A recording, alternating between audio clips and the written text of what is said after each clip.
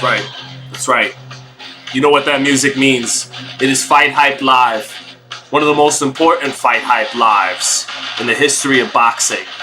Logan Paul, Dillon Danis, KSI, Tommy Fury. There is no more substance to our great sport than what we're about to see today or tonight if you're joining us from overseas in the United Kingdom. It's your man, your boy, your partner, Sean Zattel here with Fight Hype Live from the industrious Cutting Edge Studios here in Las Vegas, Nevada. And I'm taking this so seriously that as we raise levels, I'm taking this live so seriously we're actually going to get to the awesome guitar solo that we usually don't get to in the official Fight Hype Live music. Hold on. Just a moment.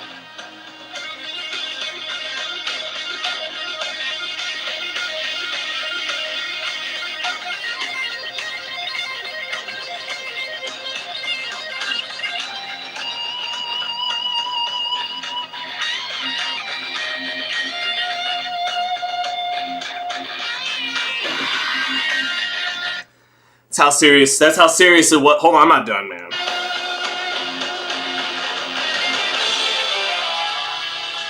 Things just got epic here on Fight Hype Live. Dillon Danis versus Logan Paul. One man has talked about the other's wife, about how he makes his living, calls him a scammer. The other man wants vengeance. The other man wants vengeance. Wants his fiance's honor. His family name's honor. And alright, that is it. That is officially the most epic intro we've ever had to Fight Hype Live, and the most serious intro we've ever had to Fight Hype Live. It is your man, Sean Zattel, once again. And, real big fish. This is bonus points for you in the chat for trivia, if you actually know what I'm referencing here. But Real Big Fish, the ska band in the late 90s, they once had a hit song, their only hit song, and it was called Sell Out, because they sold out to the radio to get some money. And that is what we're doing here on Fight Hype Live. Your man Sean Zattel is selling out for the money, calling KSI versus Tommy Fury a live round by round, and calling Logan Paul a live round by round. I may even vaguely call the action with Salt Poppy, who looks juiced up, but does have a nice little half step back, straight left hand out of the southpaw stance. I will even maybe do a little bit of Salt Poppy's fight. This is a tag team fight that's about to happen now. But chat, you have to be the real most valuable players today, chat, because we have what looks like about 3 hours or so to kill before we could do round by rounds on Logan Paul and Dillon Danis. So today, chat, I will need your help more than ever to get through this live. So what's going on? Let me say hello to everybody. Black Bruce 78 says, "You are cringe, dude." I don't know. I think you should have expected that on a Logan Paul, Dillon Danis round by round. So I hope that's what you came for, is for the cringe, and that I provided it for you. Ice Tray says, "Y'all let me know when the actual fights happen. What the fuck is this? This Ice Tray is killing time before we get to these horrible fights that we're trying to make money off of today by calling a round by round. That's what the fuck this is. And I hope you stick around for it." Mr. Quake said basketball. Exactly. Real Big Fish was in that movie. Exactly. My man, Mr. Quake, shout out to you. Points to you, my friend. What's up, Tay Day? What's going on? What's up, Malcolm Emanuel? Malcolm Emanuel said, "What about the Zoo fight?" That's the real fight today. Even the Janibek-Vincenzo Gualtieri fight. I think Janibek's going to dominate that fight. But yeah, I do plan on being live tonight. I hope my wife can put our son to sleep so we could do a little round by round, my wife joining us like we did for the 15 of you that joined us for the Williams Zepeda round by round against Mercito Hesta. So hopefully little man knocks out around 8 or 9 o'clock, and I have a color commentator. I have a Larry Merchant to my Jim Lampley tonight. But yeah, what was I gonna say? Trying to figure out here. I can't remember. It's not that important. But yeah, Brian. Oh, okay, that's right. Okay, now I remember. So while I have all 220 of you, let's keep this personal between the 220 of us boxing people here. All right, just between us. we want to make money off these idiots that actually care about this stuff, okay? That are looking for the fight, and then they're scrounging for it, and they can't find the fight for free, so they got to listen to my round by round, which is a great round by round, the best round by round on period. But let's be honest, with all 220 of you, just between me and you, we just want to make money off them on the round by round today, okay? So, bear with me, real boxing fans. Just bear with me. And tonight we'll call some real boxing with Brian Mendoza and Tim Tszyu and Janibek versus Vincenzo Gualtieri, who I think has a very little chance of winning that fight. Brian Mendoza stands a much better chance than Vincenzo Gualtieri. But I do think Tim Tszyu and I do think Janibek are going to win those fights. But let me take a look at what's actually happening here over in the UK on our card. And let's say what's up to some people. Anyone tuning into the Keyshawn Davis fight tonight, I will be. I'll probably even be live during the fight to check it out. So Ryan said, I like you, man. Thank you, sir. I appreciate that very much. November and December will be great months for boxing, says Tay-Day. Agreed. November we get the Benavidez-Andrade fight. And speaking of that fight, I was in Los Angeles Thursday for that press conference. And I really can't, we could touch on it today, but I think Monday for the Z-Cap is when I'm really going to lock it in. And I want to go over some of the clips I shot at the presser in LA, at the Conga Room, downtown LA. I think what I love about attending these pressers, beyond getting content and views and anything like that, what I really love about going to press conferences now is the foreshadowing element of these things. You can't always play armchair psychologist and know exactly what's going to happen because of some press conferences. But more often than not, the press conferences are preludes and foreshadowing as to who's actually going to win. And when you go back and watch old press conferences from past fights, you could tell more times than not always, but more times than not, who was going to win based on certain things, each fighter's demeanor, their aura, whatever you want to call it. And I definitely want to touch on all of that as it pertains to Benavidez-Andrade. It reaffirms some things that I thought going in. Again, I continue to favor Benavidez in that fight, and I look forward to going over why. But right now, I got some dudes in the ring that I have no idea who these men are.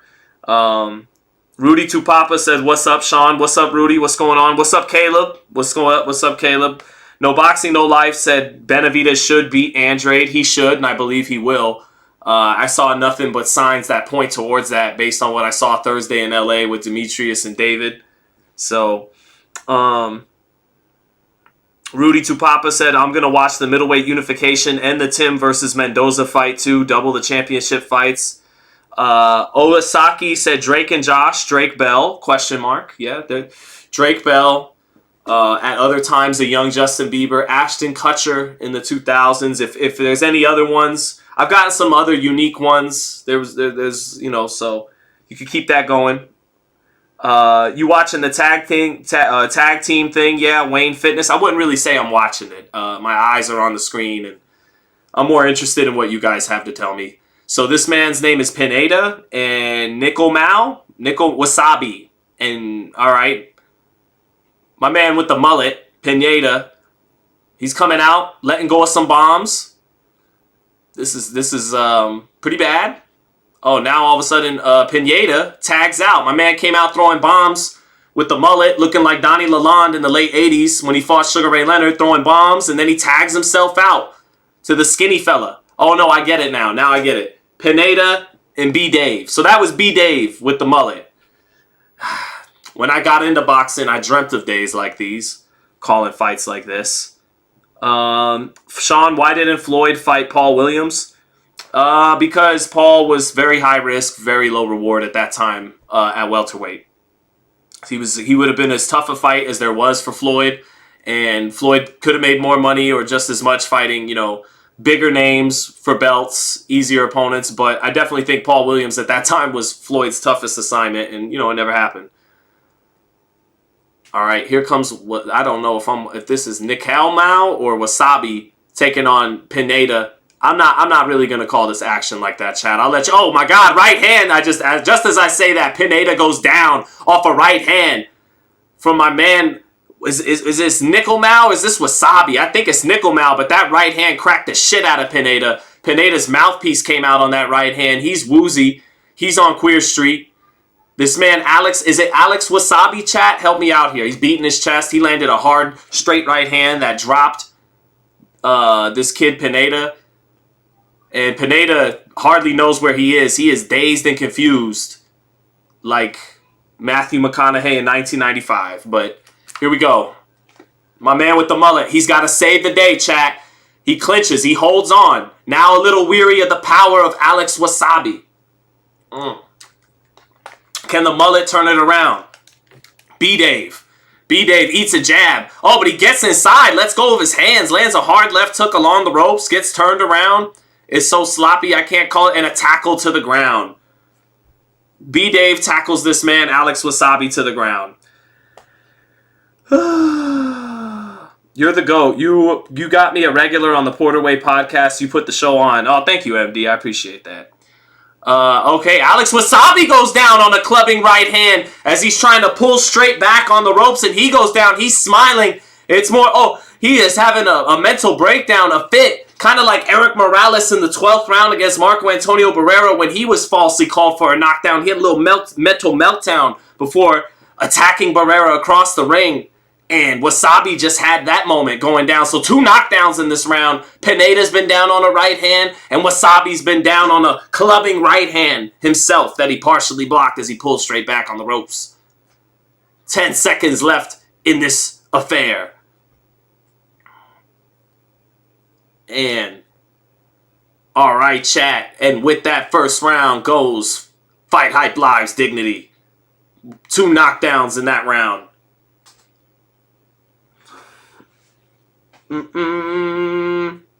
Wasabi is in the chat. There you go, Dizzy94. That's what's up. I'm happy he's there. Let me see this real quick. Someone asked, Benavidez said Boots might be on the card as well, Tay-Day. Yeah, I hope so. I heard who his opponent might be.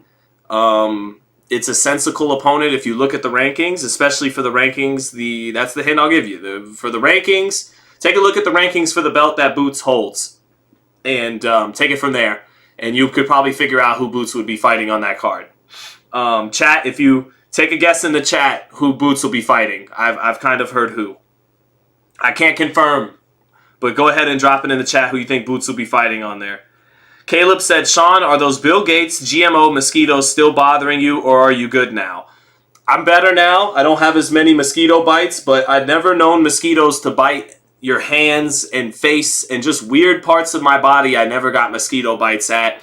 And coincidentally, Caleb, coincidentally, brother, all over the bus stops in Las Vegas, it says, get your vaccine with a big old red mosquito bites, vaccine, mosquito bites, and it happens right when everybody's getting bit by vaccines and Bill Gates is talking about mosquitoes and all that. So I stand by my Bill Gates mosquitoes GMO statement, even though I took it off of my Twitter because reasons. So here we go.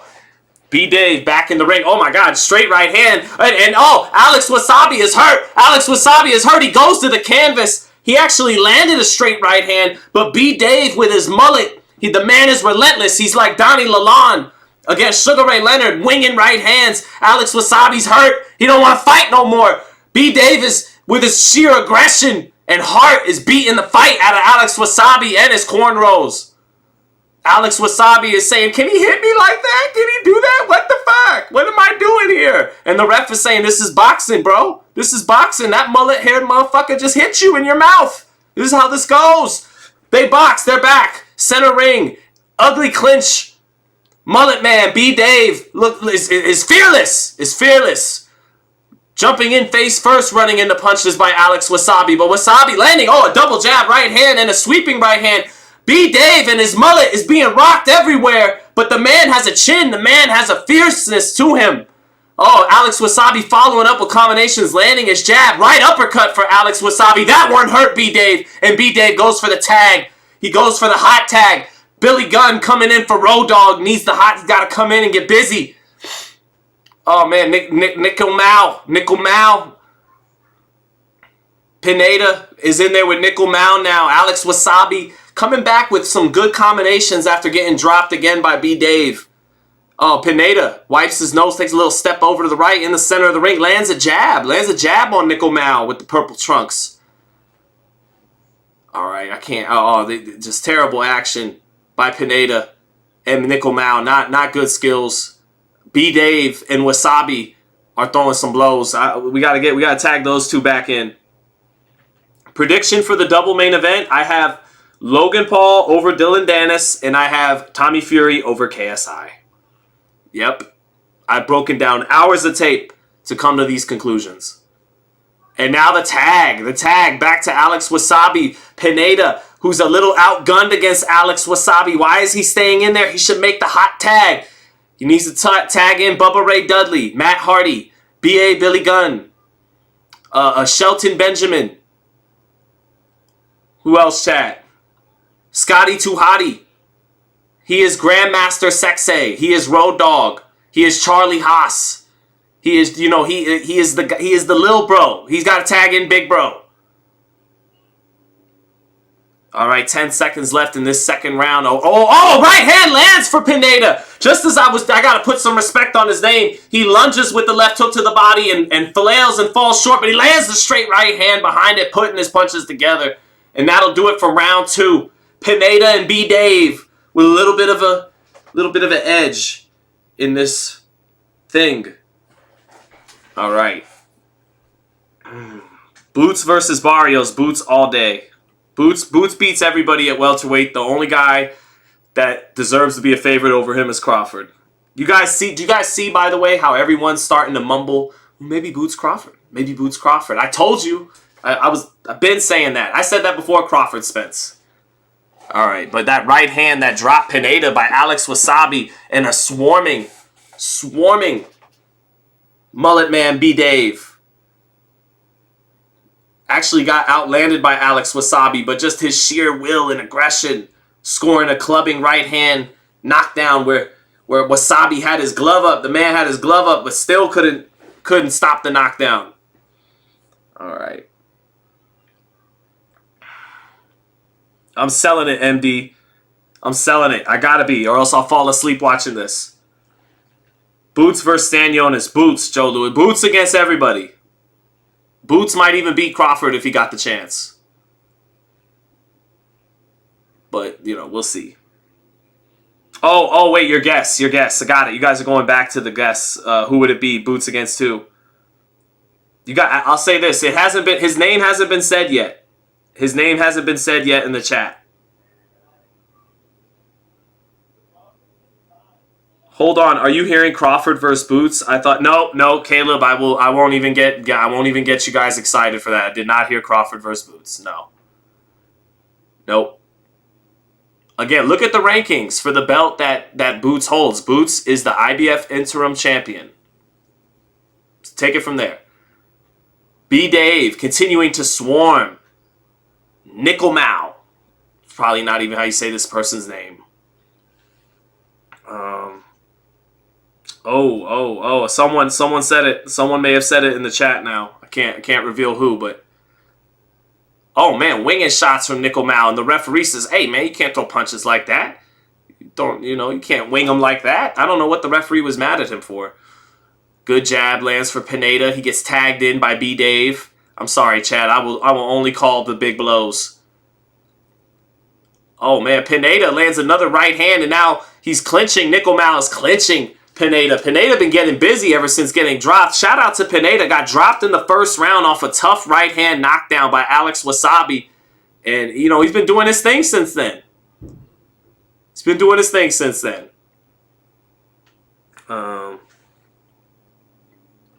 What's Rolly up to these days? Asked Tawny Brave. I just talked to him the other day.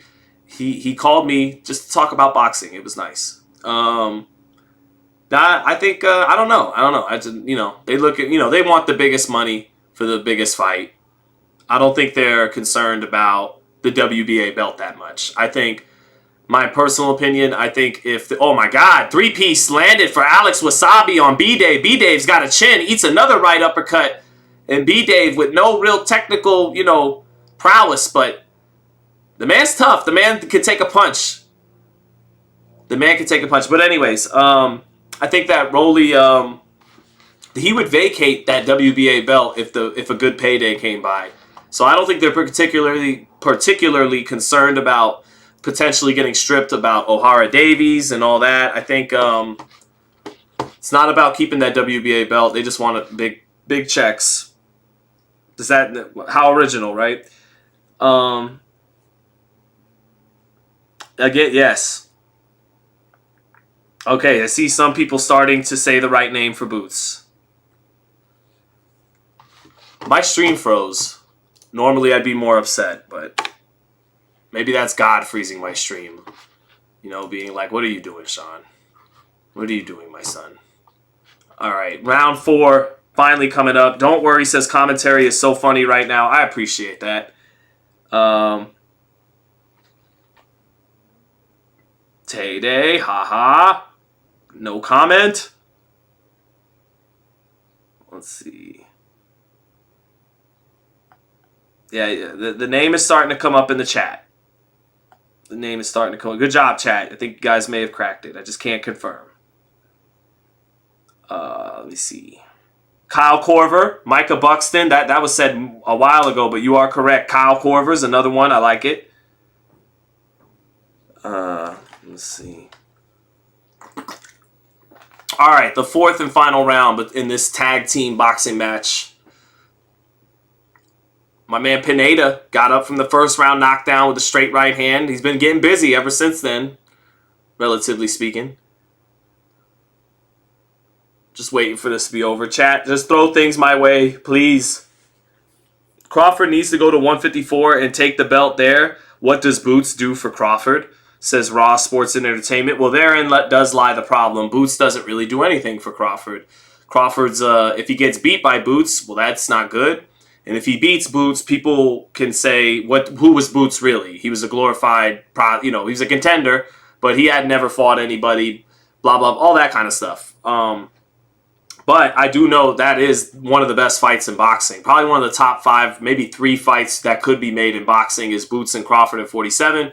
But I can't really hold Terrence's feet to the fire like the way I do with Canelo and Benavidez, because Boots just the public hasn't been demanding him as the opponent for years now, the way it has been with Canelo and Benavidez. So yeah, maybe Crawford should go and fight Tim Tszyu at 54 and take the belt. That'd be a hell of a fight. And I interviewed Tim Tszyu about that, and he said he was all game for it. Actually, let me find that interview. Hold on, because we got a lot of time to fucking kill here.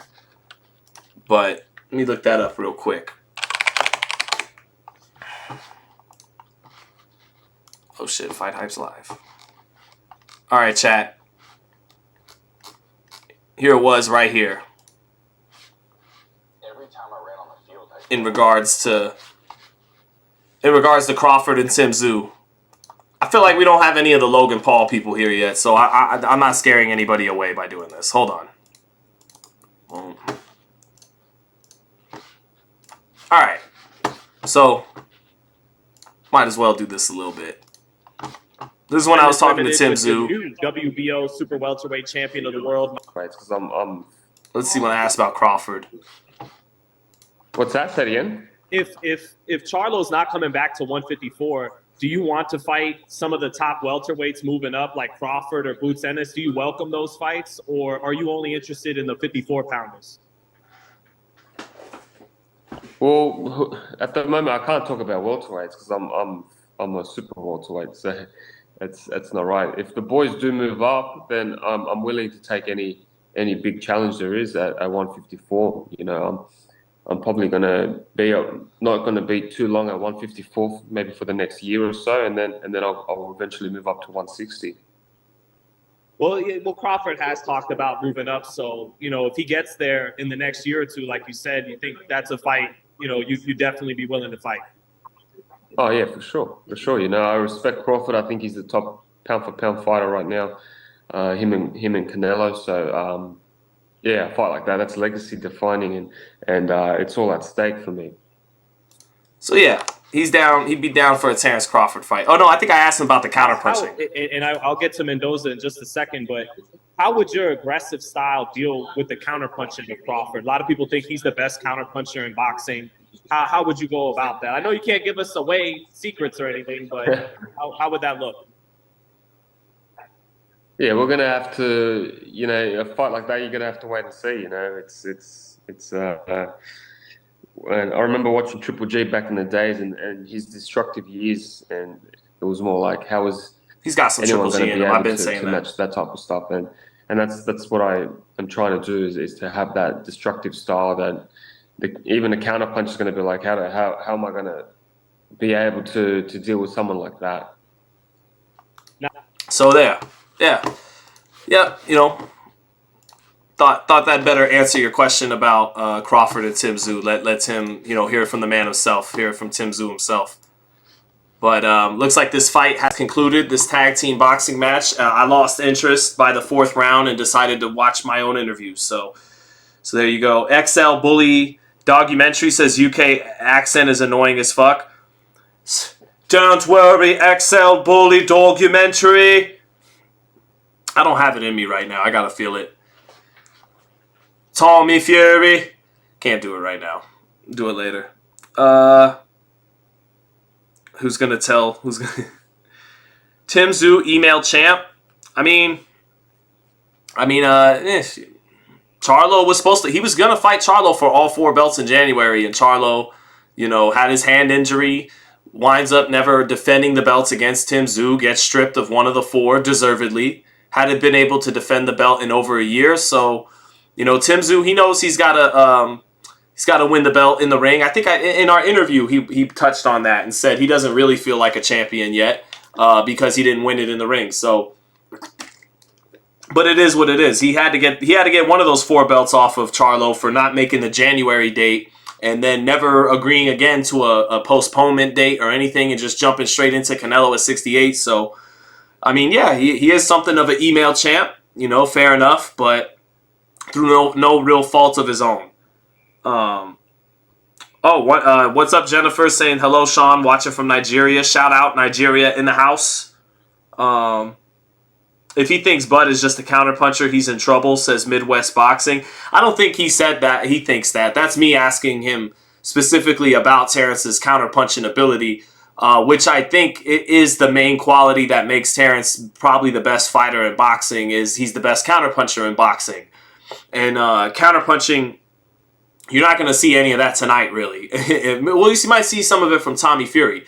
You probably will see some of it from Tommy Fury against KSI's wildly thrown punches. But counterpunching is, kind of one of the most sophisticated aspects of top-level boxing.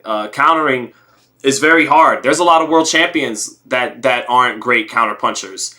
So, yeah, there's some pure boxers who box off the back foot but aren't really counterpunchers. So to make a man miss by just an inch and then make him pay with an accurate power shot, that's one of the most beautiful things in boxing. And I think Terrence is better at it than anybody right now. And it sounds like we have a draw. So lame. Everybody does the, oh my God, what? Oh, it's a draw. And then it's a draw. Who cares? Can we at least get to the Logan Paul fight ASAP? Let's see. Mike Maz says that Brian Mendoza is gonna be a better test of who Tim Tszyu is as a fighter. Yeah, I think Raw Sports and Entertainment. Shout out to Netherlands, brother. Thank you for being here. Who won? It was actually a draw. It looks like it's a draw. Nobody won, which I think is fitting. Nobody should win. And so back to Mendoza, Mike Maz. I think, Mendoza, if he land, I'm very interested to see if Mendoza could land that left hook against the aggression of Tim Tszyu the way he did against Fundora. Because if he lands that left hook, he could hurt Tim Tszyu. He could crack with that left hook, Mendoza. And he has that right uppercut that he knocked out Rosario with. But I think Tim Tszyu's going to win that fight. I'm high on Tim Tszyu. I think he's developing into a real top-class intelligent pressure fighter. I think he knows how to pin his opponents, make the ring small, pin them on the ropes, and I think his hand speed's a little underrated. And he's throwing heat with both hands. Good right uppercut, good left hook to the body, good uppercut up top, and I think Tim Tszyu's very good, and only getting better right now, and is fighting with a lot of confidence, and he's fun to watch. He comes forward pretty much the whole fight, throws bombs, but has some speed with it, has intelligence to his pressure. I think defensively he's starting to get hit a little bit less. So I look forward to seeing his fight tonight. I really do. Again, I hope my wife can put our son to sleep early enough that she could join me tonight to watch the fight. But either way, I'm really looking forward to it. Tim versus Lubin is a better test, says Rudy Tupapa. Lubin is, Lubin's a better boxer probably than, he's a better pure boxer than Brian Mendoza, but he's not the puncher Mendoza is, and I don't know if he's as durable as Mendoza is. He's got better skills than Brian Mendoza, much better jab than Brian Mendoza. He's a better technician than Mendoza, but Mendoza is a little fresher. He doesn't have that Fundora war mileage on him, and he punches harder than Lubin. Lubin lately has been having a hard time hurting guys at the top level. Not that he's a Paulie Malignaggi or anything like that, but he's been struggling with that a little bit, keeping them off. He dropped Fundora, he dropped him, but couldn't keep him off. He beat Ramos. A lot of people thought Ramos won, but he couldn't really keep Ramos off. So I don't think he keeps Tim Tszyu off of him, even though it looked like the Tony Harrison fight, except Lubin might do a little bit better because he's younger and fresher than Tony Harrison. But I think Lubin and Tszyu would pretty much look like Tszyu and Tony Harrison. Mendoza's power against the come forward style, the aggression of Tszyu, that's interesting. Just to see how Tszyu would hold up to that kind of left hook. He was dropped by Terrell Goucher's right hand. I think Mendoza's got a bigger punch with that left hook than Goucher does. So, it'd be interesting. But are you streaming the match here, says Zeke. We are doing a live round by round, my friend. Live round by round. Logan Paul versus Dillon Danis and KSI versus Tommy Fury. Round by round commentary and full fight watch party. It's a party. Yay. It's a party. It's a watch party. We're watching and partying. Stick around. Or don't. Or don't, Zeke. Do your thing. Do your thing. Rudy Tupapa said, yeah, that's true. Yep. Yeah, I want to see that. Malcolm Emanuel said, I'm looking for what Malcolm Emanuel, he's talking something about Joe Louis. I think I got to scroll further up to see what Malcolm said. Malcolm Emanuel is my guy. He said, Bud can take a step towards passing Floyd with a win over Boots, especially if Boots rebounds to become a multi-division champion. His version of Floyd's win over Canelo. Boots is a good option. I'm with you. I think that could definitely happen. Speaking of Canelo, what if his Floyd versus Canelo fight is David Morrell? No, I stole that one from somebody. The one ALV said, who would you pick out of Tim Tszyu versus Crawford, Sean? I'd have to go with Crawford because he's such a great counterpuncher that I think he takes advantage of the aggression of Tim Tszyu, and I think he has the punching power, even if he were to move up to 54, to make Tszyu pay for that. But it's a very good fight. Mean Machine with intelligent pressure and a good high guard dropped Crawford in the third round, got knocked out. But Mean Machine with intelligent pressure had some success against Crawford. The in and out pressure of Sean Porter gave him a lot more problems than Errol Spence. But I think Tim Tszyu's better than Errol Spence at this point. And he's a little quicker with his hands and punches harder than Errol Spence. And I think he's actually moving his upper body a little bit more than Spence did. So I think Tszyu is definitely a much tougher fight for Crawford than Spence was, which we all knew was a blowout. But I still would have to go with Crawford. Tszyu has to show me elite level craft, and he's ascending towards it, but we're still not there yet. But it's a fight. And let's see how Tszyu looks against Mendoza tonight. Let's see how Tszyu looks against Mendoza, and might have a better assessment on that. But right now, I think it's a legit fight. I think it's an interesting fight. But Tszyu at 5'8" isn't a big junior middleweight. He fights big. He imposes himself like he's 6 feet tall. But he's not that much bigger than Crawford. He's not that big. He just punches very hard and fights in a dominant style. But I would favor Crawford because of the counterpunching over Tszyu's aggression. But, Crawford moving up to 54 against a strong puncher like Tim Tszyu, it'd be interesting. It'd be interesting. The one ALV said, Sean ducking the smoke with my question. Let me see the one ALV. Where is it? Oh, well, I just answered. There you go. It's funny, that little lag. Ryan Speech said, do you consider Antonio Tarver a great fighter? Good question. He's right on the borderline of great. I think you kind of have to, because Roy Jones had never really lost, and when Tarver knocked him out, and I know he came down from heavyweight, and he actually pulled it out. He won that first fight against Antonio Tarver. He took more damage than Tarver, but he pulled out more rounds in the center of the ring. He landed that right hand to the body against Tarver, the southpaw, enough to pull out a decision in a fight where he really took more punishment than Tarver, but he pulled it out. He won more rounds and got the dub, and then he gets knocked out in the second fight. I think Tarver, after he did the Rocky Balboa movie, was no good. Rocky 6, he looked terrible against Bernard Hopkins. I love Bernard Hopkins. I was so happy that Hopkins, who was a 3.5 to 1 underdog, beat him so convincingly, dropped him in the 5th. But I knew Tarver looked like shit. He wasn't himself. He had the karma of Roy Jones. He had to come down from playing a heavyweight in Rocky, come back down to light heavyweight. He shouldn't have done that. But I think Tarver is a great light heavyweight. I think at the peak of his powers, when he fought Roy Jones and Eric Harding, he broke Eric Harding's jaw. He's really tall, 6'2", big light heavyweight, big left hand, was athletic, had some hand speed, but a big, long guy with a huge left hand.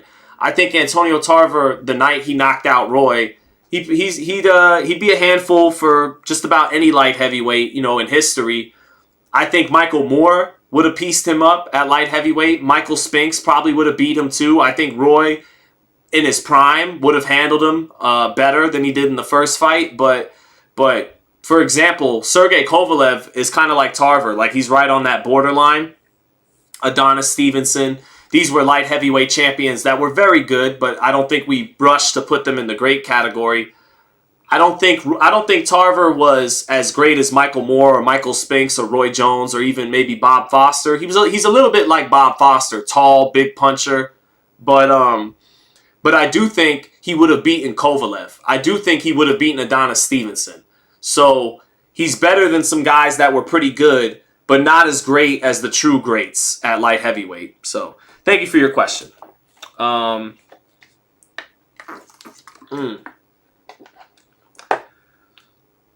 Let me see here. Adonis Stevenson versus Tarver. I think Adonis starches him. I disagree. I think Antonio would have beat Adonis Stevenson. He was a little taller and longer than Adonis. And I think he had a better IQ than Adonis Stevenson. Although I know Adonis was a whiz kid with that whiz man with that left hand with Sugar Hill Stewart. But I think I know I just mentioned the same thing as Antonio, big left hand. But I think Antonio had a little bit more than Adonis beyond their left hands, and he was bigger than Adonis, taller, longer. Went up to heavyweight and won some fights at heavyweight, I believe. Antonio Tarver did.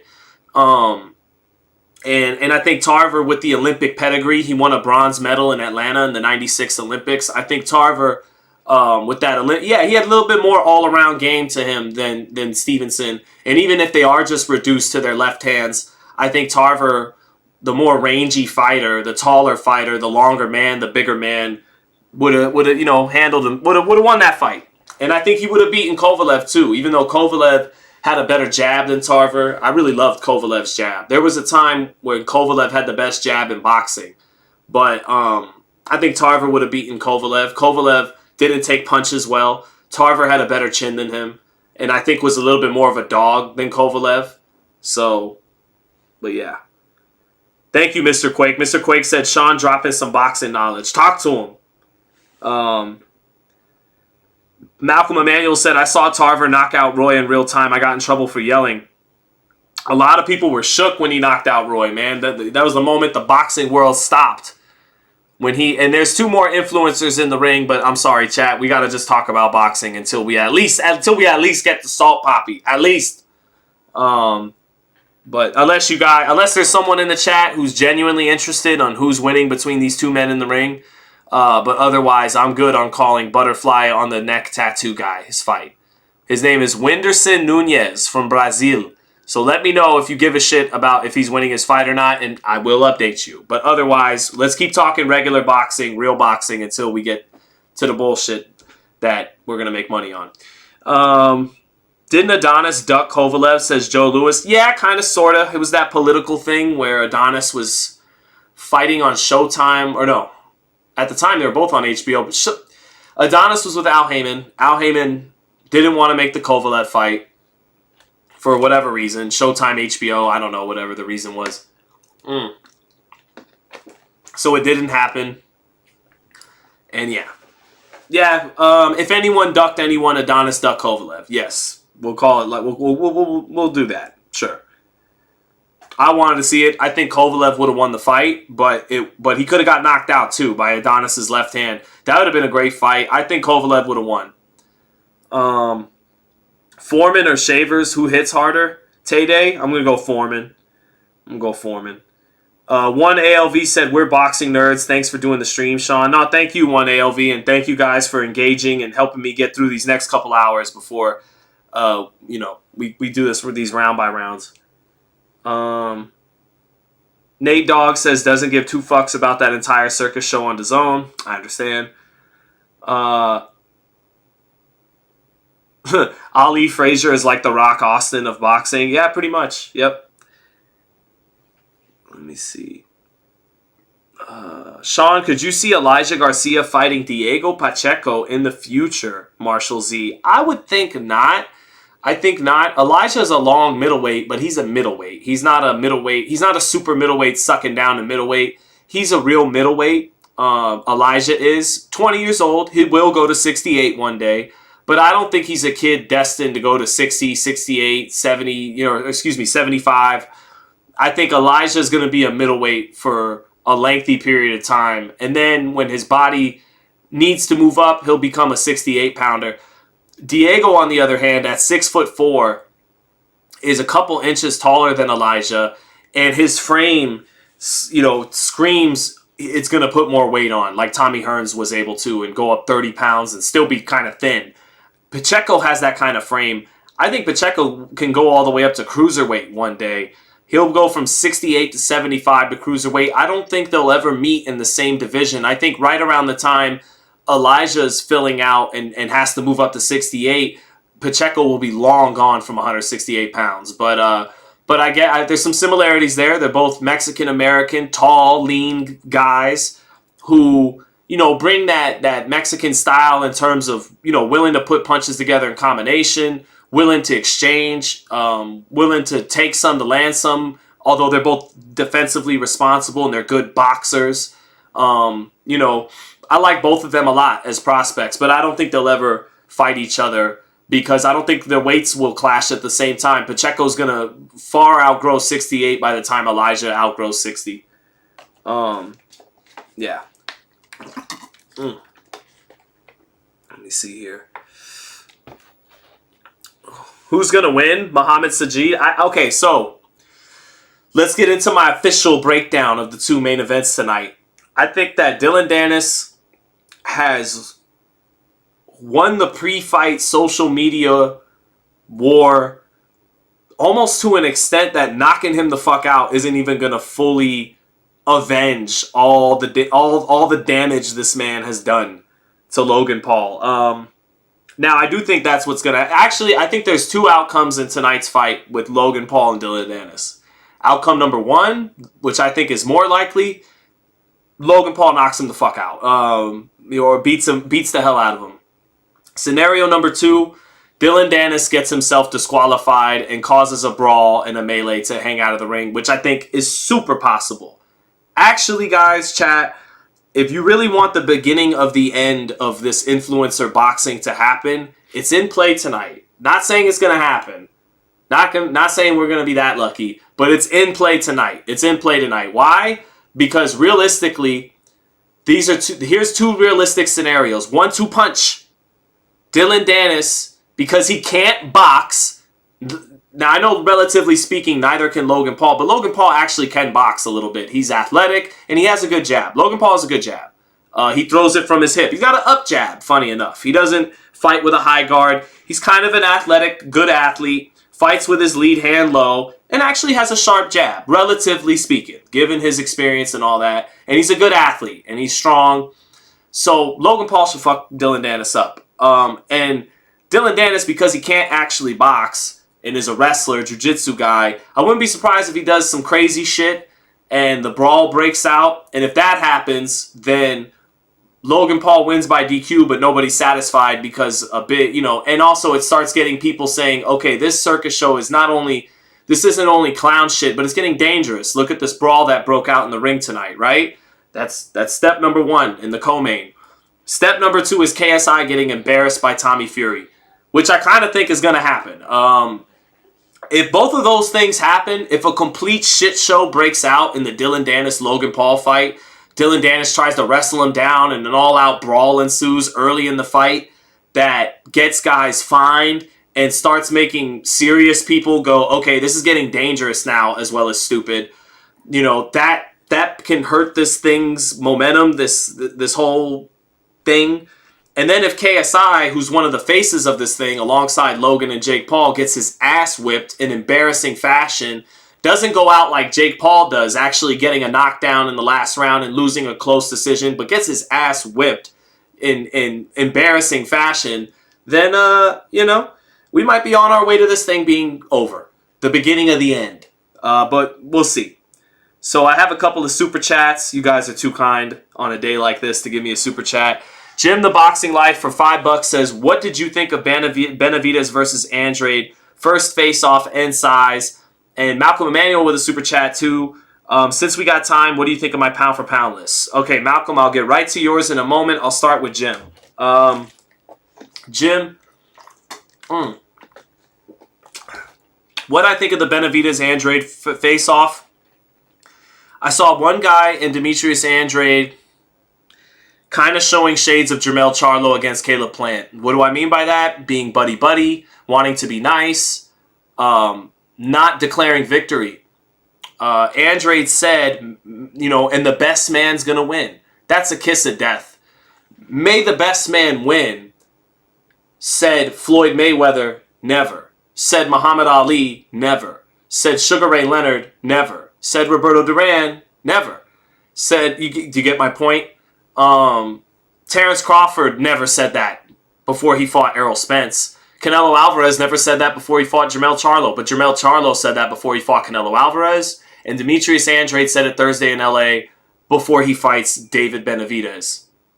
While Andrade is being funny and buy the pay-per-view, me and Ben, literally after the final face-off, Jim Boxing Life, he buddied on David's shoulders, ha ha ha ha, gee, all that stuff. I'm not clowning. That's what he did. I have a lot of respect for Andrade. He's never come close to losing a fight, a 2-division champion, who honestly, I feel a little bad for him because his real time for these big fights, his real moment, his real window was 154 pounds and 160 pounds against the likes of the Charlo brothers, Jermell and Jamal, Billy Joe Saunders, who pulled out of a fight with him because he tested positive for banned substances.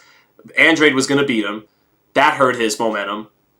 But he was supposed to fight Canelo at 54-60, the Charlo brothers at 54-60, Daniel Jacobs at 54-60, Munguia, Golovkin, and Daniel Jacobs and Canelo and all those guys at 54-60 when he was in his late 20s, his early 30s, his real prime. I think deep down, part of him knows I'm at a weight class that's not really my best. For me and my 35-year-old legs, I'm fighting a young, big kid who's really a 75-pounder squeezing down to 68. I'm really a 60-pounder.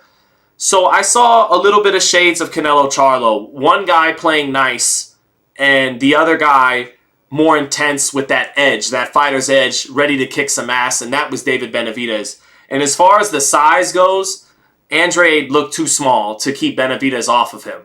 It looks like it's going to be a challenge for him to both withstand the power of this physically bigger, younger man, David Benavidez, and to keep him off of him with his own power. Because through every area, through the shoulders, and Benavidez is not a muscle-bound guy, but he's just a bigger man than Andrade. He's not only an inch taller than Andrade, he's bigger than him. He's just a bigger man. And that's what I saw in the face-off between Benavidez and Andrade. And I can't wait to really touch on it in depth Monday on the Z-Cap, but that's a little something for now. As for Malcolm Emanuel, thank you for the super chat, brother. Malcolm Emmanuel hits me with super chat saying, since we got time, what do you think of my pound for pound list? I got Bud at number 1, Inoue at number 2, Usyk at number 3, Tiafimo all the way up at number 4, Shakur at number 5, Canelo at number 6, Tank at number 7, Navarrete at number 8, Boots at number 9, Fury at number 10. I like that your list seems to be mostly according to your eye test and not overly factoring in resume and accomplishment. It looks like Malcolm Emmanuel's list is based more on just who does he think is the best if they're all the same size and you know, all the same size, really pound for pound. I think Tiafimo's too high. I would put Tiafimo closer to 10 than I would all the way up in the top 4. I don't think he's better than Canelo. I think he has the talent in his 20s as Canelo continues on in his 30s to pass up Canelo, but I haven't quite seen that level of IQ and craft from Lopez over Canelo. Now, he has the youth and the talent to surpass Canelo right now in their careers, but I don't think he's done it quite yet. So I would put Canelo still ahead of Tiafimo. I'd get Bivol somewhere in there in the top 10. Navarrete, I like that you put Navarrete in the top 10, that you're showing him some love. I think he's just outside the top 10, in the top 15. I love Boots. I think Boots is a top 10 pound for pound talent, but I don't think he's earned his way onto that list yet. I think you're missing Devin Haney. I think Fury at number 10 is fine. I think having Usyk above Fury makes sense pound for pound wise, but I think Fury's going to beat Usyk head to head. Tank at number 8 is fine. Shakur all the way up at number 5 is too high. He hasn't proven it yet and hasn't had to go beyond in his arsenal and pull out all the stops yet. He's definitely in the top. I think Haney, Shakur, and Gervonta are all at the bottom of the top 10. I think Bivol's got to be in there too. And yeah, it's too soon for Boots. But good list, Malcolm Emmanuel. And I respect that you thought for yourself with your list and aren't just, going by what everybody else would have. But I think everybody agrees with the top 3. Crawford, Inoue, Usyk, no matter how you rank them. Most people seem to have Crawford 1, Inoue 2, Usyk 3. I would agree with that. I'd be fine if you have Inoue at number 1. So yeah, good stuff. C6, Mark Contreras, though. Thank you, brother, for the super chat. I appreciate that. Sean, you gonna watch the Buatsi fight? Probably not. I got a full slate right now. Or I gotta check the date on it. If it's tonight, no. But I gotta check the schedule right now. Tio's definitely a top 5. I think he's definitely a top 10, but we're not quite 5 yet. Those performances against Sandor Martin and Kambosos can't be discounted. They're overwhelmed by the great performance over Josh Taylor and beating Lomachenko at when Loma was number 1 or 2 or 3 pound for pound. But I would put Tio in the bottom 5 as opposed to the top 5. I'd put Tio, Shakur, Devin, and Gervonta all in the bottom 5. None of them yet in the top 5. Beterbiev over Bivol. I think that's fine. I think that's a fine argument to have. I would favor Bivol over Beterbiev, but Beterbiev, man, he has more destructive performances than Bivol. I won't argue with you if you got Beterbiev has more belts than Bivol, but Bivol beat Canelo. But Bivol went the distance with Joe Smith, and Beterbiev destroyed him in 3 incredible rounds. So I'm fine if you got Beterbiev over Bivol. God, what would be my pound for pound list? I never do though. I don't do them that often, but I guess it would have to be, Crawford, Inoue, and Usyk in the 3, and then after that, Canelo's up there. The 4 youngsters, which would bring me to 8 fighters: Tio, Devin, Shakur.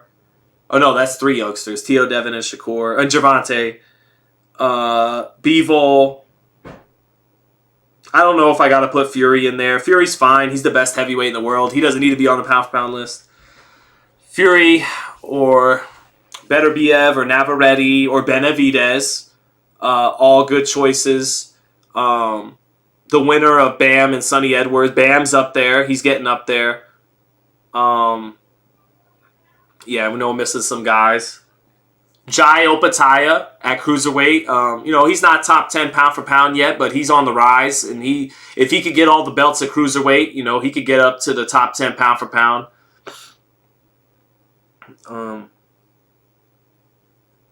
Do I think KSI can win? He can win. It's not like Tommy Fury is super good or anything, but I think Tommy Fury. Yeah, he can win. Tommy Fury gets lazy with his jab when he brings it back. He has a good jab. It's his best punch. He has a good jab. It really won him the fight against Jake Paul. But he sometimes brings it back lazy. He actually got knocked down when he traded jabs with Jake Paul.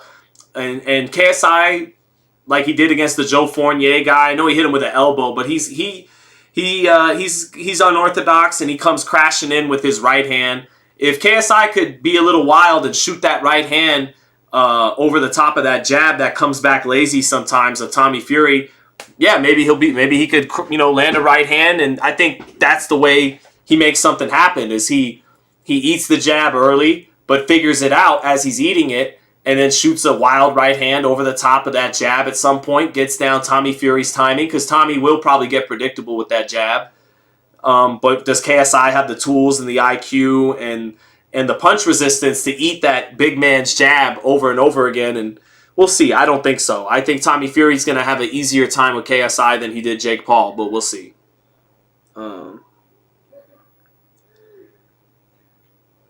Let's see. Cheek Eye says, P.S. cut your hair. Nah, I'm good. But you can continue to concern yourself with other grown men's haircuts. That free country, or it should be. Regis or Devin, who do you got? Who's your top 5 at 140? Top 5 at 140, Tio and Devin. Subriel Matias is good. Gary Antoine Russell's good. Still like Ryan Garcia's moving up to 140. Rolly's dangerous. I don't know. I just think that, Regis too, of course. I just think Tio and Devin are a cut above the rest at 140. I know Devin hasn't even fought at 140 yet, but I think he's going to beat Regis Prograis. I don't think Regis is going to impede his progress to winning titles through multiple divisions and being a pound-for-pound top 10 mainstay for this generation. I don't think he's stopping that train. So I really think that Devin will show against Prograis in December. Maybe he gets rocked, but I think he definitely wins that fight, whether it's competitive or whether he's able to show multiple levels between him and Prograis. I just think Haney and Tio have been, since the beginning, thoroughbreds. They were blue chippers as prospects. They banked on that. They banked on all the hype. So let's give Tio and Devin credit. They've banked on their hype pretty good in their mid 20s already. Tio just turned 26. Devin's 24. They've both already been lightweight champion. Tio's a 2-division lineal champion. Devin's about to become the WBC champion at 140 after grabbing every belt at 35. So I think they're going to be a cut above the rest at 140, Tio and Devin. That's why I think that's easily the fight to make at 140. That's going to be, I hope, one of the best fights of 2024 would be Devin and Tio for a WBC, WBO unification. Nah, dude, Regis is damn good. No, Regis is good. He's always been good. We've known Regis is good since, the days of him knocking out Ndongo on Showbox or Showtime, we know Regis is good. He's got a monster left hand, but he's in his mid-30s. He killed himself to make weight last fight. He struggled. He gave you some foreshadowing in the Haney fight. Yeah, he's going to show up better for Haney. It's a big fight where the Warriors play in San Francisco. And for those bright lights, he'll come more correct than he did for Danielito Zorrilla in a whatever, setting. But Zorrilla gave you some foreshadowing with that lateral movement and that pop shot right hand. If he was struggling that much with Zorrilla doing that, Haney's going to do much more than that and win the fight. Now, a big left hand landing against Haney, who does get hit by left hands with southpaws. Maybe he knocks Devin out and we get a shocking knockout, but I don't think so. I think Haney, I've always thought he's on his way to going from 35 to 54. He's going to become champion in multiple divisions, and he'll, probably at some point take an L along that way, an L or 2 or 3, but I don't think it comes against Regis Prograis. I think Prograis will ultimately be a stepping stone towards something more legacy defining, and that's a showdown with Tiafimo at 40.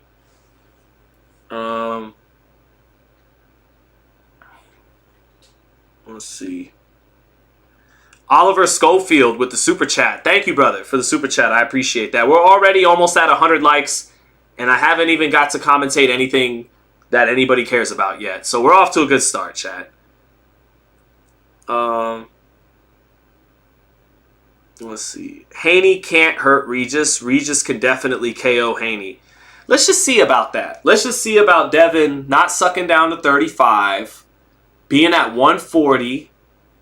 Let's just see. Let's just see. I won't be surprised. Let's just see. Let's just see. It's something about the way Devin delivers right hands when he trains, and they're showing a Devin Haney package right now for DAZN, but his mechanically, like the way he threw those withering right hands to the body against Lomachenko, like mechanically, Devin does what he's supposed to do with the right hand.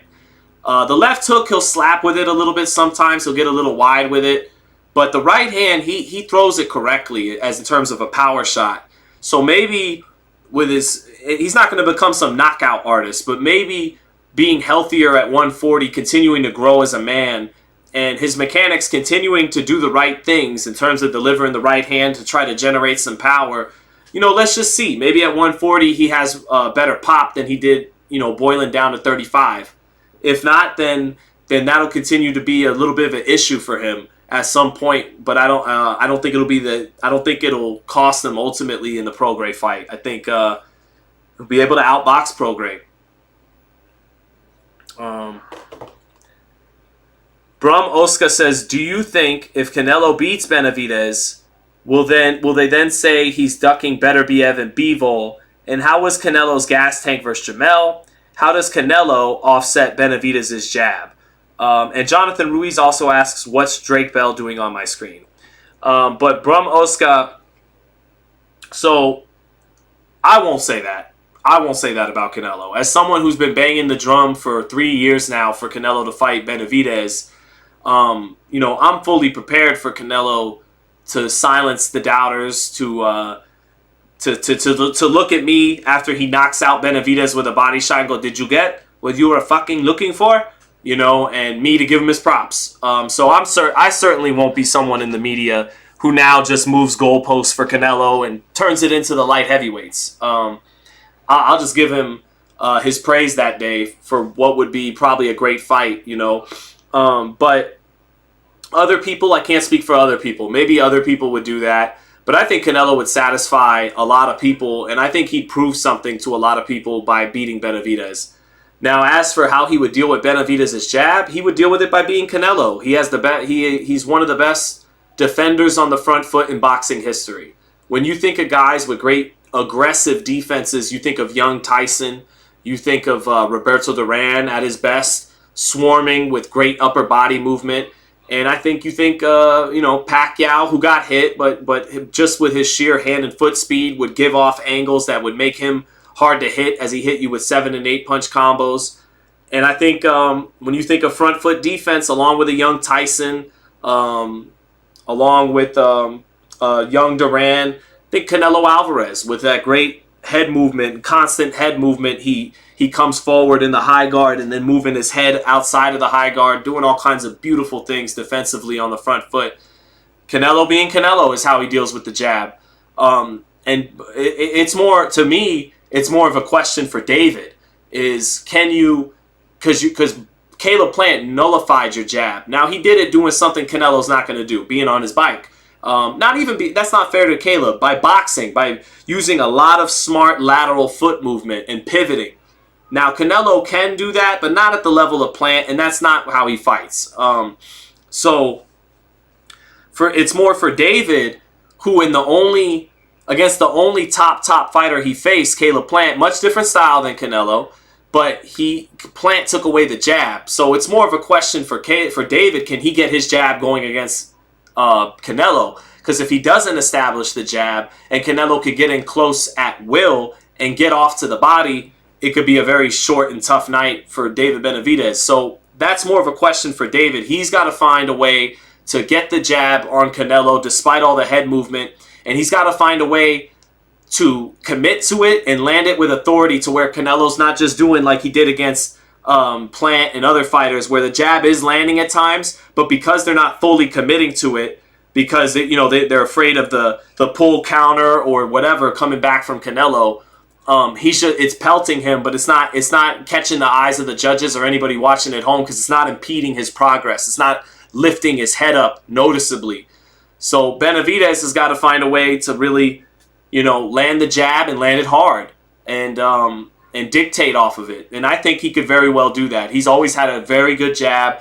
I think it left him in the Plant fight because Plant was moving laterally a lot on the outside. And also I think David wasn't using his full boxing brain.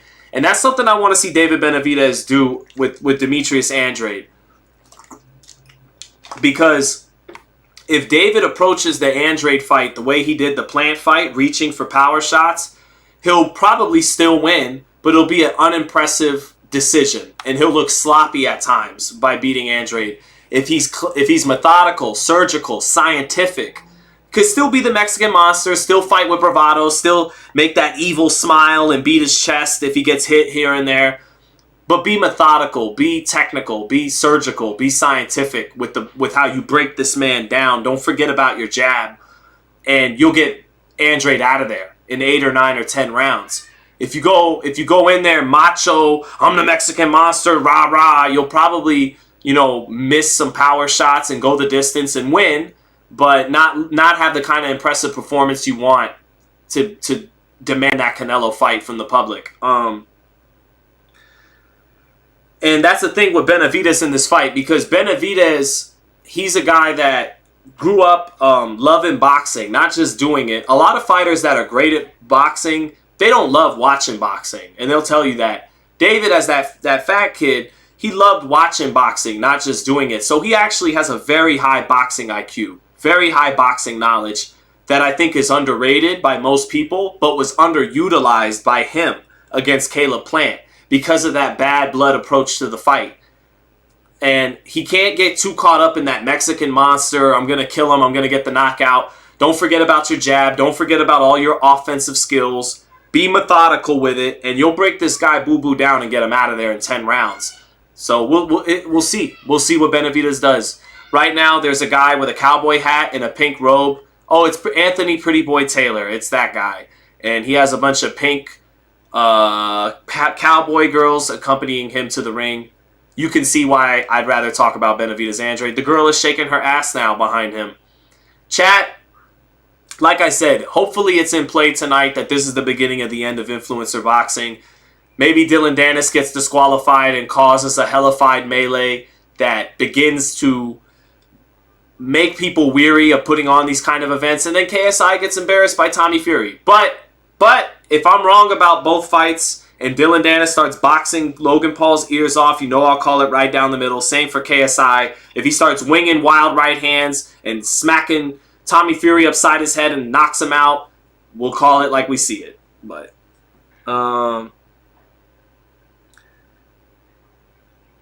Sean in this next fight, Sean Kenny in this next fight looks like a pro compared to the rest.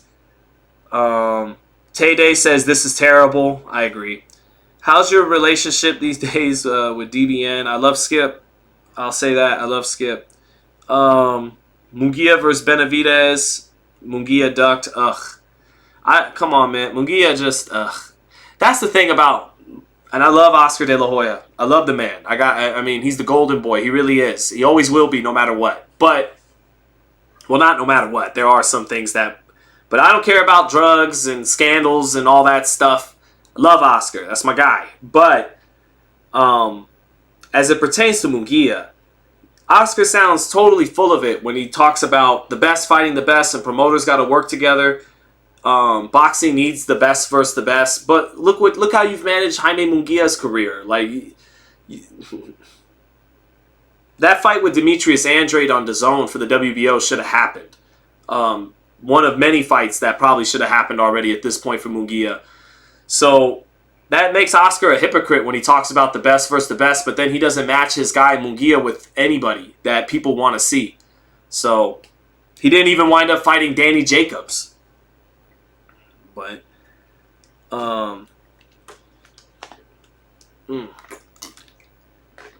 Uber Mike Social said you're spot on. I'm calling DQ against Danis. We'll see. We'll see. We'll see. Danis doesn't care about being a great fighter. No, Uber Mike Social.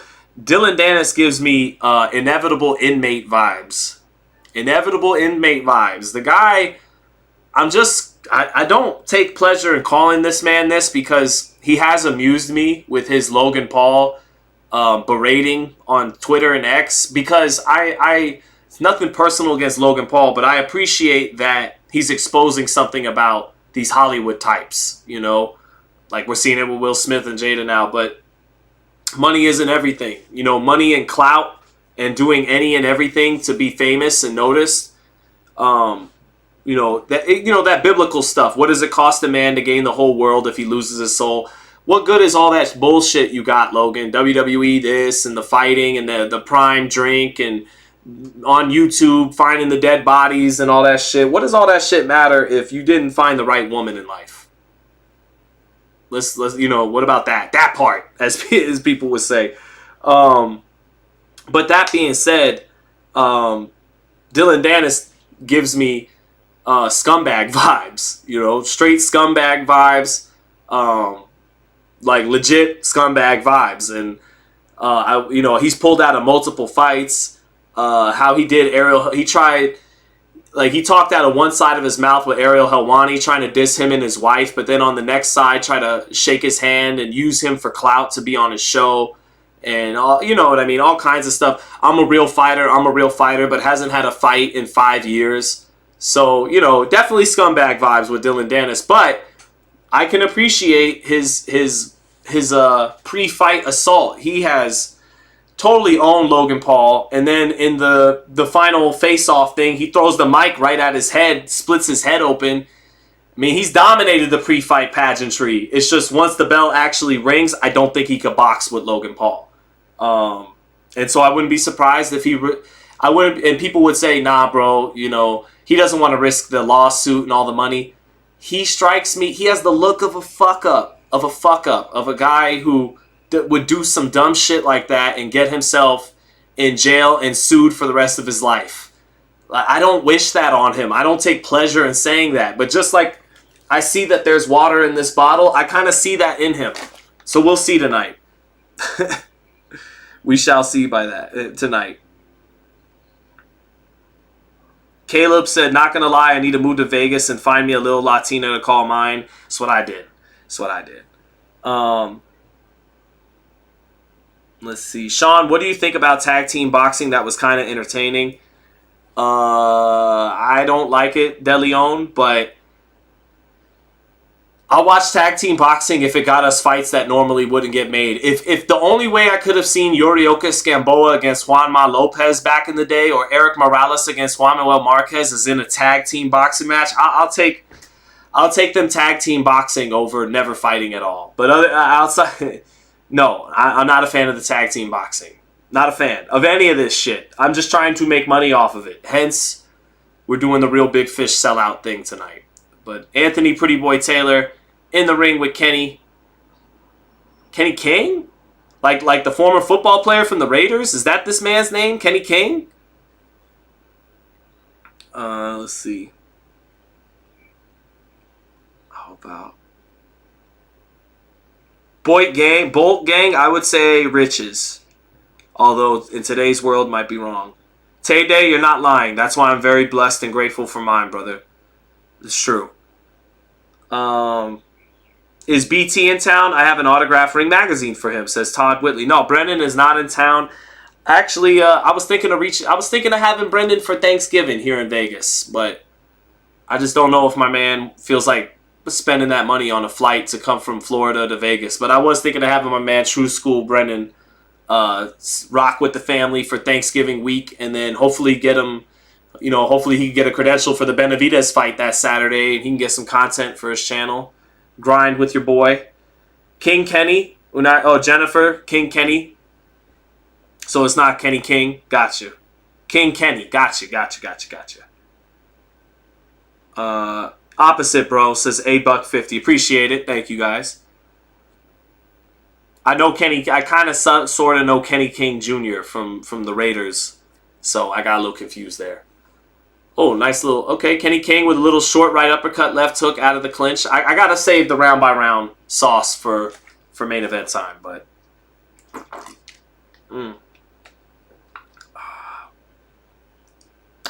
Pravin Modi says, I feel like influencer boxing is hurting boxing instead of bringing eyes. What do you think?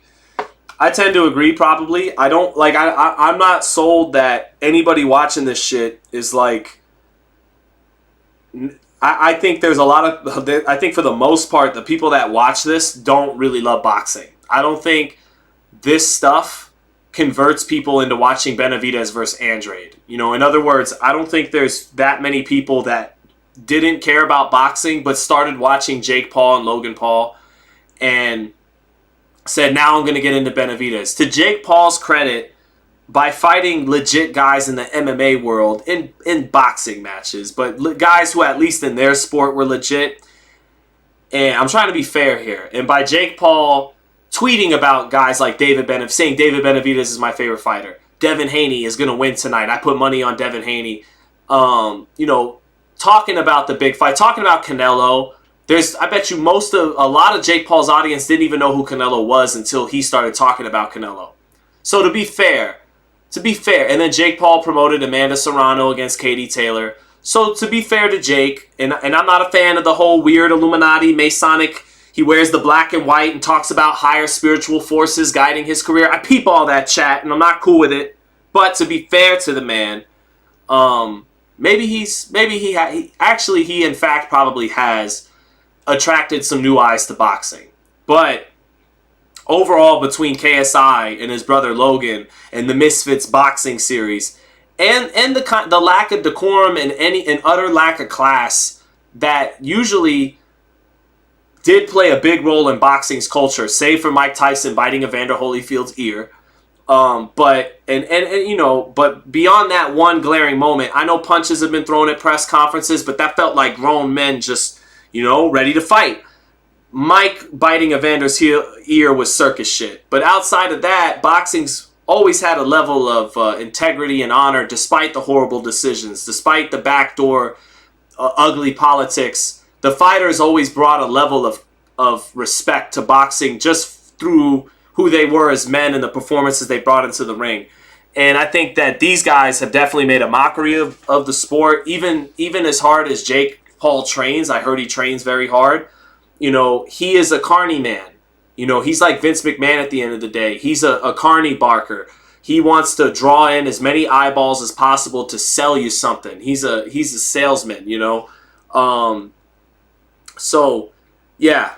I mean, and that's not, I mean, Ali was a salesman too, but there, you know, he was the greatest heavyweight ever to back it up, and he had so much to say beyond just watch my fight and I'm the greatest. I mean, the man could talk about anything and get deep. And so, yeah, I don't think it's moved the needle for boxing, any of this shit. I don't think it has it attracted some new eyes. Yeah, Jake Paul, to his credit, in particular, more than all these other guys, he's probably attracted some new boxing fans. But he does not offset all the other bullshit that's come along with it that has helped make boxing look like a joke, you know, overall, if I had to assess it. So it's done more bad than good. It's lame. Andrew G sums it up in 2 words that I just spent 5-6 minutes saying. Andrew G says it's lame. So there you go. Afak DX said, "Stop chatting, mate. We brokies trying to watch a fight." I'm sorry, bro. I don't want to. I can't get to the round by round until we at least get to some Salt Poppy. Really, I don't want to do call to action until we get to Logan and Danis.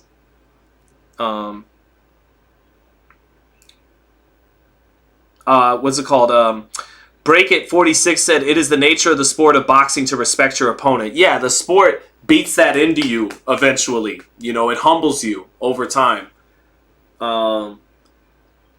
Because when you fight against the best, the toughest men in the world, in the amateurs, in your division in the amateurs, and on and on and on, as you go up through boxing, you learn respect for the opponent. You have no choice but to have it for them. Even Floyd Mayweather, you know, selling the fight, being as arrogant as can be before the fight, after the fight, always showed a sincere level of respect for each and every opponent, you know. So Caleb said, you mentioned the best gloves ever were 80s Reyes. Why aren't they the best anymore? Are Grants considered the best now? It's a free-for-all now when it comes to who thinks they're the best. I think Grant is still one of the best, but I think Grant, for the time being, has peaked in the 2010s, late 2000s, early to mid-2010s, the Mayweather era. I think now you see a lot of guys like Canelo wears his No Boxing, No Life. You see guys use Everlast MX punchers gloves. You see fighters use all different Fly and overseas in Europe they use that Fly brand. Loma uses Venom, you know, and on and on. Grant doesn't have the stranglehold atop the sport the way it once does, and I love Elvis Grant and I love his gloves. I actually got, you know what? While we got time to kill, I think I got I still got some Grant joints right here, but when I had the red ones back in the day as a teenager, but yeah, I still got some Grants right here.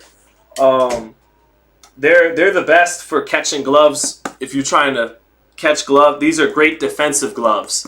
And what made Grant really special, in my opinion, is that Elvis found a way to build a glove that was great for blocking and being a defensive fighter, catching shots right here.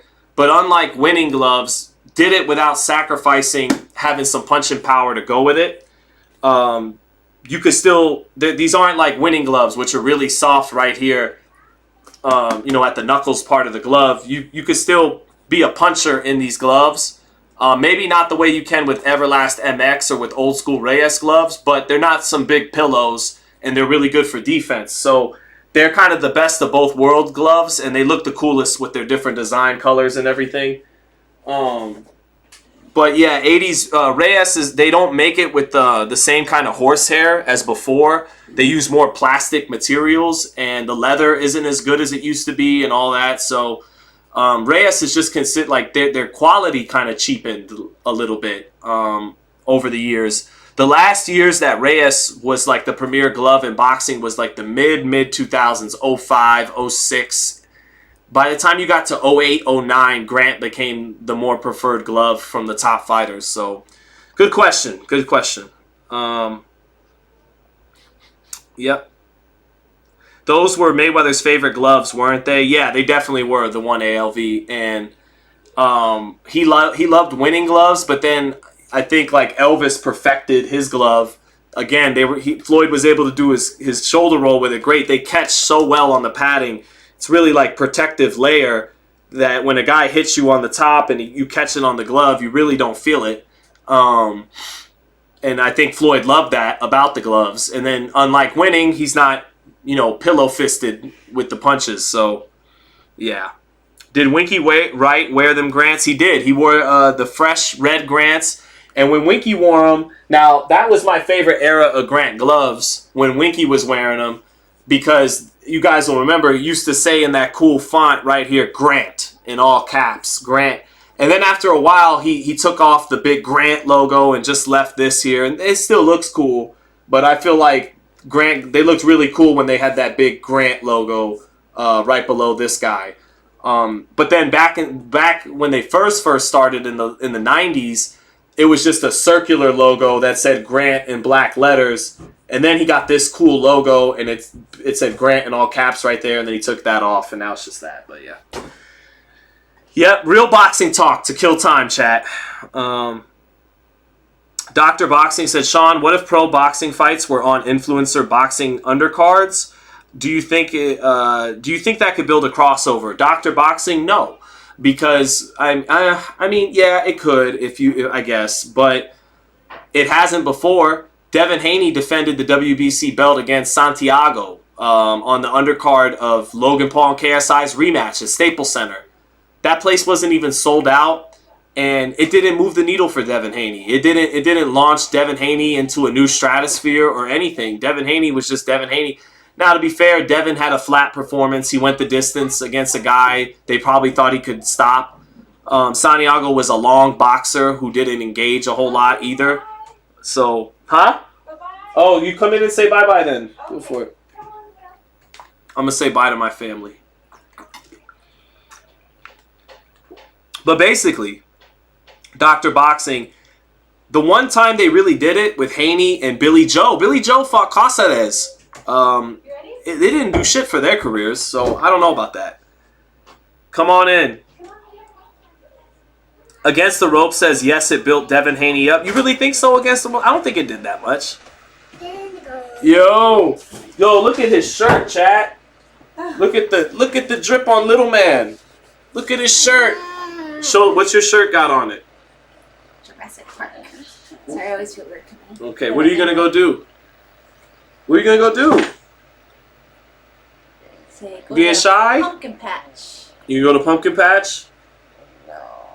What's wrong? I don't want to be out. Okay, get out. Get out of here then. Say bye-bye. Bye-bye. I love you. Love you.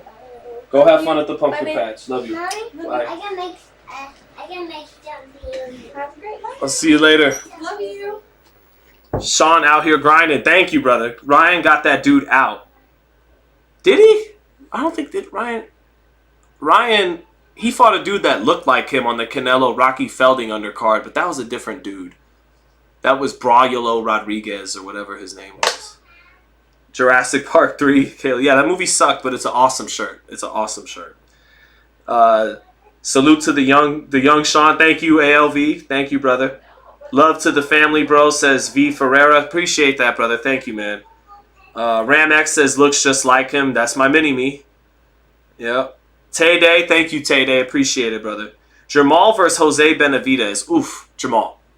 Jose has looked bad since he lost to Crawford, right? We can say that, right, Chad? I love the Benavidez family, but you ask and I answer, my lovely audience. Jose's looked bad since the Crawford fight. And he's so much smaller than Jamal Charlo. That Charlo doesn't look like is living a very good lifestyle right now. As it appears with drinking and stuff, but Jose Benavidez has been like 40%, 50% of the fighter he was when he fought Terrence Crawford. He's lost so much hand speed since then. He's fighting at a bloated weight, much higher than he really is optimal at. And he's a tough motherfucker by nature, by temperament. But I don't think he really loves boxing anymore like that.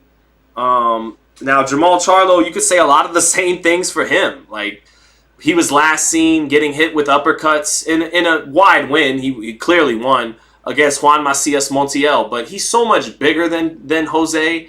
And when they were at their best, Jamal's a 2-division world titleist, world champion. And Jose never won a world title. Jamal was better than him. So even if they both lost 50, 60% off their fastballs, he's still better than him. He's still bigger than him. I'd be shocked if Jose beats Jamal. That would almost be sad, I got Jamal in that fight. I don't know what version of Jamal's going to show up, but I think even a half-baked version of Charlo should still be able to take care of a guy who started at 140 and looks too small for 54, let alone fighting a big 6-foot-tall 60-pounder. And Jamal, I got Jamal. But we'll see. Let's see. What do I think about Uber Mike Social said Prime Eric Morales versus Prime Haney? Look, I love Eric Morales. The man is behind my head at all times. He watches over us here at FightHype Live. Canelo, Winky, Morales Barrera, Floyd and Maidana, Cotto and Pacquiao not pictured. Salvador Sanchez, Wilfredo Gomez, Shane Mosley, Floyd Mayweather, Bernard Hopkins, Jermaine Taylor, and Muhammad Ali. They look over us, chat. They look over us. They are the, yes, they look over. Actually, hold on. I missed somebody. Hold on. This pinned photo of Paul Williams in his prime. He looks over, along with Jesus Christ himself, of course, but they look over us, chat. So I say that to say I love Eric El Terrible Morales. To me, he's better than Canelo. He's the best 4-division Mexican champion ever. And him and Canelo, sorry Jorge Arce, sorry Juan Manuel Marquez, we don't count interim this and that. We don't do that. Canelo and Morales, the legit 4-division champs from Mexico, and I think Morales is still a little bit better. I get it, Canelo this, Canelo that. He never beat Manny Pacquiao. So, but that being said, if you know Eric El Terrible Morales, you probably saw him fight Zahir Rahim at 135 pounds. Need I say more? That's Devin Haney versus Eric Morales. If you want to see Devin Haney versus Eric Morales, go watch Zahir Rahim versus Eric Morales at 135 pounds. And you'll know what Devin Haney versus Eric Morales would have looked like. Morales' best days were at 22. You know, even when by the time he beat Pacquiao at 130, that wasn't even Morales at his peak. Like his very best was even a little sooner than that. I think, you know, peak Morales was incredible, but his peak was at 22 to 30. He was never really a lightweight. When he fought at lightweight and at 140, he looked fat, you know, so, and sluggish compared to what he was when he was younger. So Haney, it would have looked like the Zahir Rahim fight. So yeah, Prime Floyd versus Prime Loma at 35. Floyd. I mean, Loma's great. Loma is a Hall of Famer in today's era. I scored the fight for him on Fight Night, 115-113 over Haney. So he showed he could deal with a kind of Mayweather-esque style. You know, a guy longer than him who's amazing on the outside, but Floyd was just a different animal. You know. Now 135 was his weakest weight class, but I think that Floyd at any weight over Lomachenko, just period. I think he would line up that southpaw, that aggressive southpaw in Loma with his right hand all night long. And his hand speed and foot speed, second to none. So I'd go with Mayweather. Canelo versus De La Hoya at 160. Canelo by body shot, like the Hopkins fight. That Hopkins fight, if he couldn't take the left hook to the body from Bernard, he ain't taking the bomb left hook that Canelo had at 60. Yeah, the real intriguing hypothetical with Canelo and Oscar would have been at 154. You know, that the Oscar that knocked out Fernando Vargas against the Canelo that fought Lara, James Kirkland, Liam Smith, that's a 50-50 fight. And I give the edge to De La Hoya. But at 60, Canelo stops De La Hoya. Aaron Pryor versus Tank. Aaron Pryor. Tank got to show me something at 140 to pick him over one of the top 5 GOATs at 140's history. Gervonta Tank Davis, who's in the chat apparently, said, people forget Canelo got cracked by 122-pound Jose Cotto in the first round. His chin is the same. It's actually not the same, and everybody remembers that, Gervonta Tank Davis in the chat. Everyone knows that he got hurt by Jose Cotto. It kind of doesn't matter, kind of like when Ali got dropped in his first 10 fights by Henry Cooper in Britain. That didn't matter, or he was from Britain, or the fight was in Britain, but he got dropped by Henry Cooper. He winds up taking the bombs of Joe Frazier, George Foreman, and every other great heavyweight in the 70s. Oscar De La Hoya went down against John Molina. He winds up taking the power of Cuarte and Trinidad and Vargas, Shane Mosley. You know, Canelo gets wobbled by Cotto's brother. When he's 19, he winds up taking the power of Big Cotto, who hits much harder than Little Cotto. Miguel Cotto takes his power like nothing, takes Golovkin's power, never even been close to being dropped. So everyone knows Canelo got hurt by Jose Cotto when he was young. It's just everyone also knows it doesn't really matter anymore. Let me see. Mark Contreras, thank you for the super chat, says, winner of Usyk Fury would be pound for pound number 1. If it's Usyk.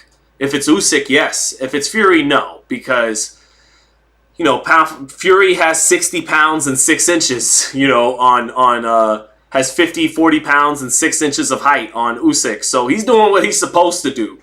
So no, Fury doesn't get to the top pound for pound spot if he wins. Fury slams the door shut on his legacy. He solidifies it with cement. Okay? I don't even know what I just did, but he solidifies it, stamps it. That was me trying to drill cement. I don't know what I'm doing. Yeah, he solidifies it. It's a wrap. He'll have won every belt, all 4 belts, undisputed. The first undisputed in the 4-belt era at heavyweight. He ends the previous era, the Klitschko era. He knocks out the best puncher in the sport since the new millennium, since the year 2000, the best pure puncher in Deontay Wilder. And then he beats Alexander Usyk, the great Ukrainian champion, to become the first that undisputed, Fury would be donezo at that point. He'd be good. Legacy would be solidified for real. He already is a Hall of Famer. He already is an all-time. If he never fought again, I think he's a great heavyweight in this sport's history. But to beat Usyk would silence any remaining doubters, and there certainly still are a lot of them for Tyson Fury. So, but no, number 1 pound for pound, no. Usyk, yes, he could be number 1 pound for pound if he wins. Anthony Taylor just won, and he's out there acting an ass. He's very happy. My man Anthony Pretty Boy Taylor. The best pretty boy since Pretty Boy Floyd, right? He wins. All right, there's your update. Pretty Boy Taylor wins. Oh, Sean, my man Sean Porter is doing DraftKings commercials now. Get that money, Sean. Max Baer versus Tyson Fury. Tyson Fury destroys Max Baer. Let me see here. I think Salt Poppy might be coming up next finally. How about Mosley versus Canelo in their primes? Canelo. Mosley wasn't that good at 54. Mosley wasn't the fighter at 54 that he was at 47 and 35. So, Canelo. What time is it in London? It's 8:55. All right, we're about an hour away from Logan Paul time. I can't wait. Loma is the greatest fighter since John L. Sullivan, says Charles N. Are you doing the Max with Smash Fury like Jess Willard? Charles N., are you doing like the Uncle Ruckus bit from Boondocks when he talks about the greatest boxers and they're all only white? He's like, Rocky Marciano, Joe Calzaghe, Jess Willard, Jim Jeffries, James J. Corbett, best fighters ever. Jared Quarry. Max Baer. Cam Estrada showing me some love. Says, Sean, what's up? I miss you. Love you, Brody. Oh, that's so nice of you, brother. Much love to you too, my man. Keep doing your thing. I appreciate you, brother. Had Mikey never faced Spence, how do you think his career would have ended? I don't know. I think he had all the tools to beat Lomachenko at 35, but Loma loves boxing more than him, and that kind of stuff can matter when both guys are pretty close in skill and talent. I think Mikey had all the tools to knock Lomachenko out in a great fight. He punches much harder than Loma, and can keep up with the skills of Loma. He could have lined him up and hurt him, but I probably would have gave the edge to Loma because Loma wasn't going to beat himself, and Mikey would have helped Loma beat him a little bit by not doing certain things. I don't know if I would have trusted Mikey to keep his foot on the pedal. He would take rounds off sometimes and do things like that. So I know Loma took a whole half a fight off against Tio. So maybe he would have done the same thing, weary of the power and the countering and the positioning of Mikey. But you got to give the edge to Loma. I'm not convinced. I think Mikey is what he was, a really talented fighter, a really fucking good fighter. Quiet as kept, one of the best punchers of his era. Mikey Garcia is one of the best punchers I ever seen pound for pound. When he dropped Jesse Vargas, I was ringside in Texas for that fight just before the pandemic. I said, where did that left hook come from that little body? There's no real muscle on his back. He doesn't have these thick calves. And when he has booming power, Mikey Garcia did. I mean, thudding power you could hear throughout the arena. He's one of the best punchers I've ever seen pound for pound in the modern era, believe it or not. And but I think he was what he was, a really good fighter who grabbed belts in multiple divisions, but didn't have the desire to really be the best. He wanted to get paid for his skills, and once he got paid enough to where he was comfortable in life and felt set, he walked away. And that's who Mikey was, nothing more, nothing less. I liked him. So, Sean, what do you think? One ALV says, Sean, what do you think of Mosley, Roberto Duran at 35? Duran, but it would have been an amazing war. But a Duran. Definitely would have gave it to Duran. I think he was a more consistent body puncher than Mosley. And Mosley is this amazing speedster. Amazing, some of the best hand speed in boxing history, Sugar Shane. But he liked to slug. He liked to exchange. He liked to slug. He boxed more at lightweight than he did later on in his career. He believed he pumped his jab better instead of pawing with it all the time. But ultimately, Shane liked to mix it up, and he would not have backed away from a firefight with Roberto Duran. He would have welcomed it. Let's go. Problem is, Duran was a little more subtle on the inside than Shane. Shane would just explode with that mixture of speed and power, but Duran, a little more subtle and nuanced on the inside, and a little bit more consistent and accurate and focused on the body. And I think in an inside war, I think it kind of would have looked like the Sugar Ray Leonard fight, the first one in Canada. I don't think Mosley had it in him to pull a Sugar Ray in the second fight and just frustrate him, move around the ring. Nah, Shane would have went toe-to-toe. You know what? That's the best answer I've ever come up with on that hypothetical fight. Duran-Mosley probably looks like the first Duran-Leonard fight because Shane will willingly go to war, but I don't. Good luck beating Duran that way, you know. D says Shane in his prime would give Duran some problems. Would have gave him his hands full. Would have gave him plenty of problems. It would have been a great fight, a shootout for the ages. But I think Duran would have edged it. He's better to the body, a little bit more consistent to the body, and a little bit higher IQ than Shane on the inside. A little bit more nuance, little subtleties he had on the inside, little tricks he had on the inside that would have gave him the edge in that war. Crawford versus Julio Cesar Chavez, both prime. I got Crawford all day. I'm just not as high on Julio Cesar Chavez as other people are. He's definitely an all-time great. I realize the subtlety to his skill. He's one of the most intelligent pressure fighters ever. He has amazing timing, amazing placement with his hook to the body and up top. A great right hand that he knocked out Meldrick Taylor was with that right hand. So a great puncher with both hands at 30 and 35 and 40. 40, not as much as at 30 and 35. One of the great punchers, heavy-handed guy, amazing timing, all that. But I still think he's a little overrated. I feel like Barrera, Morales, Marquez, Finito Lopez, Salvador, Sanchez, Canelo Alvarez, I feel like they're all as good. Some of them might be better than Chavez. I'd favor Crawford over Chavez. I think definitely at welterweight, where Chavez got schooled by Whitaker. At 140, I just give the edge to Crawford. Now at 35, Chavez might have beat him. Because if you look at that Ray Beltran fight, Crawford was, he was a little uncomfortable with that strong Mexican, in front of him. Because Crawford boiling down to 35. But once Crawford got to 40 and 47 and really started knocking motherfuckers out, like he did at 35, but he went the distance with Ricky Burns. He went the distance with Breedis Prescott.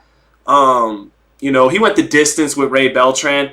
Once he got to welterweight, he knocked every welterweight out he ever stepped in the ring with. He knocked out every 140-pounder but Victor Postal, who he did drop twice. So Crawford, once he got to 40 and 47, became a different animal.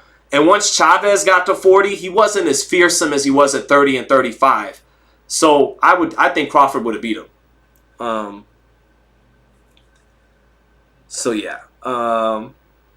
I'm dropping jewels, chat. I always do. I'm not going to lie. I could pop my shit. I am one fight away, Benavidez Andrade, from going undefeated on pay-per-view fights this year. So, I feel good.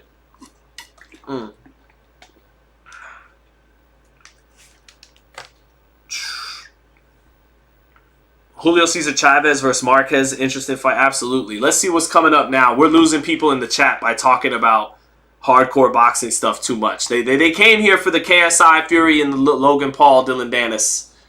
But I know we got some time to kill still. Dean the Great against Waleed Sharks.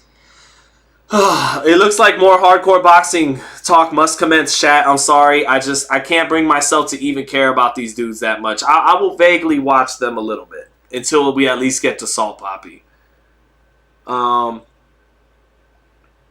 A-Buck50 said, Sean, can we please get a play-by-play of the next fight? It's high level. Oh, don't do that to me, A-Buck50. Don't ask nicely, because then I might have to do it. Dinosaur says, what time does it start? I think in an hour or so we get to Logan Paul. Hector Camacho versus Devin Haney. Camacho's best weight was 30. He was still himself at 35. Ooh. Camacho was a bad boy at 35 and 30, man. Ooh, I might have to give that. It's tough. But he if you could get your offense going against Camacho, basically if he had to take punches. And I know Haney isn't a puncher at 35, but Camacho, he folded a little bit when the going got tough. So Devin would have to make it tough. I don't know, though. Camacho was so fast and had some good pop at 30 and 35. I might give the edge to Camacho. But I think when it's all said and done, Haney will have a better career than Camacho did. But Camacho, before that Greg Haugen fight, and at 30 and 35, he was a bad motherfucker. Sean, can you do a round by round? The last fight was good. Okay, Jairo Galvez, I got you. All right. We'll do some round by round action. Who's fighting right now? Waleed Sharks is coming to the ring.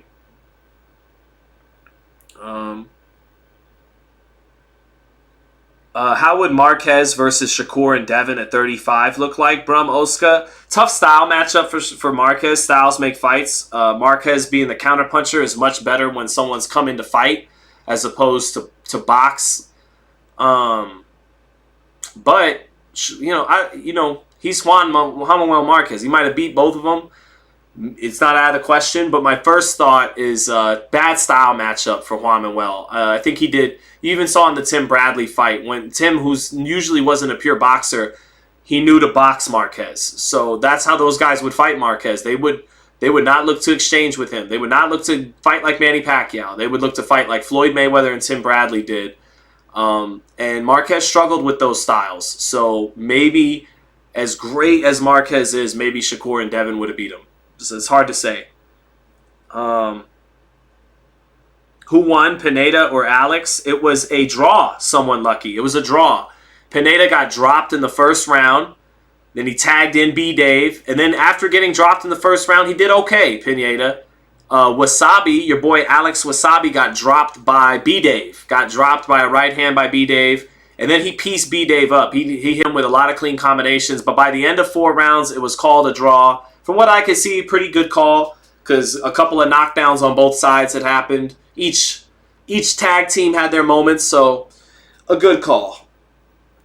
I thought Marquez beat Bradley personally, CW. I was at that fight at Thomas and Mack with my wife. Very tense and kind of dull fight with not a lot there. But I think that Bradley, one reason he won that fight was his body language. He gave off the body language that he was in control, that he was outboxing Marquez. Marquez at times allowed himself to look frustrated. And then it might have been the 12th round. Bradley punctuated it with a right hand that made Marquez stumble back. And it kind of looked worse than it was. I don't think Marquez was badly hurt or anything. But he got hit with the right hand, stumbled back, and it kind of punctuated a fight where you didn't really know who was getting the better of it throughout. It was a tense, kind of dull affair. And Bradley, having the body language off the ropes, looking smooth with his movements, with his body language, and then concluding the fight with that little right hand he kind of punctuated a fight that felt up in the air. And Marquez, coming off that great knockout of Pacquiao, never came close to landing that kind of right hand in that fight. And Bradley got the decision at the end. Yep. That was the fight, Bradley-Marquez, where I learned how much body language matters to the judges, to the crowd, to the opponent. Because Bradley, in part, won that fight with his body language. Go back and watch it. 304 Ghost said, anyone who never watched Camacho, go check his fights out. Yeah, if you got a couple of minutes, go watch when he knocked out Bazooka Limon for the belt at 130. You'll see everything I talked about in one fight. He's very cautious and kind of timid. And then all of a sudden in the 3rd round, he just explodes and gets Limon out of there with some of the best hand speed in boxing history. Bradley versus Tio and Regis at 140. Who would have won, Sean? I think Bradley is like Sean Porter. Like, he's going to test you deep to your soul and your character, to where even if you're more talented than him, if there's any bend in you, he's going to bend it. So I bring that up more for Tio. Regis, I favor Bradley. I think Bradley, people forget, he was pretty good at 140 when he beat Alexander, when he beat Lamont.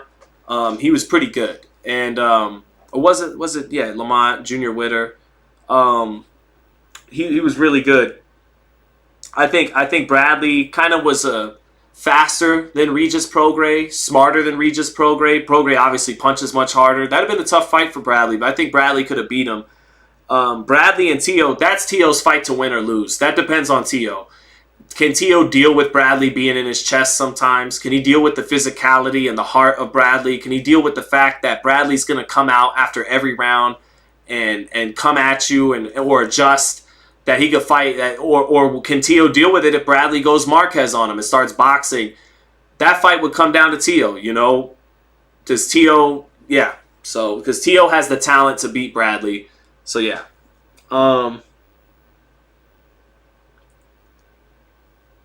Let's see. All right, my man. Who's this? Dean. Dean in the ring with the pink trunks. Got Malik Scott with him. Shout out to my guy Malik Scott. Okay, so this kid might... Let's see. He's got Malik Scott in his corner. Let's see what he's got. What time is the Danis fight? California time? Ask Bob. Danis fight is in probably about an hour. So... Here we go. All right, Dean versus Wahid Sharks. Let's see. So some people in the chat asked for legit round by round. I'm going to do it. I'm going to do it for you guys. These guys are young, 23 and 19. A couple of young guys. What do these guys do, chat? They gamers? Gaming streamers? What do they do?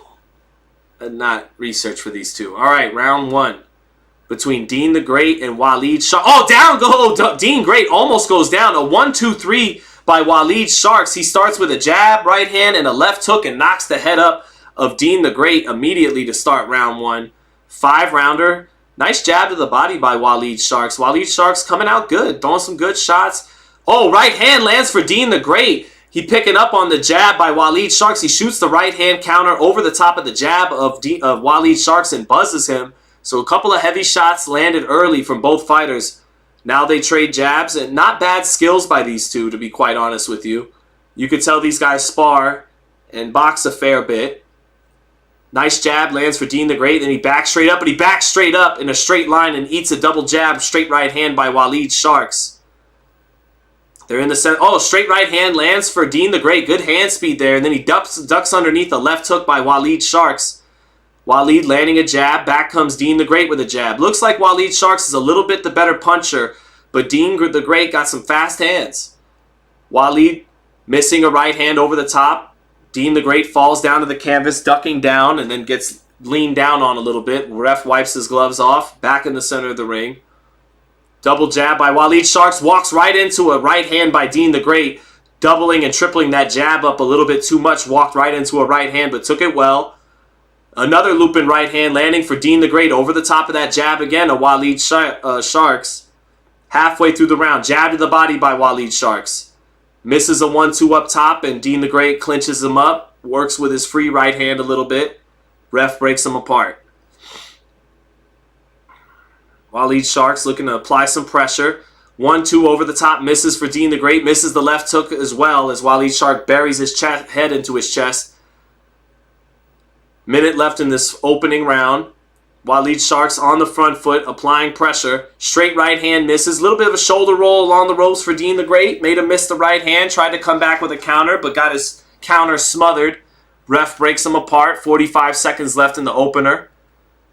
Waleed Sharks throwing heat with Dean the Great on the ropes. Decent defense by Dean the Great, but now he eats 2 right hands on the ropes after making him miss a few. Trying to counter back with the shoulder roll right hand on the ropes, but he eats some of those right hands from Waleed Sharks. Now a nice jab to the body by Dean the Great.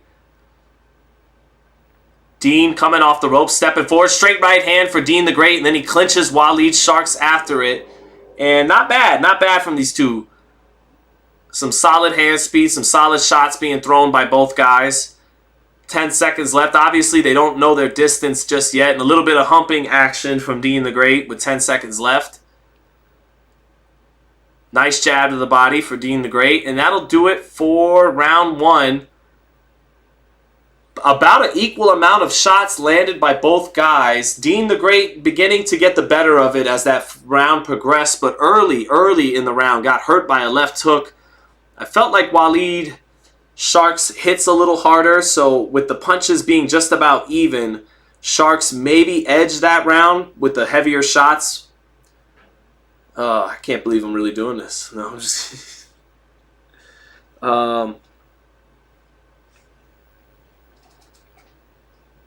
Let's see. Waiting for round 2 to start here. Let me see.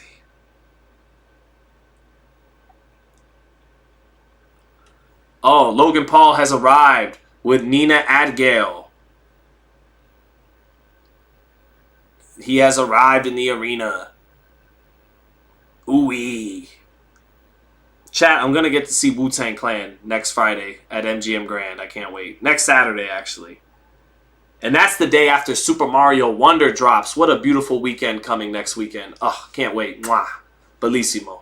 All right, here we go. Round 2 now. Waleed Sharks with the double jab, backing Dean the Great into the ropes. Dean the Great clinching his way off the ropes.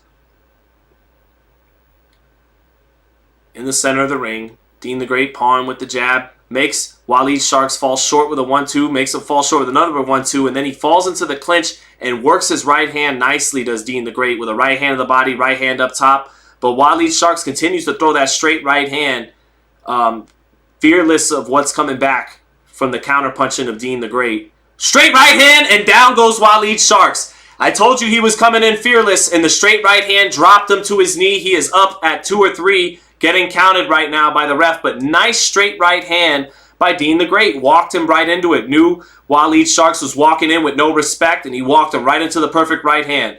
Sharks is up here with a minute or 2 minutes left in the round. Straight right hand to the body by Dean the Great, working some levels. Straight right hand up top. Left uppercut. Straight right hand lands for Dean the Great, and a jab and a chopping right hand, and now the legs of Waleed Sharks are beginning to go. Another chopping right hand by Dean the Great. Misses with a looping right hand. Misses the left uppercut.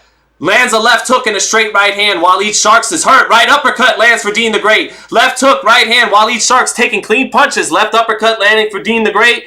Right hand in the exchange lands for Dean the Great. They exchange again. And Dean getting in those right hands in the exchange. Nice jab to the body by Dean the Great. Another jab to the body by Dean the Great. Loops the right hand over the top. Shanks blocks it. Sharks blocks it. Excuse me. Sharks still hurts. Showing some good, taking some hard shots. Trying to catch and shoot with the left hook, but his legs are not underneath him now. Straight right hand lands for Dean the Great, walking Waleed Sharks in it. Waleed Sharks still punching with Dean along the ropes. Dean ties up on the ropes. Surprising that Sharks hasn't been stopped with the kind of clean shots he's walked into since being dropped earlier in this round. Now Dean the Great looks a little tired. May have punched himself out. 2 body shots by Waleed Sharks. Right uppercut lands for Dean the Great on the inside, but he can't keep him off. Waleed Sharks picking his hands up, trying to smother Dean the Great and get inside. Jab to the body lands for Dean the Great. Oh, straight right hand counter by Dean the Great. That was sexy. I'm not going to lie, chat.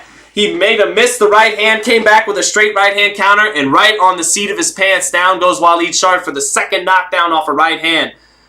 Really good counter punching by Dean the Great, relatively speaking. 20 seconds left in the round. Waleed Sharks out on his feet, but still game. Right uppercut for Dean the Great. Beautiful. Shoryuken. Off the touch jab. Shoryuken.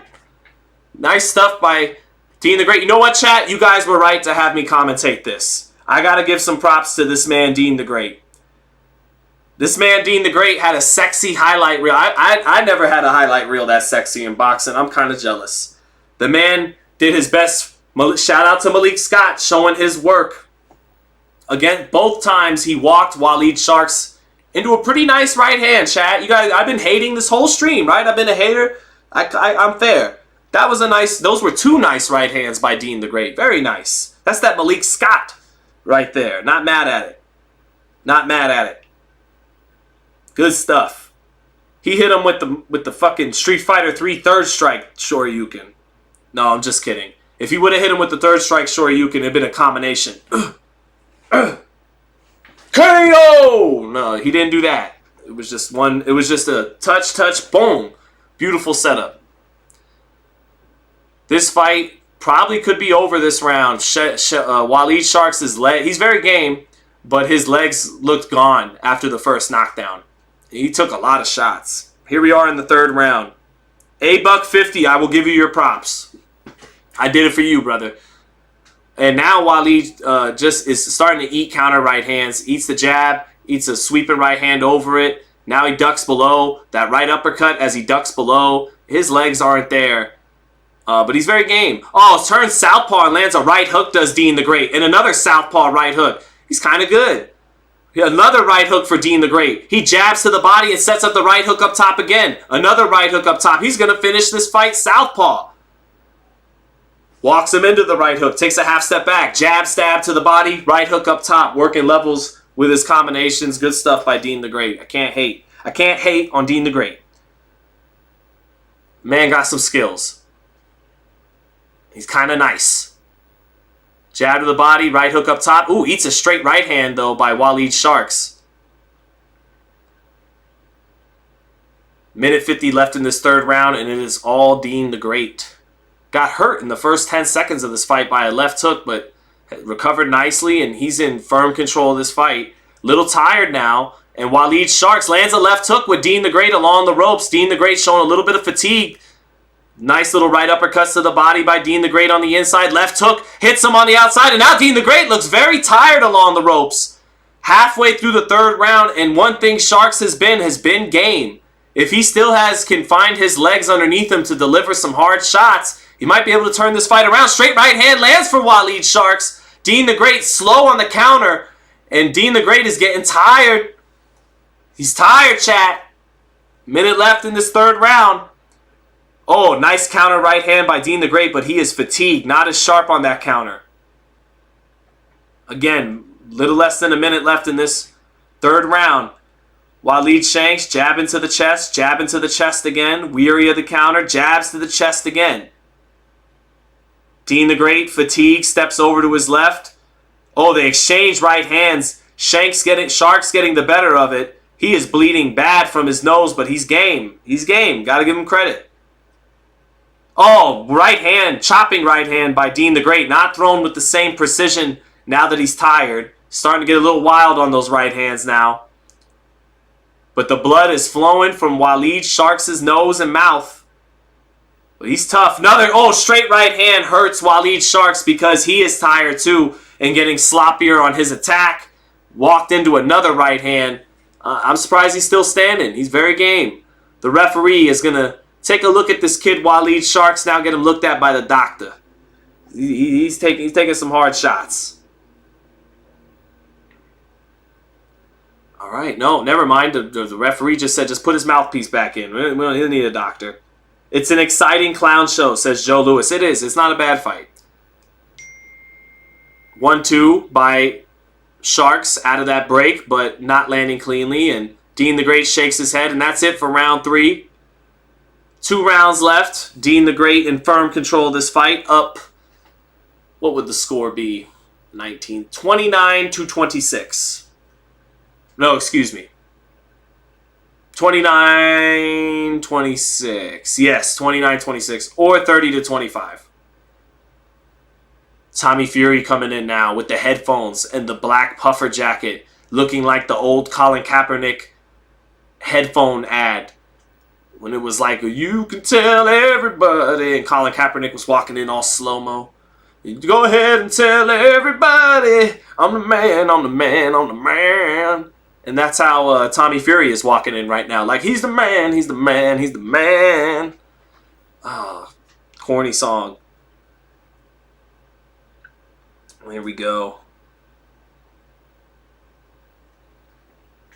Dean the Great coming out of his corner for round 4. In control of this fight. Does he finish this man? Does he finish the game? Waleed Sharks with a double jab right hand, but Dean the Great pivots out of his way in the center of the ring and does the old, where was that punch headed for? Dean the Great feigning. Oh, double jab right hand landing for Sharks, but he eats 2 right hand counters while walking into those shots. Dean the Great looks like he's getting his second wind again, feeling better stamina-wise. Steps over, switches southpaw, big right hook. just underneath with the right uppercut after landing that right hook. Some flashy footwork from Dean the Great. Stuff that wouldn't work as well against, real competent pros. But, knocks the mouthpiece out with a right hand. Waleed Sharks, he knocked his mouthpiece out. And then a left uppercut on the ropes. Waleed Sharks looks at the referee. Body shots, uppercuts up top. Waleed Sharks, dazed and confused, looks at the referee like, you knocked my mouthpiece out. I gotta, you gotta stop it over here. No, Waleed Sharks, you do not know boxing. The referee put your mouthpiece back in a lull in the action, and you was getting your motherfucking ass bombed on, so there was no lull in the action. You have to wait. But now he has his mouthpiece back in. And here we go, Dean the Great and Waleed Sharks, they resume the action. Waleed Sharks, the man is game. The man has heart. Here we go. Back in the center of the ring. He continues to just walk into monstrous right hands from Dean the Great. That couldn't land any better. Mouthpiece knocking out. Oh, big chopping right hand, and the legs are going. And the legs are not there of Waleed Sharks. He walks in and a chopping overhand right. He walks right into it. And, man, his legs buckle completely. The referee should probably save this kid. Does he want him splattered on the canvas? Is that what he's waiting for? Because it might happen any moment now. I'm surprised it hasn't already. Man. Minute left in the fourth, and Waleed Sharks has had his legs buckled a dozen times in this fight badly. He has eaten perfect home run right hands. Still up. Still coming forward. Tough kid. This is what people wanted Jermell Charlo to do. Just go out on his shield. Jermell Charlo too smart for that. Yeah, save the kid's brain, Andrew G. Yes. Dean the Great, 30 seconds left. Double jab right hand for Waleed Sharks, but not a lot of steam left on his punches, but he's still coming forward, letting go of shots, and Dean the Great just waiting for his moments to walk him into right hands. Right hook lands for Dean the Great. Clinches. He's tired too. 20 seconds left. Left uppercut for Waleed Sharks, trying to smother and land combinations on the ropes. Not quite effective, but nice right hand lands for Waleed Sharks. And another right hand in the clinch lands for Waleed Sharks with 5 seconds left in this round. But another big round for Dean the Great. 1 round left. It's been all Dean the Great. Man. Ziggy said nice hair, bro. Thank you, sir. I appreciate that.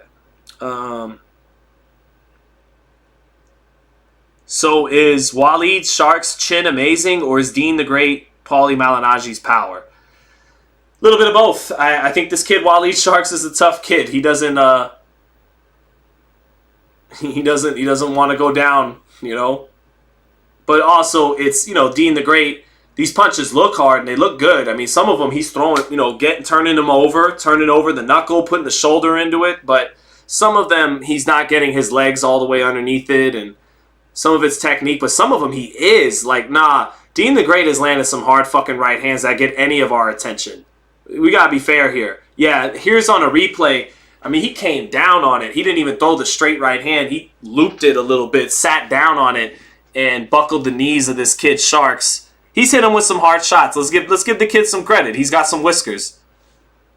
All right, last round between Dean the Great and Waleed Sharks. One of the best, highest level fights I've ever called here on FightHype Live.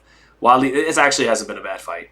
Waleed Sharks missing the right hand, but partially landing the left hook behind it. But nothing seems to be troubling Dean the Great too much here. They clinch along the ropes, neither guy landing in that last exchange. Back in the center of the ring now.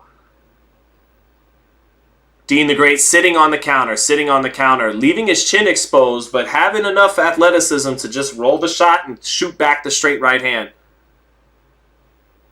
Retreating into the ropes, they trade right hands again, and when Dean the Great lets go of that right hand, his chin is exposed, but he keeps getting away with it. He keeps turning off the shoulders just enough to make Waleed Sharks miss and run him into the right hand counter. They stay in close. Double jab right hand misses for Waleed Sharks. Good footwork there by Dean the Great.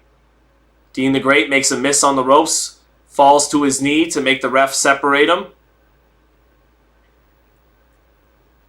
And you could tell Waleed Sharks is a little frustrated, having a hard time hitting this slick brother on his feet, moving on his toes. Halfway through this final round. They pretend they're going to foam. Oh, big right hand lands for Waleed Sharks as Dean the Great tried to stay on the inside for a minute. Instead of boxing on the outside, he ate a big right hand. That chin's been exposed, and Waleed Sharks finally got the better of it when they exchanged right hands because he was closer to Dean the Great. Now Dean the Great gets tackled outside of the ring a little bit. Referee giving him time. He's very tired, getting himself back up, but he's killing a lot of time. Only 50 seconds left, and he's still a little buzzed from the right hand. Waleed Sharks with a slight chance to make something crazy happen here. Right hand, left hook, left hook lands for Willie Sharks, and Dean the Great's a little hurt. He holds on near the ropes. He clinches, holds on wisely. About 33 seconds left in the final round, and Dean the Great has been buzzed a little bit by a couple of right hands here. They trade right hands again, and Waleed Sharks gets it in. Dean the Great is a little hurt here. Little on bad legs. Right uppercut, straight right hand. They exchange right hands. Dean the Great takes another right hand on the ropes. A left hook on the ropes. But he holds on. 10 seconds left. He's not going to get put down. But Waleed Sharks, very game. He wins the 5th round after taking tons of punishment in the 2nd, 3rd, and 4th. He wins the 5th round. Nice close to the fight for a very tough kid, Waleed Sharks, who definitely earned my respect with his toughness. Dean the Great had some nice boxing moves. Some nice counter punches here and there. Some solid hand speed and some light on his feet. Some good pivoting and footwork. Not a bad fight as far as these Misfits shit goes. Dean the Great definitely won that fight. 3-2, maybe 4-1 with 2 knockdowns. So definitely a clear win for him. But not bad. Not bad. A few people in the chat asked me to do the round by round. I did it. You guys were right. Tay Day says, "Damn, I gotta give both of them my respect." I do too. Dean the Great, he did some. I would show it off if it was my highlight reel. You know, some of those right hands, I'd flex. He got hurt early. Got hurt by the first left hook that Sharks landed, but then he dropped him in the 2nd round, walked him into some nasty right hands, and then this kid Sharks showed his heart. He ate bomb after bomb. I mean, he ate a lot of right hand counter bombs. He ate uppercuts. He had his mouthpiece knocked out 2 or 3 times, and just never stopped coming forward. He's a tough kid. He's a tough kid, this kid. Got to give it to him. Joe Lewis says, "I usually hate on the influencer fights, but this was good. Laughing my ass off." It was kind of good. It was kind of good. Good call, chat. Brum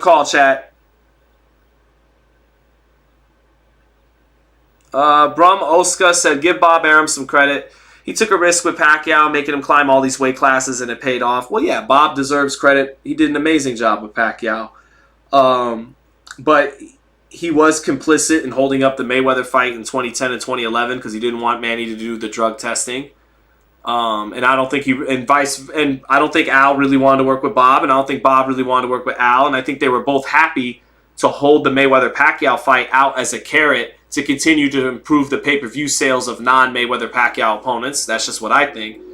But Bob wasn't able to put Pacquiao in there with Crawford. That was on Crawford a lot because he didn't do the Clubber Lang in Rocky 3. He didn't do some of the things you need to do to publicly court this man into a corner and make him fight you when he doesn't have to fight you. Pacquiao doesn't have to fight anybody. But Bob wasn't able to land Pacquiao or Crawford that Pacquiao fight. He did. He was complicit in getting in the way of Mayweather-Pacquiao happening when it should have. So he did amazing with Pacquiao, but he also didn't always bat 1,000. Nobody does.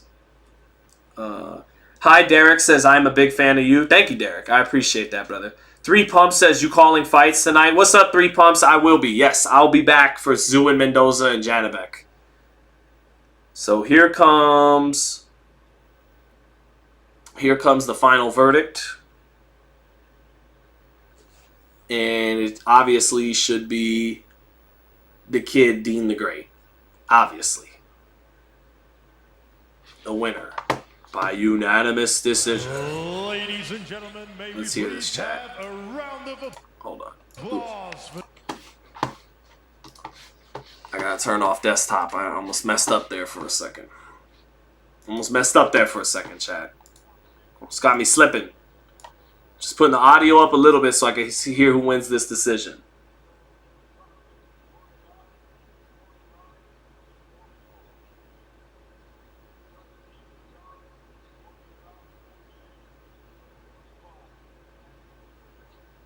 $47.45 for the winner. Yeah, Dean the Great wins. He's very happy. Malik Scott's very happy. Shout out to Malik Scott. He shows why he is a burgeoning, ascending trainer in the game. Now that he's no longer fighting.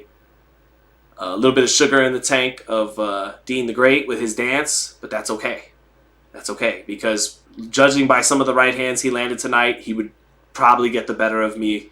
Pretty sure he would, based on how he was walking aggressive guys into his right hand. But a little sugar in his tank in that dance, but that's okay. There's nothing wrong with that. All right. Hey, Sean, thoughts on Larry Merchant? I mean, shit, man. He was amazing. Mr. Quake, towards the end, he was literally drunk on some broadcast. Not as sharp as he was at his peak.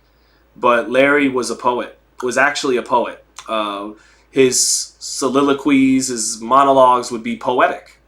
They would be poetic, and they were deep. He would touch on the depth of not just this is for the WBC and the IBF. We're going to see who's the best at 140. Larry would really get deep and poetic with it about who these two men facing each other, who they were as men, what it means to them, what it means to us, what it means to their sport, what it means.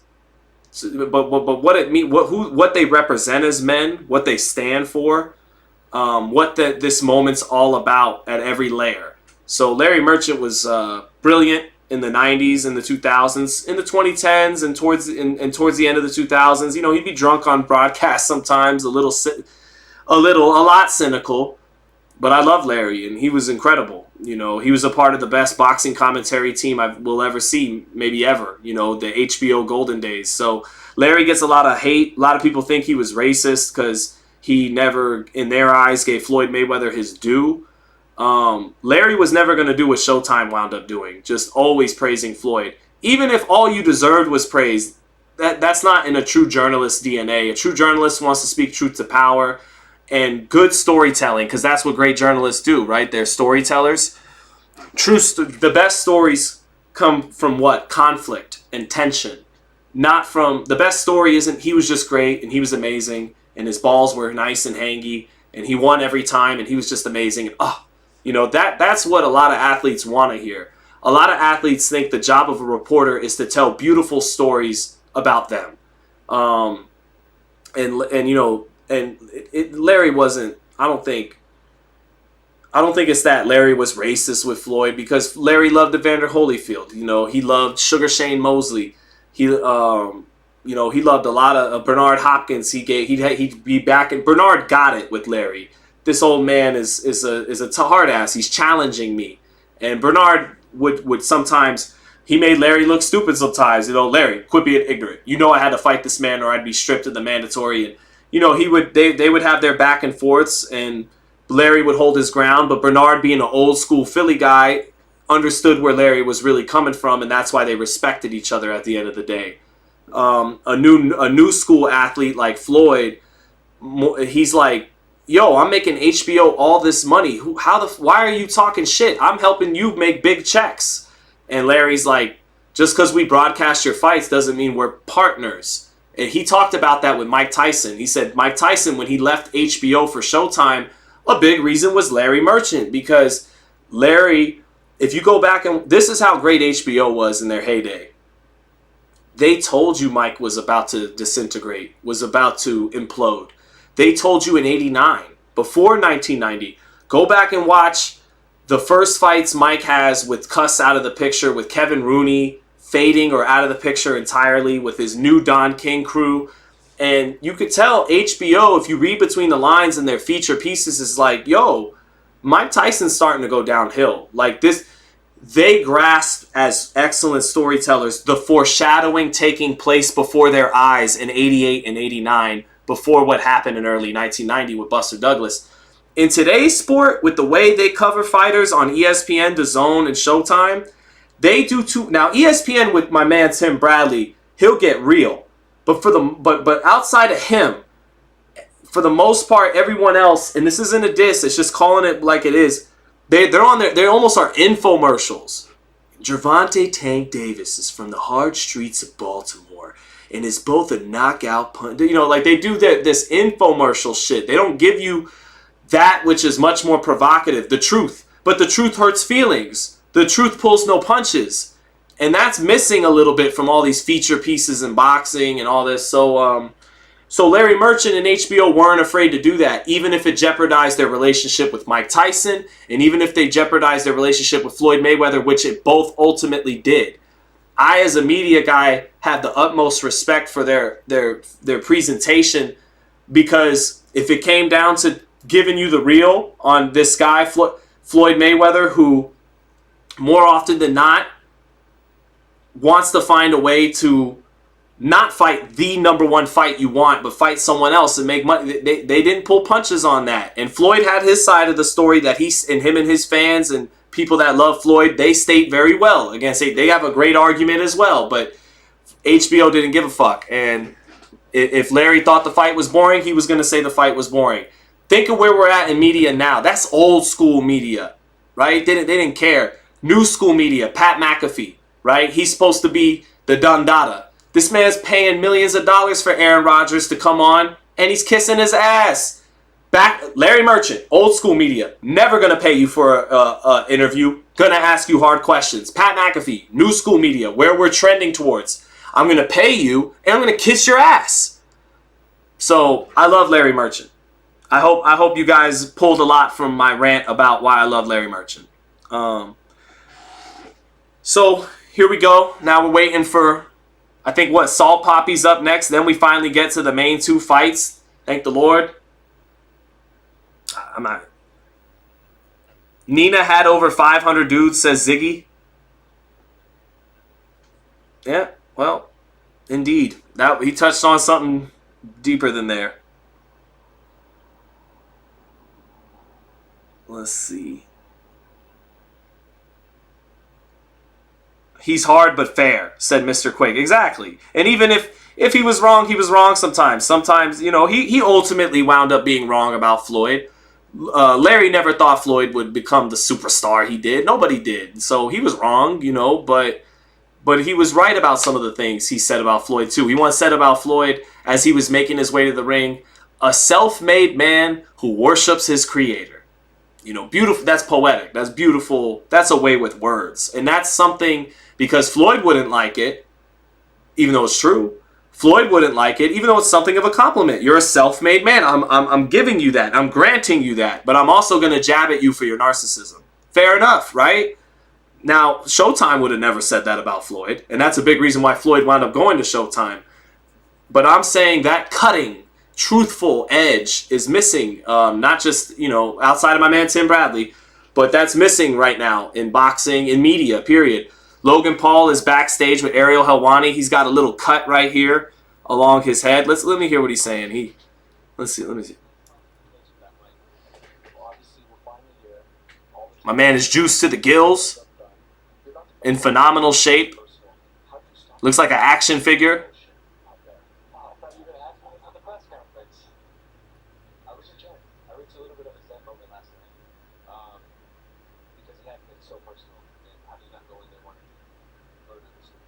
Logan Paul saying, it's been so personal, I can't go in there just wanting to hurt him. I'm going to go in there and do my job, he says. All business, Logan Paul. Logan Paul talking like Pete Carroll before USC blew out Oklahoma in the 05 national title game. It was 04. No, it was 05. Logan Paul looking cool, calm, and collected. He shows the camera the cut on his face. looks very relaxed and ready to go. Tyson Fury is up on the stage now with Chris Eubank Jr. And he's doing his Tyson Fury thing. Let me see here. What's up? Mr. Quake, absolutely a Larry Merchant, Max Kellerman kind of guy. Absolutely. Logan can't fight, says Ziggy. He can fight a little bit. He's big and athletic. He's a big athletic white dude and has a good jab. He actually has a good jab. He throws it from his hip. I don't think he really likes exchanging and taking shots. I don't think he's that tough when it comes. I think if the going gets tough, you could break him. I think his brother Jake is tougher than him in that regard. But I don't think Dillon Danis is going to have shit for him. Dillon Danis is probably going to box terrible. And he's smaller than Logan. He's not as athletic as Logan. And from the very few boxing clips we've seen of Dillon Danis, he's just trying to high guard it. And I think Logan's jab is going to split it up. We'll see if Dillon Danis loses by... It's either Dillon Danis loses by DQ or gets stopped tonight. I think is his two options. So, Case of Diamante mentioned Hutchinson. I'm thinking of Aiden Hutchinson, that DN from the Lions. Motherfucker's pretty good. He had a pick 6. Tay-Day says Gary Antoine versus Richardson Hitchens. Who you got, Sean? Oh, that's a tough one. That's two guys who fill in the gaps of what's missing in each other's games. Richardson Hitchens doesn't fight on the inside. Maybe can't fight on the inside. That's why he doesn't fight on the inside. Gary Antoine Russell is not good at long range. He is not rangy. He has T-Rex arms, and he's very good on the inside. Put them together, and you would maybe have the best 140-pounder in the world. But I give the edge to Gary Antoine. I don't know about that. I don't know, man. I don't know. I tend to... I want to give the edge to Gary Antoine because I don't know if Richardson would be active enough on the outside to just keep him there all night. You know, he doesn't throw a whole lot of high volume of punches. And then when he clinches Gary in the inside, Gary knows how to punch out of clinches pretty well, work a free hand. I might give the edge to Gary Antoine. A little bit more dog, punches harder. Now, normally, I'd favor the... Now, I hesitate to say that, Tay-Day, because you got to go with the boxer over the aggressor if they're at an even level. The boxer usually has the edge. But I don't know. I don't know. That's a 50-50 type fight. I don't know. Maybe, yeah, those T-Rex arms, he might get outboxed on the outside. I don't know. 50-50. Who's the best T-Rex arms boxer in history? Rocky Marciano, probably. Heavyweights like Rocky, Mike, Joe Frazier. Those are the guys that come to mind right away. Rocky Marciano is the first one that comes to mind.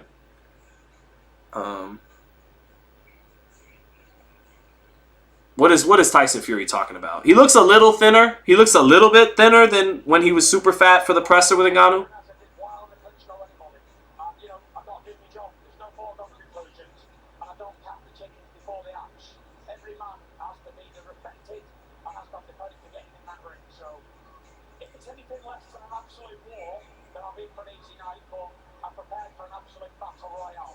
I don't know if you guys can hear him. Tyson talking about he's prepared for an absolute war, an absolute battle royale with Francis Ngannou. Can't take anyone lightly. Look, Tyson's just got to get himself in better shape for Usyk. Because Fury on his best night ain't losing to Usyk. The cliche, a great big man beats a great smaller man, was created because of fights like Fury and Usyk. So as long as Fury is on his game, he's not going to lose to Usyk, in my opinion. But he better be in shape. And he looks like he's getting in a little bit better shape right now. He grabbed his tummy, but there was a little bit less tummy there. He looks, for Tyson Fury, like he's starting to get back in shape. That's a good thing. So, hey Sean, what time is the Tim Tszyu fight? Says Tilo. Let me check that out real quick. Tank, absolutely. Uber Mike. So Tank is way up there for best T-Rex arm fighters. Let me check this real quick.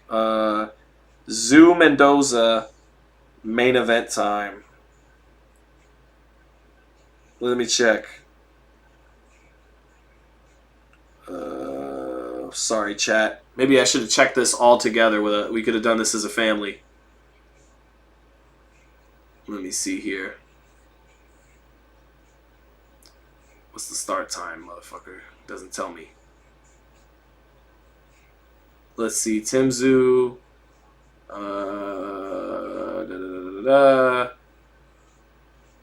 Pay-per-view. Timing isn't an exact sign. Main event is expected to start at 1:15 p.m. Australia time. Okay. So if it's 1:15 in Australia, let me bring up the old clock, the old iPhone clock here. Sydney, okay, so it's 7:50. So if it's supposed to go down at 1:15, all right, 4 hours, 10 minutes to get to noon, 5 hours. So about 5.5 hours from now. So at 7:30-ish, I don't believe that. I don't believe that shit. I don't think they say around 7:30, but I don't think that shit's gonna be going on till like 9. We'll see. Brum Oska, I'm going to take a piss, and when I get back, we are going to call Slim vs. Salt Poppy, and I will answer your question about Teddy Atlas saying Canelo's overrated. I'll be right back. I'm going to take a piss. I might toke up too. Fuck it. Fuck it. Be right back.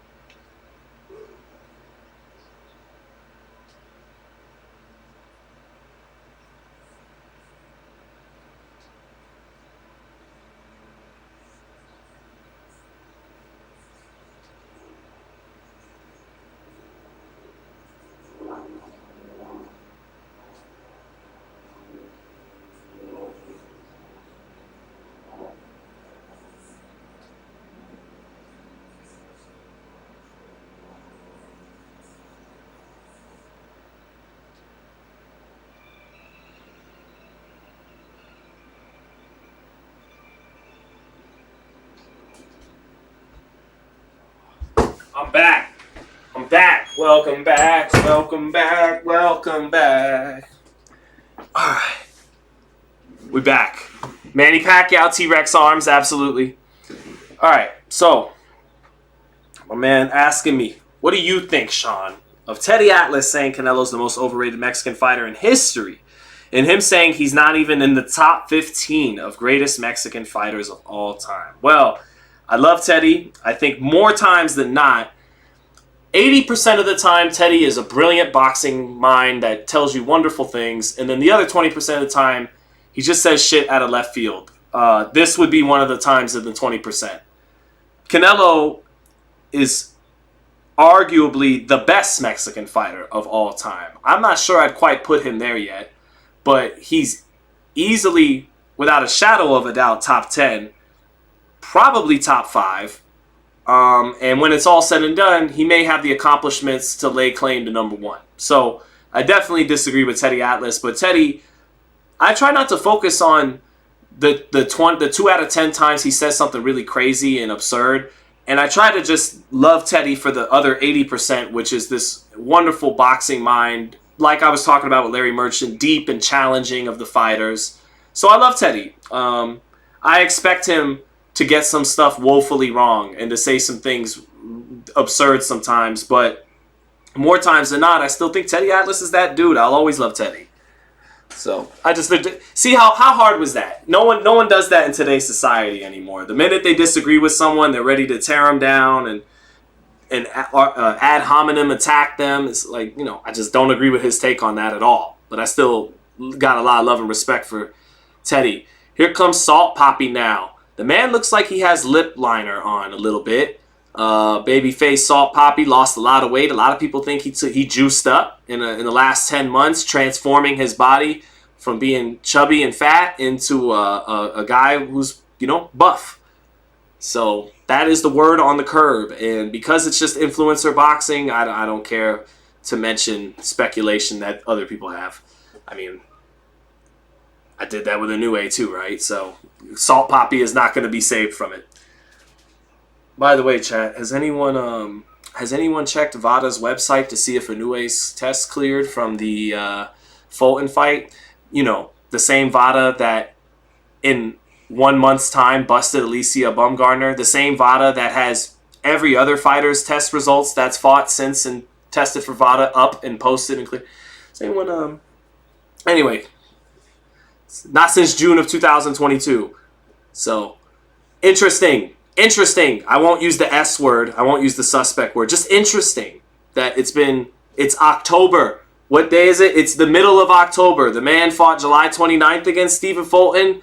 And if you go on VADA, his results are still not cleared. That's interesting. It's just interesting. All right, so now Slim and Salt Poppy are in the ring. By the way, Inoue, amazing fighter. There's a lot of interesting things with elite fighters in boxing. He is far from alone. And he might be the best fighter in the world right now. Him or Terrence Crawford. So yeah, not hating on a monster, but just interesting if you go to VADA's website. So here comes Slim now with Salt Poppy already in the ring.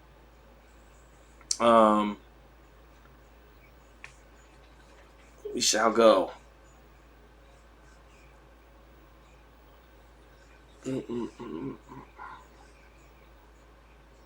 Here comes Slim to the ring now. Pulling bows and arrows. Doing this thing. You know, like he's an archer. And now he does some dance moves, some spin moves.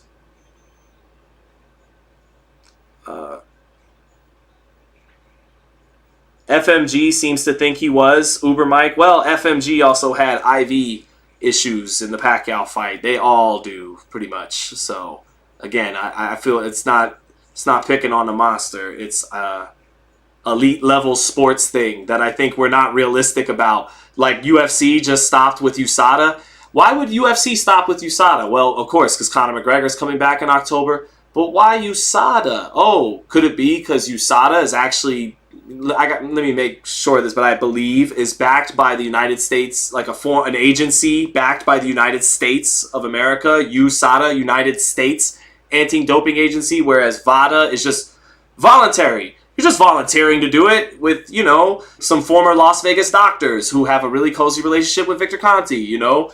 So, yeah, man, I don't think we're really ready to have that discussion about that stuff. So I'll keep it pushing to Slim and Salt Poppy. Slim is in the ring now. So is Salt Poppy.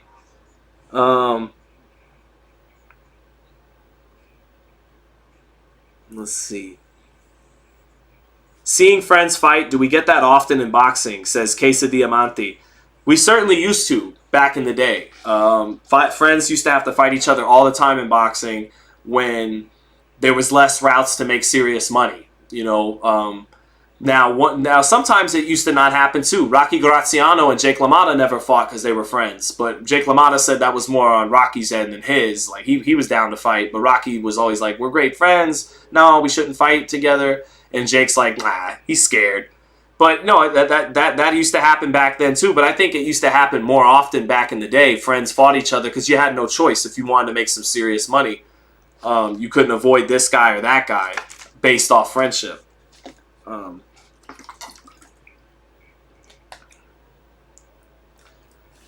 UFC is being stupid betting on McGregor with this whole thing for the USADA thing. Hey, I don't care. I'm not a UFC fan. I don't care if their business starts to regress a little bit and boxing comes back on top. That's kind of what I want to happen. So go for it, UFC. Let's see.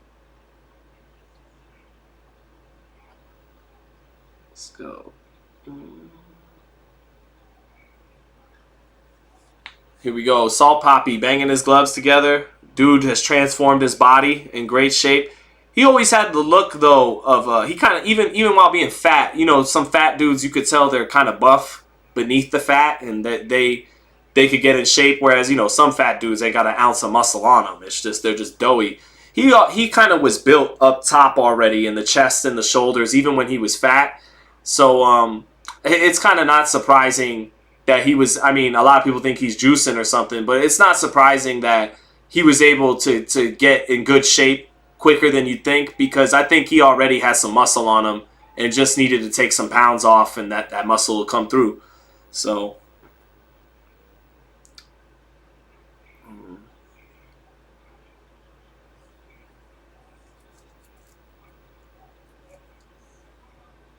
here we go.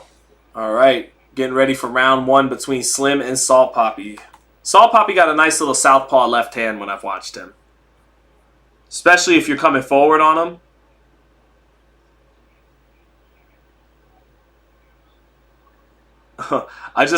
Someone in the chat must be listening, because someone just retweeted an old Inoue quote I got when I was talking about how Fulton would be a really tough fight. All the Inoue dick riders, though, they never bring up the fact that I picked him to win that fight the whole time. Never once picked against Fulton.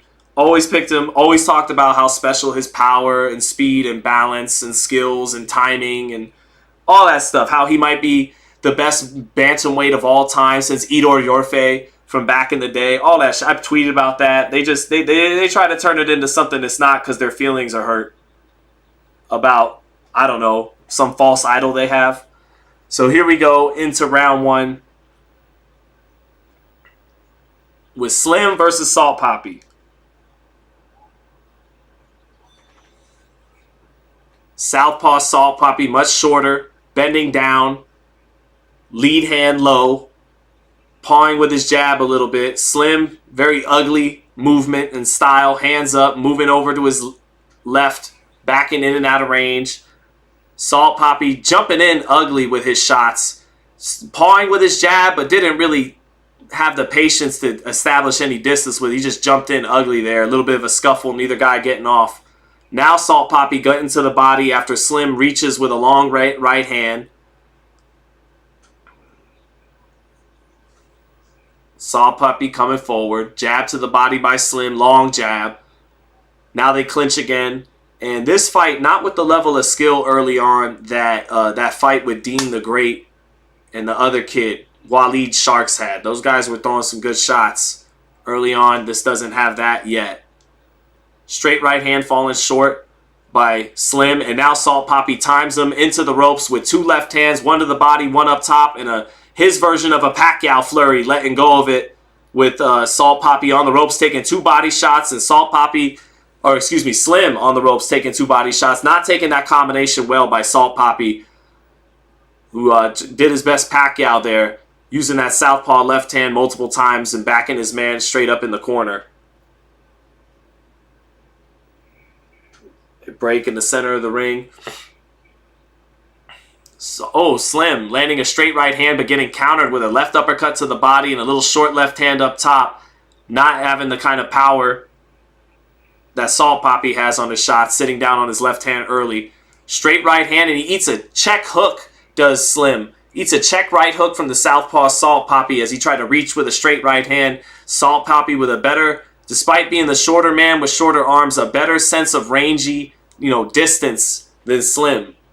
Making the taller man reach for his punches on the outside and then making him pay for reaching here in round one for Salt Poppy. Slim again, reaching with the jab, falling short. Salt Poppy teeing him up for the check hook if he keeps coming forward. Two straight left hands for Salt Poppy, and then he holds his head down and hits with the other hand, and then gets into a clinch. A little bit of swelling, bruising on the top of the head, though, for Salt Poppy. Maybe happened from a headbutt or one of those right hands from Slim. But 20 seconds left in the opening round, and it's Salt Poppy right now. Nice right uppercut by Slim, but to get that uppercut off on the inside, Salt Poppy gets off 3 or 4 body shots and roughs him up on the inside. Ref breaks him apart. 10 seconds left in the opening round. And that's going to be Salt Poppy's round one. Not as good technical skills in this fight as the last fight with the Dean the Great kid. But that's it. 10-9 Salt Poppy after one. In and out versus 5 guys. Who wins? 5 guys. I'm going to say 5 guys. 5 guys for sure.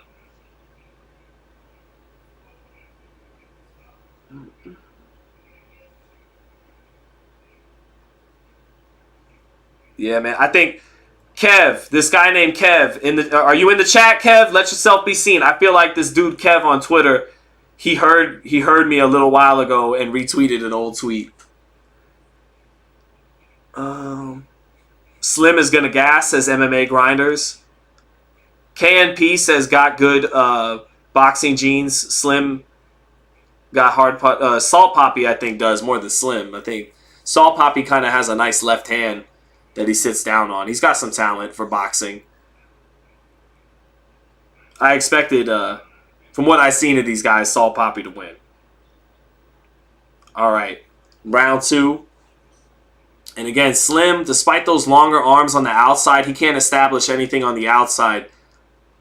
Salt Poppy got, better distance control, little feints here and there, more comfortable in there, more settled down. Less wasted movement. Ooh, he eats a little jab, though, by Slim. Slim missing with the right hand, but ducks underneath awkwardly. 2 counter shots by Salt Poppy. Salt Poppy had playing a little bit of counter puncher, letting the tall man give up his height and then countering him. Slim stepping over to his left, stepping over to his right, near the ropes, ducks his head down, lets Salt Poppy in close, and Salt Poppy with a combination to the body. Eats a right uppercut on the inside by Slim, though. Slim awkwardly moving away from these punches on the ropes. It doesn't look good. He's ducking and weaving, and Salt Poppy's getting off combinations, but not all those punches are landed for Salt Poppy, and he actually ate an uppercut in that last sequence. So Slim is very awkward. And now he's starting to rip off some shots on Salt Poppy, starting to swim in there without getting wet. Awkwardly as hell, but doing it. Salt Poppy still coming forward now after the ref breaks him apart in the center of the ring. Straight right hand falling short for Slim. Just can't find the range with those long arms. Short with the jab again. Salt Poppy taking little steps forward, shoots a straight left hand to the body. Slim back straight out of range. Salt Poppy staying on top of him. Gets into a clinch, letting go of some left hands to the body in the clinch for Salt Poppy. Oh, too hard. Sweeping left hands by Salt Poppy and a right hook up top after Slim backing away, gives up his height, punching with his head down at times. Salt Poppy much more confident than him. Smiling. Takes a little half step back. Wants that taller man to step forward and walk into a straight left hand now. Slim a little unsure of his offense now after a recent combination by Salt Poppy. 40 seconds left in the second round. Let's see. Jab falling short for Slim. Straight left hand to the body by Salt Poppy. Little short right hook up top for Salt Poppy. Digging left hand to the body. Sets up a straight left hand up top. All in close range. Smothering the long arms of Slim and beating the taller, slender man to the body. Good body work. Salt Poppy making him fall short with a winging right hand. Good defense in the pocket by Salt Poppy. Slipping a couple of right hands.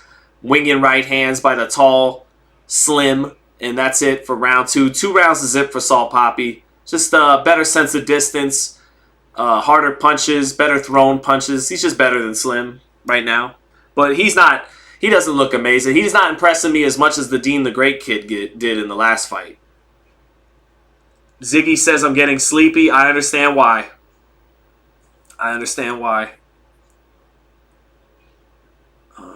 Close range definitely favors Salt Poppy, says Mamba Mentality. Salt Poppy doing the right thing. Get close. Fight him on Slim's body. And Slim's long arms can't hurt you much. Let me see.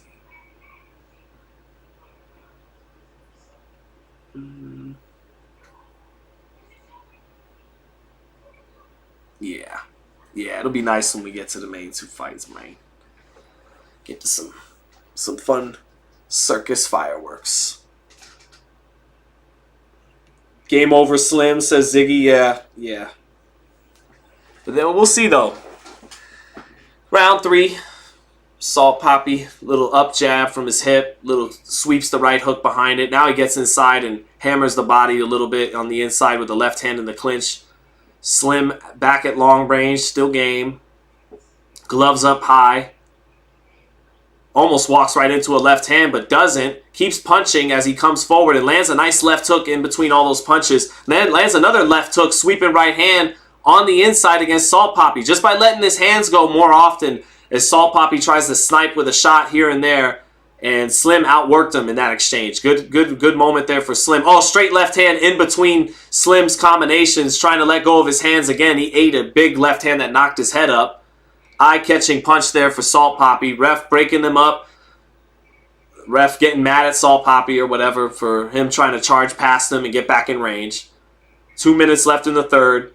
Slim falling short with the jab twice, and now Salt Papi into the clinch, smiling, not getting anything off. So a more competitive third round so far to start. Salt Papi measuring with the lead hand, picks his gloves up, jumps in with a straight left hand, eats a left hook, but lands that straight left hand. Ugly exchange by both fighters. Halfway through the third. Some uppercuts on the inside. Oh, nice right uppercut by Slim. Just winging uppercuts on the inside to Salt Papi trying to cover up, and one of them got through, up through the middle. Slim out hustling Salt Papi a little bit here. It's not pretty to look at all, but letting go of more combinations than Salt Papi, who did knock his head up with a hard left hand, but outside of that, Slim getting off a little bit more here, having a better round. Nice left hook by Slim, and a right hand after the left hook, and another right hand. Salt Papi smiling, walking into close range where he feels like he's got the advantage, but he walked into some big shots, and he smiled right through them, but this is Slim's third round. That's why I said we'll see, let's see. Slim back on the ropes, and Slim is Slim is winning this round with 40 seconds left. Big two counter, walks into a check right hook and a straight left hand, and another straight left hand, and that buzzed Slim a little bit. Very eye-catching shots there. Right uppercut by Slim, though. Salt Papi on the inside, 25 seconds left. Slim outworking him, lands a little short left hook on the inside, and pushes Salt Papi back into the ropes. Slim, again, out-hustling him this round. He's eating the more eye-catching shots, but he's landed more shots. Good right hook to the body for Salt Papi with Slim along the ropes. Slim letting go of his hands in combination, partially landing them, not getting full leverage at close range with those long arms, but letting go of multiple punches and landing them. He looks tired, though. May have punched himself out to win that round. Slim did win that round. 29-28 Salt Papi. Slim out-hustled him that round a little bit, but he looks like he may have paid the price because he looked pretty tired going back to his corner. So we'll see.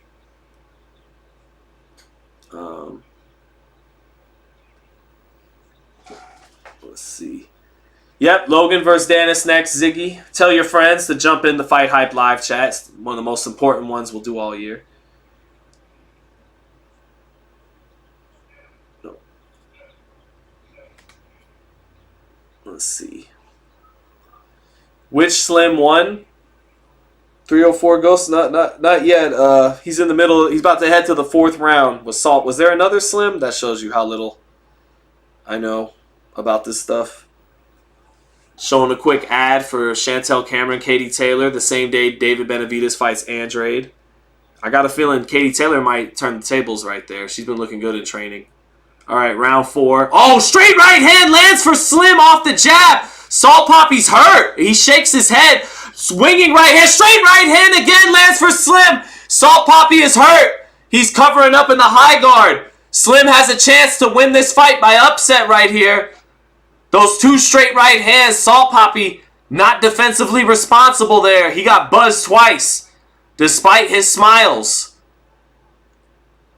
Slim with a right hook to the body, little short left hook, winging hooks in close where it's awkward for his long arms, but he's letting go of shots. Salt Papi for the first time now getting that smile knocked off of his face. He's on the ropes, eating some shots from Slim, covering up, and now he falls into the clinch in the center of the ring. Big moment here for Slim. Salt Papi still a little dazed. Starting to punch back now. Oh, short right hand. Oh, and an uppercut and a combination for Slim. Salt Papi hurt on the ropes again. He shakes his head, but he's buzzed. Right hook to the body lands for Slim. Left hook up top, partially landing. Salt Papi trying to snipe in between shots now. Straight left hand lands for Salt Papi and a right hook to the body, but he eats a right hand up top. Right hand to the body for Slim. Slim is tired. Salt Poppy is tired. Halfway through this round, and this is all Slim's round right now.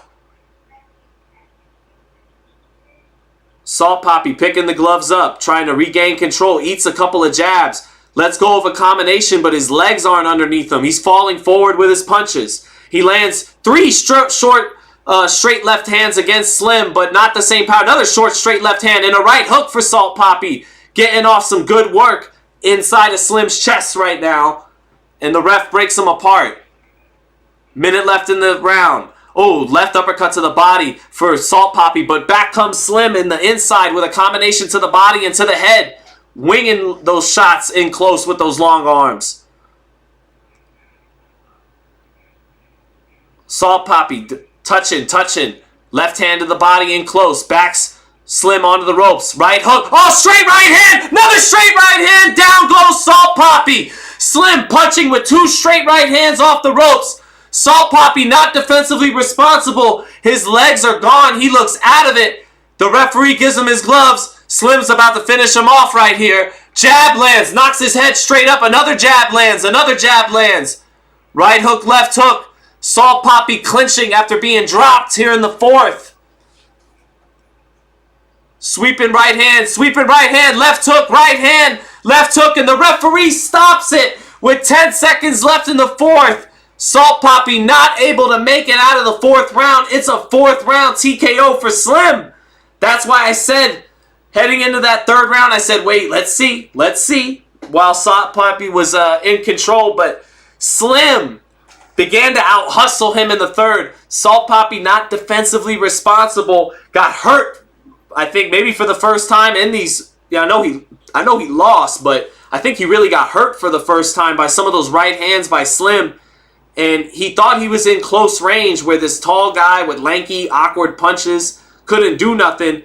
He started falling asleep on the inside, started eating serious right hands and not just, these arm punches, these flailing shots up close. Slim began to land a couple of hard, serious straight right hands. He hurt him.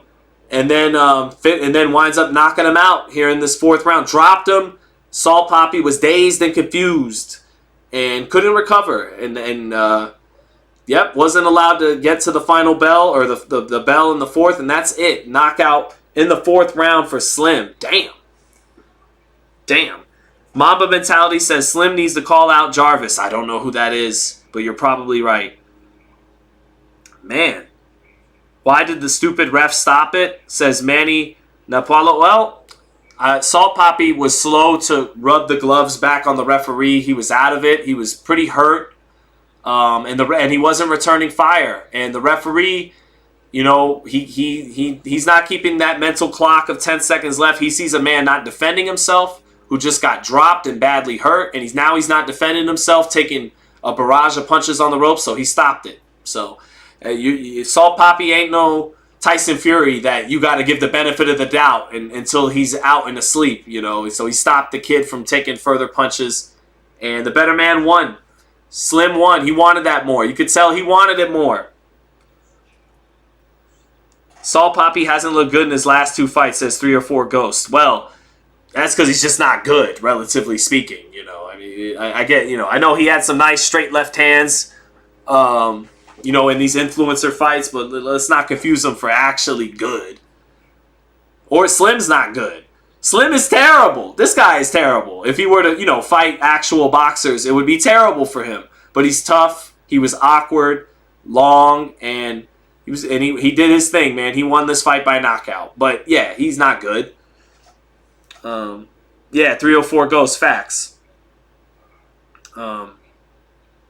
Benevolent Mischief said, been trying to find a good commentary watch party. Thank God you're live. Appreciate you. You got it, brother. And now we are almost out of the woods. We have successfully killed over 2 hours. And we are now getting to the moment we're all waited for. Logan Paul, Dillon Danis. Hold on, chat. Oh, that's my mom. Can't talk right now, Ma. They're both terrible, says Charles N. I agree. Although with the kind of form I have right now, Dean the Great might have pieced me up. Dean the Great was not terrible in the previous fight. He did his thing. Dean the Great is who they think Salt Poppy was. How about that, chat? My first ever hot take on influencer boxing. Dean the Great is who they thought Salt Poppy is. Hold on, let me ban a spammer. Hit him with the Blizzard. Oh, hold on. Hold up. I gotta get my authority correct. Let me become the authority in this chat, and then I can silence the spammers. Remove. Gone. Wait, hold on. Hide user on this channel. Bang! No spammers. We did that. All right. So, yep, Slim gets his hand raised. Salt Poppy takes the L. Naden, oh, you know what? You know what, Naden? That's a good question. Let's go ahead and start a poll. Here we go. Go ahead, chat.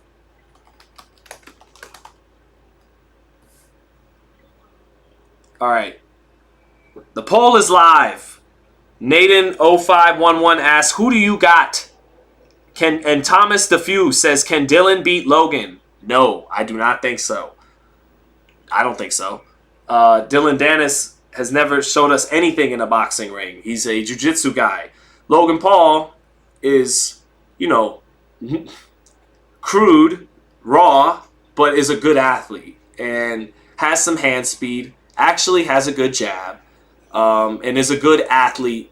Is an athletic kid. He's an athletic guy. Juiced out, in shape, and again has a good jab, shows some hand speed, shows some ranginess. Dillon Danis in the very short boxing clips we've seen looks like a walking punching bag. So, and he's not as in shape as Logan Paul.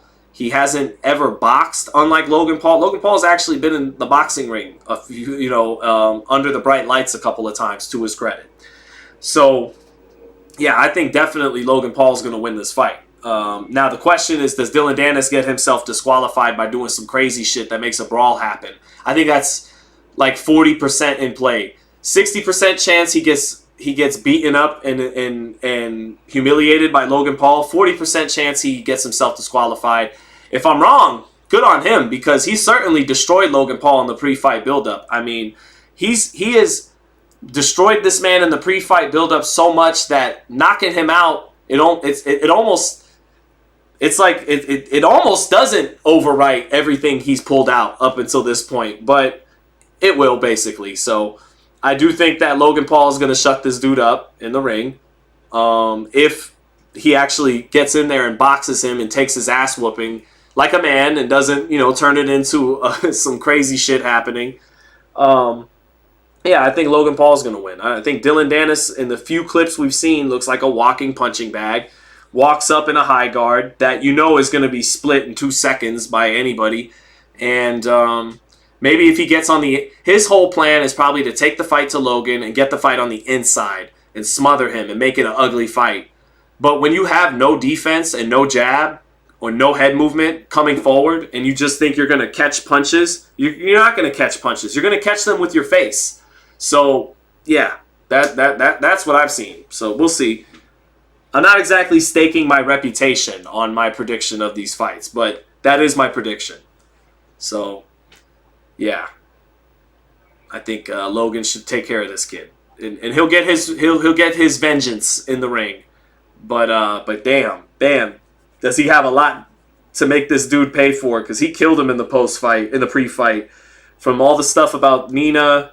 And then throwing the mic at him and splitting his head open. He's won every second of this pre-fight thing, which is usually Logan and Jake Paul's game. They've been outdone. They met a bigger asshole than themselves in Dillon Danis. But in the ring, I think Logan should be fine. But I'm curious if some crazy shit is about to break out. If Dillon goes for some wrestling stuff or something. We'll see.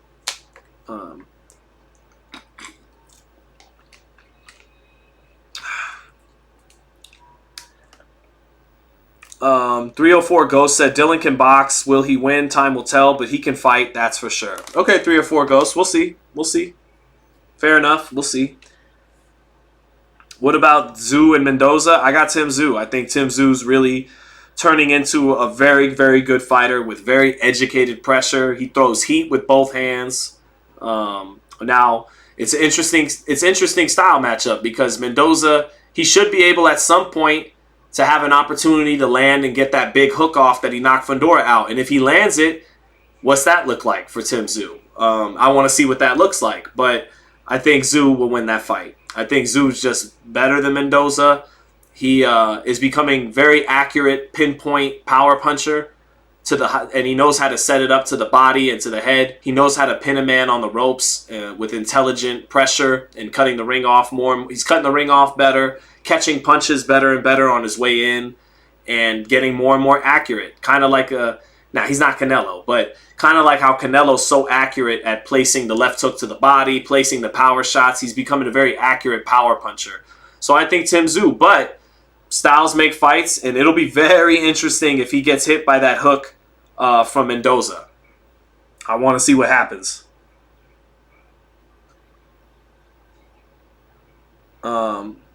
Jennifer says, hope Mendoza wins. Jennifer, there's a lot of people who hope Mendoza wins because he's a great kid. He's everyone that knows him in Vegas or knows him in boxing loves him because he's such a nice kid with a great story of his parents from Cuba, how they had to get here and everything. He pulled off maybe the upset of the year over Fundora, who was becoming the legit boogeyman at 54. So, yeah, it's been an amazing year for Brian Mendoza. But I just think Tim Tszyu's the real deal. I think Tim Tszyu's the real deal. So, now we're just killing time until we get to Logan Peasy versus Dillon Danis. Who won between Slim and Salt Poppy? Asks Kieran Print. It was Slim. Knocked him out in the 4th round. Salt Poppy won the first 2 rounds. The taller guy with the longer arms couldn't really find his range on the outside. Kept falling short with his jab, falling short with his right hand and getting countered, giving up his height and then getting countered by the shorter man. But then in the 3rd round, Slim just turned it up and started out-hustling Salt Poppy. Started throwing 3 or 4 or 5, 6-punch combinations while Salt Poppy was looking to punch in between his punches and snipe him with his left hand or his check hook. And Slim began to just turn up the volume and turn the fight around. And then in the 4th round, Salt Poppy thought he was safe, didn't keep it defensively responsible, kind of fell asleep on the inside where he felt safe against this guy with those awkward long arms on the inside, can't really get leverage. And then he ate 2 right hands that hurt him. And then later in the round, same thing. He eats some right hands and he gets dropped. And then he gets bombed on in the corner. And it wasn't responding enough for the referee's liking. That was it. Slim won by 4th round knockout. So we'll see. Andy says, you're a GOAT. Thanks for the update. Who do you think wins? I think Logan Paul's going to win. I think Dillon Danis he's going to try to come forward and make the fight on the inside because Logan Paul's a better athlete than him, probably has faster hands than him. I'm very sure he has a better jab than him. And he's longer and a bigger man, better in shape athlete. And so I think Dillon's going to try to get on the inside and make it ugly, right? But when you try to make a fight, when you try to cut distance without a jab, without head movement, without defense, and you think you're just going to come forward in this high guard, the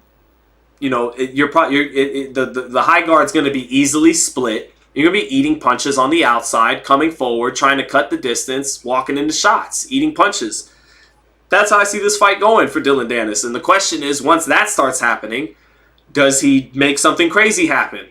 And if you want influencer boxing to eventually die, you should root for Dillon Danis to do that. Because then it'll start making it'll start making people, okay, this is getting out of hand, this shit. This is getting out of hand. Someone's going to get hurt. This is becoming too much of a circus. So if Dillon Danis, blows this whole fight up, and then in the main event, if KSI gets dominated by Tommy Fury, gets embarrassed, doesn't lose like Jake Paul did, a close fight, but gets embarrassed, then that's a nice 1-2 punch to start to slow the momentum of this influencer boxing stuff. So that is in play tonight, chat. Not saying it's going to happen, but that is in play tonight. I could be, maybe none of that happens. Maybe Dillon Danis and Logan Paul have a competitive, clean fight and shake hands as men afterwards, and then KSI actually knocks out Tommy Fury, and influencer boxing is bigger than ever. But maybe that the other thing I said happens. Kieran Pitt said, thank you. You explained it so well, to be honest. Oh, thank you. I appreciate that. You asked, and I wanted to deliver. Tolerate hit me with the $4 super chat. Thank you, sir. Or ma'am. Thank you. Appreciate that a lot. This pay-per-view was not cheap, so, don't be shy with reimbursing me for this ridiculous pay-per-view that I bought. Charles N said, I'll keep my fingers crossed, right? We can only hope, Charles N. We can only hope, brother. Sean Z versus Slim on the next Misfits card. That's a tough fight. It's a tough fight. That guy is awkward and tough, and very awkward and tough, and throws a lot of punches. I'd have to go into Rocky IV training camp mode. I don't know, man. Slim was doing his thing. It was ugly as hell, but he did his thing. Sean, who would win at a Zerto and Yard at Cruiser if Yard moves up? Ooh, I like that fight. If you're Yard, though, you'd like it better if Zerto could get his hands on a belt, right? Right? Why move, right? Make it make more sense. Have it in England for a belt. I like that fight for Anthony Yard. I think you bring up a winnable fight for him. I'd still favor Zerto because Zerto showed me against Joe Smith that he's still really hard to knock out. Joe Smith, I was at that fight ringside. Joe Smith hit him with some bombs. And one thing about Joe Smith, as limited as he is strong. He is strong as hell. He is very strong. And Zerto never went down in that fight. He got buzzed a couple times, I know it, but never got badly hurt. And that means Zerto at cruiserweight still could take a hell of a shot. I know Joe was a light heavyweight moving up too, but he could punch. So if Yard's not going to knock out Zerto and it's headed for a 12-round fight, Zerto's still tricky in there. He's still got some skills. And Yard's not the best defensively. Shoulder roll's not always the best. That'd be a very competitive fight. Zerto would probably still deserve to be the favorite. But if Zerto got a belt, whether he beat a Badu Jack or got his hands on a belt somewhere in the division, I think that'd be a lovely fight, to use a British term, for Anthony Yard. 304 Ghost says that's a great fight for Yard. It really is. It is a great fight for Yard. Not saying he would win it, but it's a winnable fight, and it's a good fight. It's a good style matchup. It'd be a good fight. Good one, Marshall Z. So yeah, let's listen. Terra Musum. What Terra Musum? What I miss here? Terra Musum. What's the Terra Musum? Did I say something about Terra Musum? Samantha, my wife is in the chat and says, I think you're lovely. Oh, well, thank you, babe. I appreciate that. Now, the woman's last name is still Sanchez in the chat because that's an old YouTube account. It should be Zattel, but that's okay. It's okay, sweetie. Just don't want... Derek Jones says, who wins, Devin and Regis? I think Devin. Can't get hit by the same amount of left hands that he did against JoJo and Loma because this guy's packing a lot more thunder with his left hand. But here's Dillon Danis working on the inside. Yep, in the locker room, just like I suspect. He's doing inside work. He wants to work on the inside. Okay, Dillon, but how are you going to get there? In order to get on the inside, you got to have a jab. You got to have some head movement. You got to catch some shots. And he everything he's working on in the dressing room is on the inside. Okay, that's and to his credit, it looks like he knows how to throw a right hook to the body and a right uppercut. But how's the question is, can he get there against the rangier Logan Paul, who's a better athlete, I think, than him? I know he's the one who's actually been a world-class jiu-jitsu guy, and Logan Paul's never been world-class in anything. But in the boxing ring, I think Logan Paul is going to have faster hands, be a little more rangy, and more importantly, have the better jab that's not going to let Dillon Danis just get on the inside like that. But we'll see. I am not dying on the Logan Paul hill. If he gets his ass whooped, I will enjoy calling it. That'll be fine with me. Bradley versus Mikey Garcia at 140, says Dane Sampson. Bradley. Mikey was too little. Bradley's physicality on the inside, pushing him around, stuff like that. And then Bradley was a hard worker. Bradley was an overachiever, and Mikey was an underachiever. And that in part would win Bradley the fight. Mikey was little at 142. Bradley. Nandan says, I got ignored by you 3 times in a row. What was the question, Nandan? Let me scroll up for you. Do you think being an MMA fighter helps in boxing anyways? I want to know your thoughts. I think now that these MMA guys are more athletic and throw faster punches, I think in the Chuck Liddell days, absolutely not. I think you learned a way of punching that was counterproductive towards how you would fight in boxing. You know, now you know, even starting with Conor McGregor, who was rangy, who's tricky with his southpaw left hand. Some of those guys do some unorthodox. Israel Adesanya, they pull off things in the octagon you couldn't pull off with in boxing. Some of the way they pull straight back and all that. But those guys are much better strikers. They're much better boxers, I'll call them, than they were 10 years ago, 15 years ago when the Rampage Jackson, Chuck. Those guys were trash in terms of their ability to throw sharp, fast, educated, you know, top level punches that would translate to boxing. Nowadays, those MMA guys, they punch much better, much faster, more explosive, better angles and everything. So I give them their props. So I think now, yeah. 10, 15 years ago, no. But I still think the kid who's grown up in boxing in the amateur system, learning to throw punches like a boxer from day one, he's always gonna be better than the MMA guy who has talent and has a good sense of distance and understanding striking, as they call it, but he's still gonna get pieced up by a real boxer who's been educated to box, you know, for the same time he's been working on his craft. But I do think those guys are able to hold their own with boxers so much better than they were in the 2000s and in the early 2010s. So much better. Now, you could take an MMA guy who's a top flight striker and whatnot, and he won't just get embarrassed, you know, in a sparring session. He might do his thing a little bit, you know, so to give those guys their credit. Tolerant said, much love from Saudi Arabia. Thank you. I appreciate that. A lot of big fights coming your way out in that part of the world. Appreciate the love. And, yeah, thank you so much. Logan, Dillon starts now. Yeah, it's about to start now, Manny.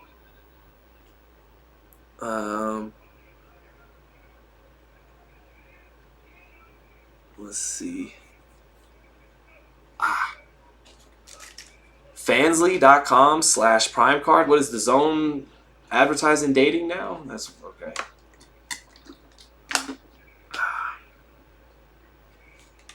Nicholas Guameri says, Dillon seems too confident. He must know something we don't know. Maybe. Or he's just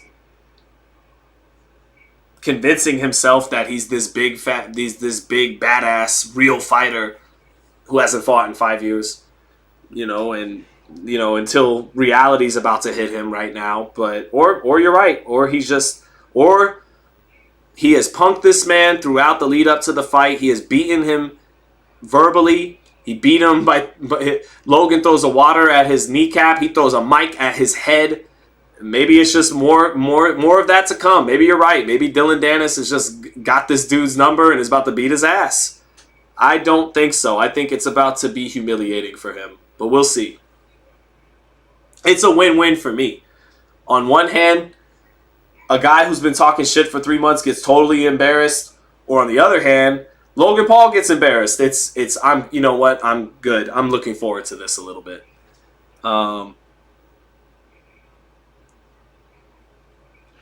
Nandan said, do you think Dillon is not showing his skills in the sparring video so he could surprise Logan? Absolutely could be. If he has skills to hide, yeah, that might be exactly what he's doing.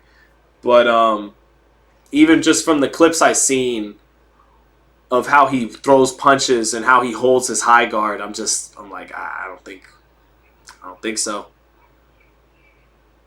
50,000-year-old ancient alien mummy, who is actually in the chat with us right now, says, Dillon can't box. I saw that shadow boxing. With the way Dillon been talking about his girl, Lowen has to KO him. Red, he damn near has to fucking knock him out and then kill him. No, I'm just kidding. But you get my point. Like, I've been saying on the stream, the amount of verbal damage and social media damage, Dillon Danis, and now physical damage with the mic. No, but more than that, all the stuff about his fiance, it's almost like knocking him out. Yeah, it'll be great, but he's still set like that. There's still the reality of everything he showed the whole world to. So even if you knock him out, you know, that girl is still that girl. But hey, that's his life. That's it. Fury versus KSI, who wins? I think Fury's going to win. And I think he's going to win more convincingly than he did against Jake Paul. Because I think Jake Paul is a little bit more disciplined in the ring than KSI is. KSI gets wild. Now, that makes him a wild card. He might take some chances that Jake Paul didn't take. He might wing some right hands. And because Tommy Fury ain't all that, he might clip Tommy Fury with a right hand and hurt him and win this fight. But I think it's more likely that he has to suffer and pay for all the big fundamental mistakes he makes in the ring. I think that's more likely. That he and maybe gets embarrassed because he has bad balance. And being off balance when you let certain punches go, you know, it becomes very easy to knock you down off a counter shot if you're off balance. I could see KSI, mark my words, I could see KSI eating shots that make his body flail all over the ring in a comedic way because he's off balance. He leaves his hands or his feet sometimes when he throws his right hand and stuff like that. So, yeah, I won't be surprised if that happens. Movie tube, that's a great question. I cannot state it the way you stated it, but I totally agree with you. That is the question right now. Greg Paul versus John Fury. John Fury, I think Greg Paul knows that. I think Greg Paul was trying to be friendly with him when he approached him, and John Fury just went full WWF, fuck you mode. And I think Greg Paul was trying to have a moment of, you know, hey, we're cool. So I think Greg Paul knows that. Greg Paul ain't no bitch, though, to give him credit. I've met the man. You could tell he ain't no bitch. Like, I'm not saying that. But John Fury has killed people in street fights and gouged their eyes out. I'll go with that guy, who's also the bigger man. And also has the genes that produce the heavyweight champion. It's not a slight at Greg Paul. Bolt Gang. Who's winning, KSI versus Slim? Who cares? No disrespect to you, Fresh JC, but that's my honest response to when I first hear that. Tay-Day, you know Keyshawn Davis is gonna beat Nasir Albright. Come on now, you know that. Keyshawn Davis, what I love about Keyshawn Davis, he has the potential to, if he rounds out his game based on the skill set he's developing, to outbox the aggressive fighters and be the aggressive fighter when he needs to be against the best boxers. So I like Keyshawn. All right, here we go. Main event time. Logan Paul coming to the ring first. That is a bit surprising, being that he's the A side. Usually that guy comes to the ring last. Here comes Logan Paul to the ring. Got the Amazon Prime. Got that on him. Got Jake Paul to his side. Jake Paul not always at his brother's side. Jake Paul is at his side now, coming out with some business people. Gordon Ryan, I think, is the man's name. And the pink robes continue. It's been a lot of pink robes tonight. Cameron in 03 would have been proud. Logan Paul with a little bit of bruising around his right eye from that mic that Dillon Danis threw at him. And now he comes to the ring.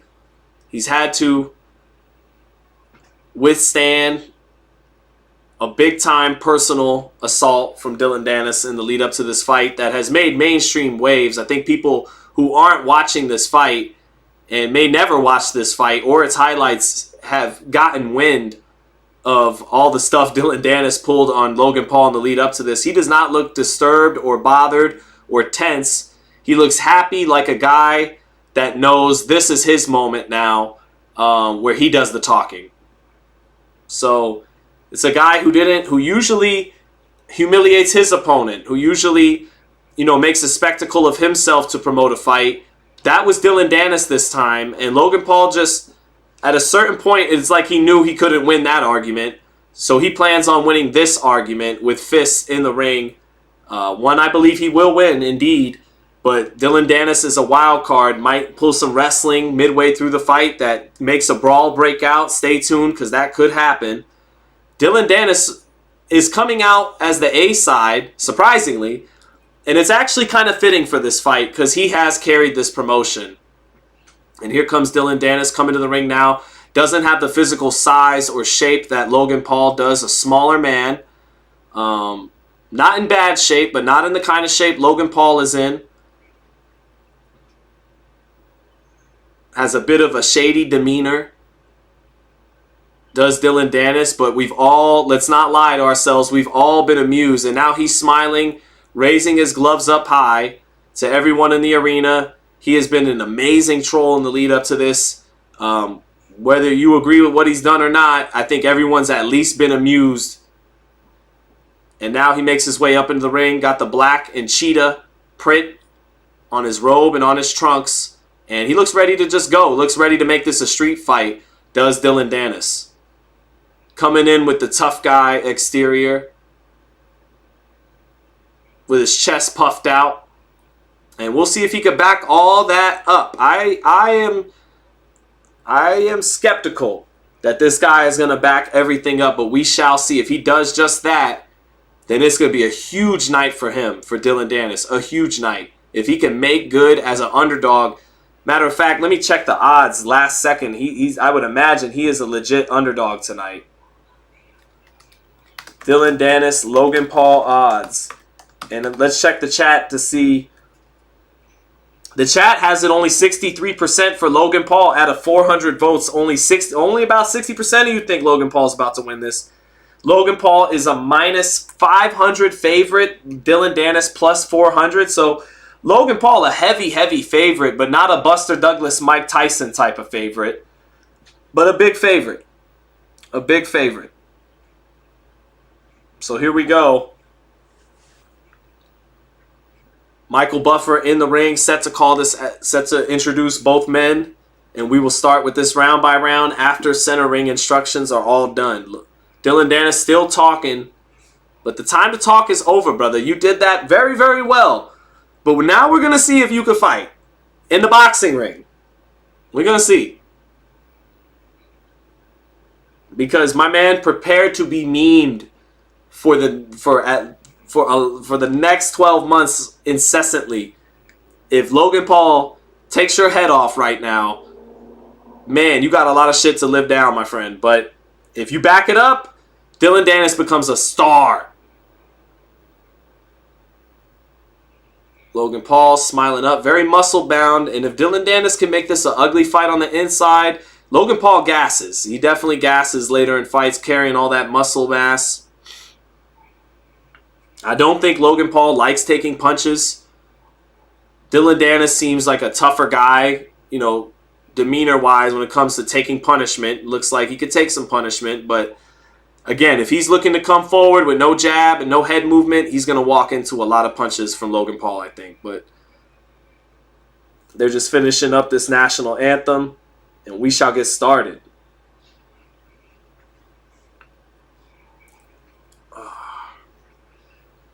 I wish they wouldn't do the American anthem for this fight. It's okay. It's okay. I don't think people died in wars for Logan Paul, Dillon Danis to be fought in England. It's okay. The American anthem can sit this one out. It's not that serious. But Jonathan Coachman, the coach who's seen plenty of WWF shit in his life, has his hand on his chest. Respect to him during the anthem, but they're in England. I know they're in England, 3 or 4 ghosts, but we can leave the anthem out. It's okay. It's all right.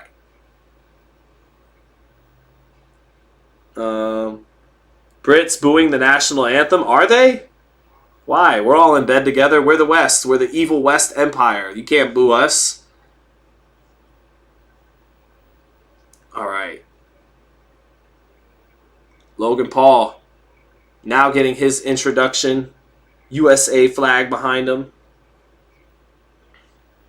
Tommy Morrison swag with the USA flag and blonde hair. I know Mamba mentality. I know Logan's American. They have to sing the anthem for him. But I'm saying, no, don't. Just, no. It's not some serious, amazing sporting event where it's like, nah, we're good. You could just trot him out there. So, all right. Just let's get this thing started. Dillon Danis about to get his introduction. Continues his what might be fake tough guy antics. Maybe not, though. Maybe not. Continues brooding around the ring, puffing his chest out, mean mugging. Doing all of that. But it's fight time, baby. It's fight time now.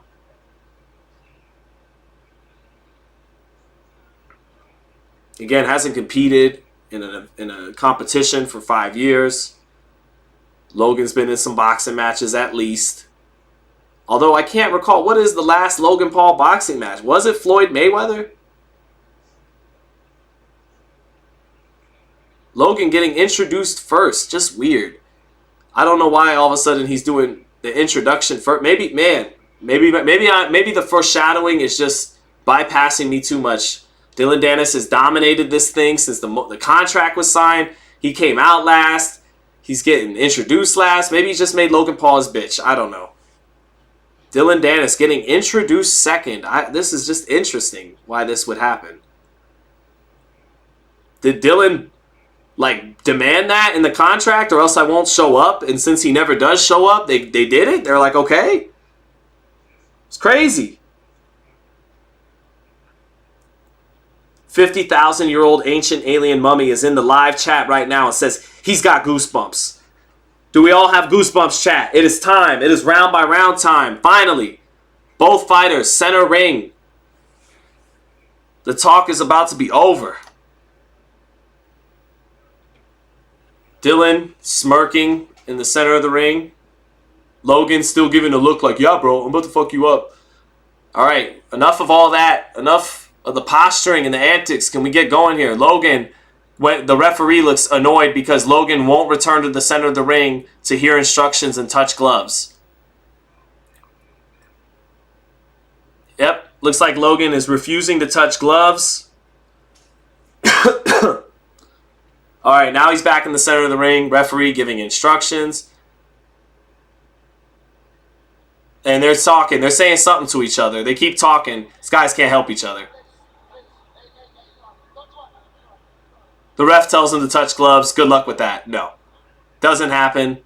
And here we go. Not a high-level fight by any means, but a very, very personal fight. Bad blood. I think we're all a little curious to see what's about to happen right here. So here we go. Round one set to go down. All right.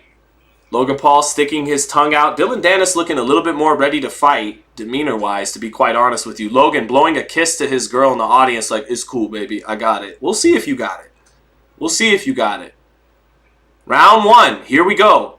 Center ring. Logan Paul, straight right hand to the body. Starts with a little jab up top, but awkward balance by Logan Paul out the gate. Double jab, straight right hand. Dillon Danis catching it on the high guard. 1-2 to the body for Logan Paul. Logan Paul jabbing, but Dillon catching it on the high guard, smiling as he catches it on the high guard. Logan still touching with the jab. Dillon getting in closer, slowly applying pressure. And his high guard gets split with a straight right hand by Logan Paul. Logan tying him up after that. And Dillon Danis trying to go crazy in the clinch and jackhammer punch in the clinch. And looking at the ref like, what's up? But Logan did split the high guard with that straight right hand punching in combination. Just as Dillon thought he was applying pressure the way he wanted to. A little bit of red to Dillon Danis' face already. And now he tries an ugly shoulder roll. Eats a straight right hand to the body. And he's making faces. Because what I told you, chat, is exactly what's beginning to happen already. All right. Logan Paul gets a left hook blocked by Dillon Danis. Dillon smiling at him. Logan got to be careful not to punch himself out on the high guard of Dillon Danis. Take his time. Double jab, straight right hand. Dillon Danis blocking it. Dillon now bouncing up and down. Backs away from Logan Paul. Touches the body. 1-2, 1-2 sets that hand speed and long range reach of Logan Paul getting off. Dillon Danis handcuffed on the outside right now. Can't get off anything. Just keeping a high guard. Eating little 1-2s to the body and to the head. Blocking most of the 1-2s to the head so far. Now Logan against the ropes. Back touches the ropes, but he gets off the ropes. Jab to the body by Logan Paul. Jab lands up top. And a left hook right hand. Sweeping right hand to the body. Dillon Danis laughing, but his face is beginning to redden. But Logan is Getting backed up, straight right hand to the body for Logan, sweeping right hand. Dillon cutting distance, misses, falls short with his first couple of shots. Logan is near the corner. Logan lands the jab, nice jab back by Dillon Danis, getting in his first hard southpaw jab. Smothering the punches of Logan, and Logan ties up in the center of the ring, and Dillon Danis wasting some energy getting rough in the clinch, not landing anything effective, but trying to punch in that clinch. Logan taking a little bit of a deep breath. He is probably throwing a little bit too many get-off-me punches here in round one. That could gas him out later. Oh, nice combination by Logan Paul. Jab to the body, sets up a left hook, straight right hand that splits the high guard of Dillon Danis. Nice job there by Logan Paul. Dillon coming forward like this with, sticking his elbow out when what he thinks is a shoulder roll. Now he picks his hands back up. Coming forward, 15 seconds left in the round. Backs Logan on the ropes, but Logan gets back in the center of the ring. Moves off to his right. 10 seconds left. 1-2 to the body for Logan Paul. Dillon Danis responds with a smile. And then Dillon opening up wild, eats a straight right hand through the center. He's smiling, and another little straight right hand splits the guard. 10-9 Logan Paul. Dillon Danis' face reddening. Caught a lot of those shots on the high guard, but he didn't let go of hardly anything on the outside. He tried to get rough on the inside, didn't accomplish much. Landed a hard southpaw jab about 45 seconds left. But that's the only real clean shot I saw him land. Other than that, some of those combinations of Logan Paul, when he'd punch in combination, they'd get through the center of the high guard, knocked his head back with a couple of right hands in the round, landed some 1-2s to the body when Dillon would keep his hands up. And then late in the round, nice jab to the body, set up a left hook, straight right hand that split the guard of Dillon Danis for Logan Paul. So 10-9 Logan Paul. But pretty much what I told you, right, chat, in round one? Right, chat? Isn't it pretty much? I don't know. Someone give me props for the fight playing out exactly the way I thought it would in round one. I'm on my Emmanuel Stewart. All right, round two, but we got to see if Logan Paul gasses here. If Dillon could keep catching some of these shots on the high guard, and there's been a few times he's made Logan look a little uncomfortable on the ropes. Here we go in round two. Nice straight right hand for Logan Paul. A combination up top, and then he stabs the body with some jabs. Dillon not yet getting caught with the cleanest flush shots, but some of those shots are definitely splitting the high guard. Dillon now getting Logan near the corner. Double, triple jab by Logan, pawing with his jab. Hands down. Dillon tries to come in, gets on the inside. Logan ties him up, and Dillon gets nothing accomplished there. Logan smiling at him because he shoved him off in the clinch. Back in the center of the ring. Logan feigning a little bit, hands down low, jab to the body for Logan Paul. Jab again to the body for Logan Paul. Dillon Danis looking around, clowning, but that's not going to get it done. 1-2 to the body, and Dillon laughs some more. 1-2 up top, Dillon laughs some more, blocks it, blocks another 1-2 up top. Double left hook, gets blocked up top, but he eats that left hook to that body. Straight right hand, left hook, straight right hand for Logan Paul, throwing get-off-me punches just to keep the distance, just to keep him at bay. Double jab, both blocked by Dillon Danis. Dillon trying to come forward with the high guard, getting Logan near the ropes. Logan pawing with his jab, steps off to his left, creates a little room for himself. Now he's near the ropes again, but Dillon Danis hesitating to cut distance and attack. Nice jab to the body by Logan Paul, sets up a straight right hand up top. Logan Paul so much better on the outside than Dillon Danis. Better hand speed. Straight shots on the outside. Nice body work by Logan Paul. When Dillon's just covering up, Logan's finishing up with little straight right hands to the body.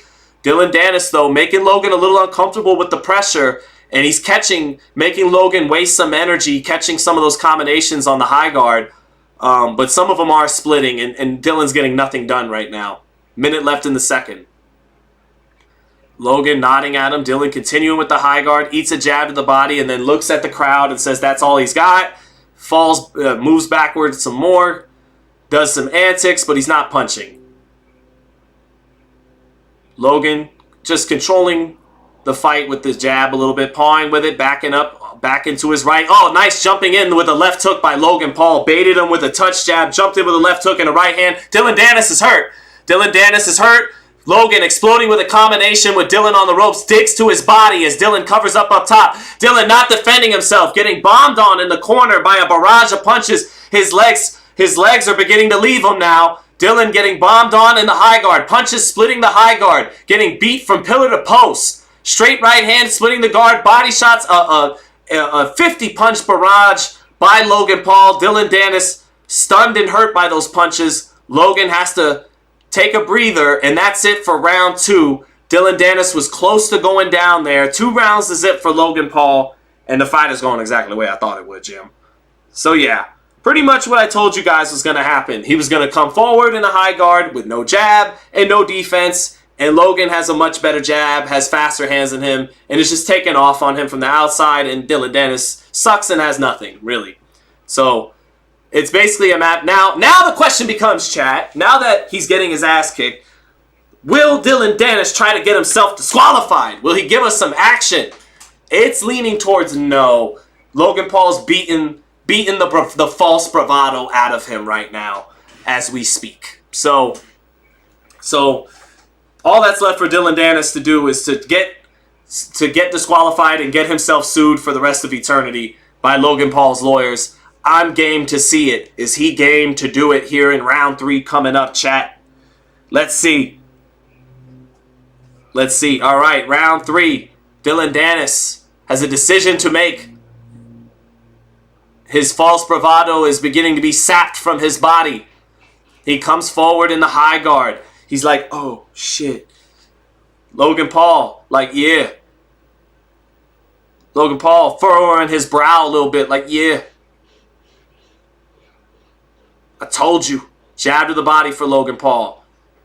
Tries to splits the guard with a nice jab up top. Now a little bit of swelling starting to happen on Dillon Danis' left side of his face. He comes forward like this. Logan Paul looks at the crowd like, what is this man doing? He fell short with the jab.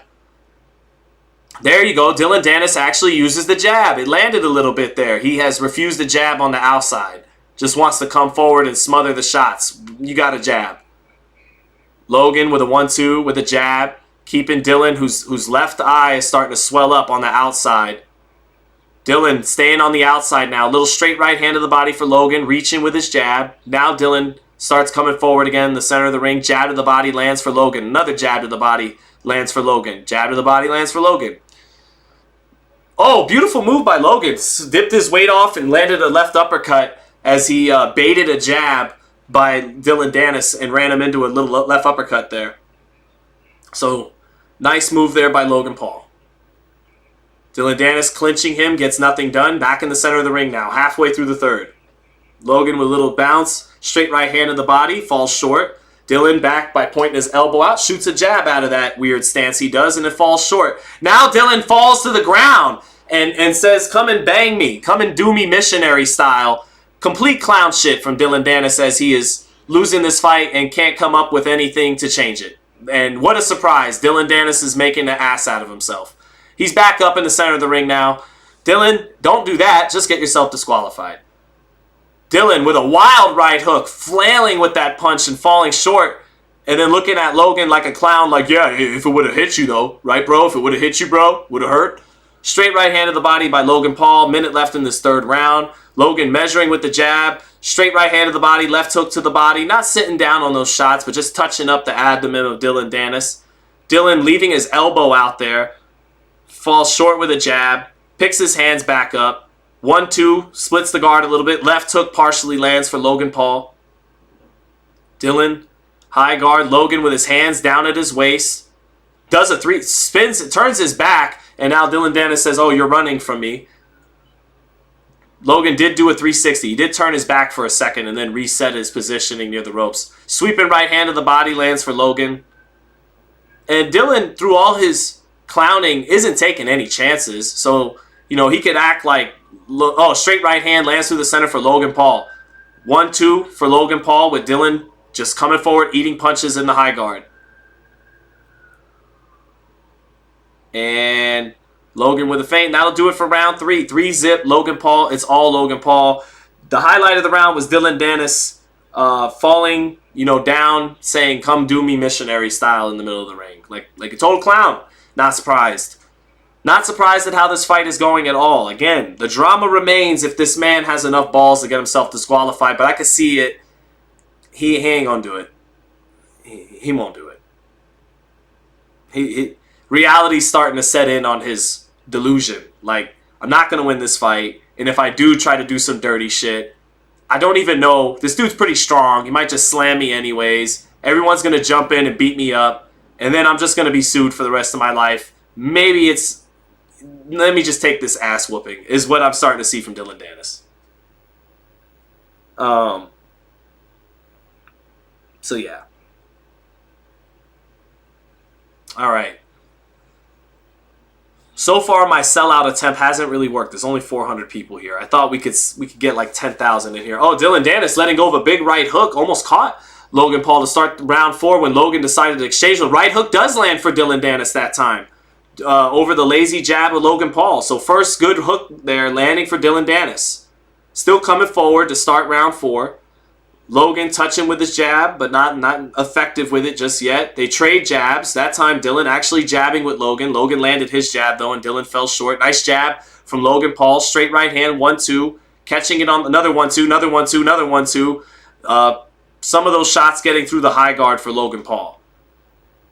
Logan Paul just fighting with his hands low most of the time and just using the most of his reach on the outside. Just throwing straight shots, throwing them from his hips. And Dillon Danis is never really getting in close range because he's naked on the outside. He has nothing to cut distance with. No head movement, no jab. So he's in no man's land on the outside. And that's the fight right now. 2 minutes left in the 4th. Dillon Danis on the outside where he can get nothing done. In the center of the ring. 1-2 to the body for Logan Paul. Now Dillon trying to back Logan onto the ropes. Logan touching, pawing with his lead hand, hands all the way down, but he's a good athlete and has some good feet, and Dillon isn't able to make him pay for fighting with his hands down. 1-2 up top, all splitting the guard a little bit for Dillon Danis, and Dillon just keeps making faces. And now for the first time he had a resigned nod as if to say, okay, you got me. Minute 15 left, double jab, straight right hand, left hook. For the most part being blocked by Dillon Danis, but partially getting through that left hook did. Oh, lead right hook for Dillon Danis, throwing some heat, and it makes Logan back out of there. Nice heat there by Dillon Danis, but fell short. Can't cut the distance with a jab or with defense to get in the range where he can let some of that heat go and maybe get something done.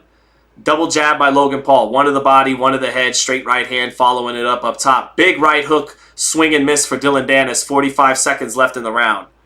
Now Danis lands a jab a little bit, touches Logan with the jab. Little jab up top for Logan Paul, sets up a straight right hand to the body. Now another long jab to the body for Logan Paul. The jab has helped win him this fight more than any other punch. And his conditioning, able to throw combinations just to keep Danis at bay, even when Danis catches a lot of them on the high guard. 15 seconds left. Logan Paul touching with the jab. Dillon Danis doing that awful shoulder roll thing where he sticks his elbow out. Little 1-2 touching the high guard of Dillon Danis. Left hook, straight right hand. Another left hook up top. Dillon smiling, straight right hand to the body, all by Logan Paul. Dillon doing a decent job catching a lot of it on the high guard and then smiling, but plenty of them are partially landing, partially splitting the guard, and a lot of little body shots landing as he covers up top. So it's all Logan Paul, 4-zip. 40-36. 40-36, Vikas. 4 rounds to nothing, Logan Paul. Yep. Jamison Miller said, damn, Dillon is embarrassing himself. He doesn't want to get knocked out. No, he doesn't. That's why he's not really letting go. It's also a skill thing. He sucks at long range. He doesn't use a jab. He just wants to fight in close. It looks like if he were allowed to fight in the phone booth, he could deliver some shots, but Logan Paul isn't letting him do that. Logan Paul's just keeping him at long range where he's more rangy, faster, straighter punches, and using his feet and getting away with fighting with his hands down by using his feet to get out of range whenever Danis wants to close distance. Straight right hand to the body. Dillon Danis complaining to the ref that it's a low blow. That's a borderline shot, but it was fine. Double jab, straight right hand for Logan Paul. Catching it on the high guard is Danis. Danis falling short with a jab. Keeps telling Logan, hey man, come on, stand there. Let me punch you in the face. But Logan doesn't do it. Double jab, backs Danis up. Danis takes a break in the corner, and then Logan hits him with a left hook to the body after a 1-2 up top.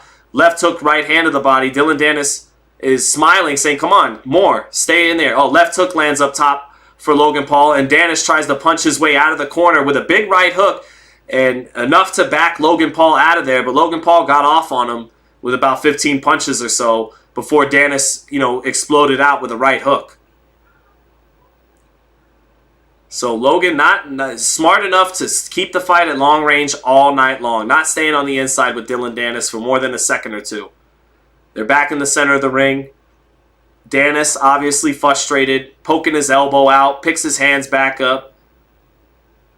Big right hook, swing and miss for Dillon Danis, and Logan Paul turns his whole body and says, where was that headed for? Does the big taunt that Floyd started with Canelo, that Caleb Plant did to Uzcategui. Danis catching little point jabs on the high guard. Nice stab jab to the body by Logan Paul, taking steps back. Nice right hook lands a little bit there for Dillon Danis, but didn't have all his legs underneath it.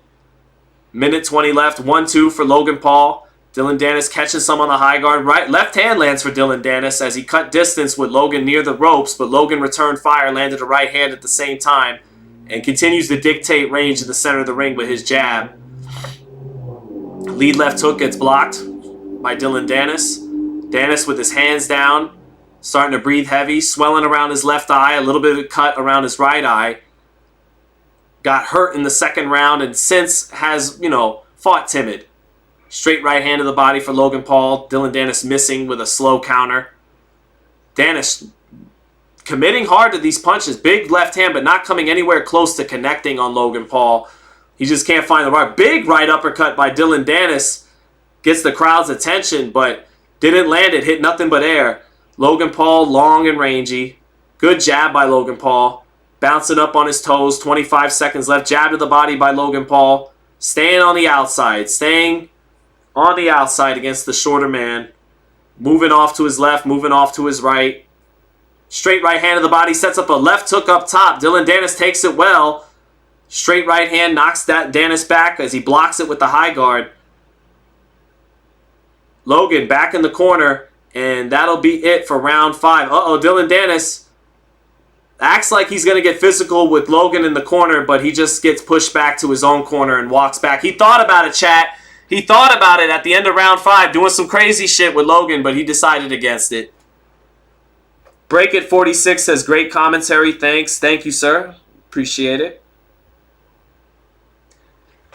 Mike Moss says, this fight sucks. It does, especially by Dillon Danis.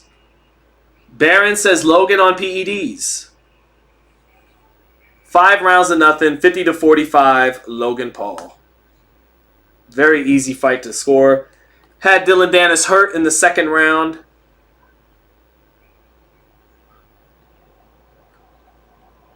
Here we go.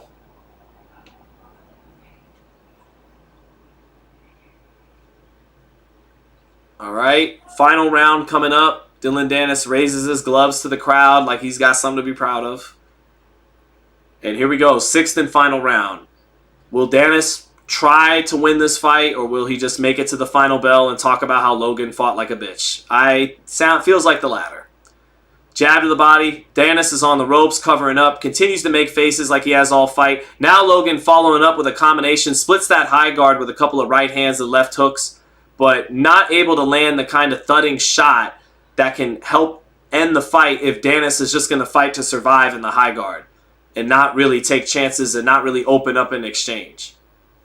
1-2 to the body for Logan Paul.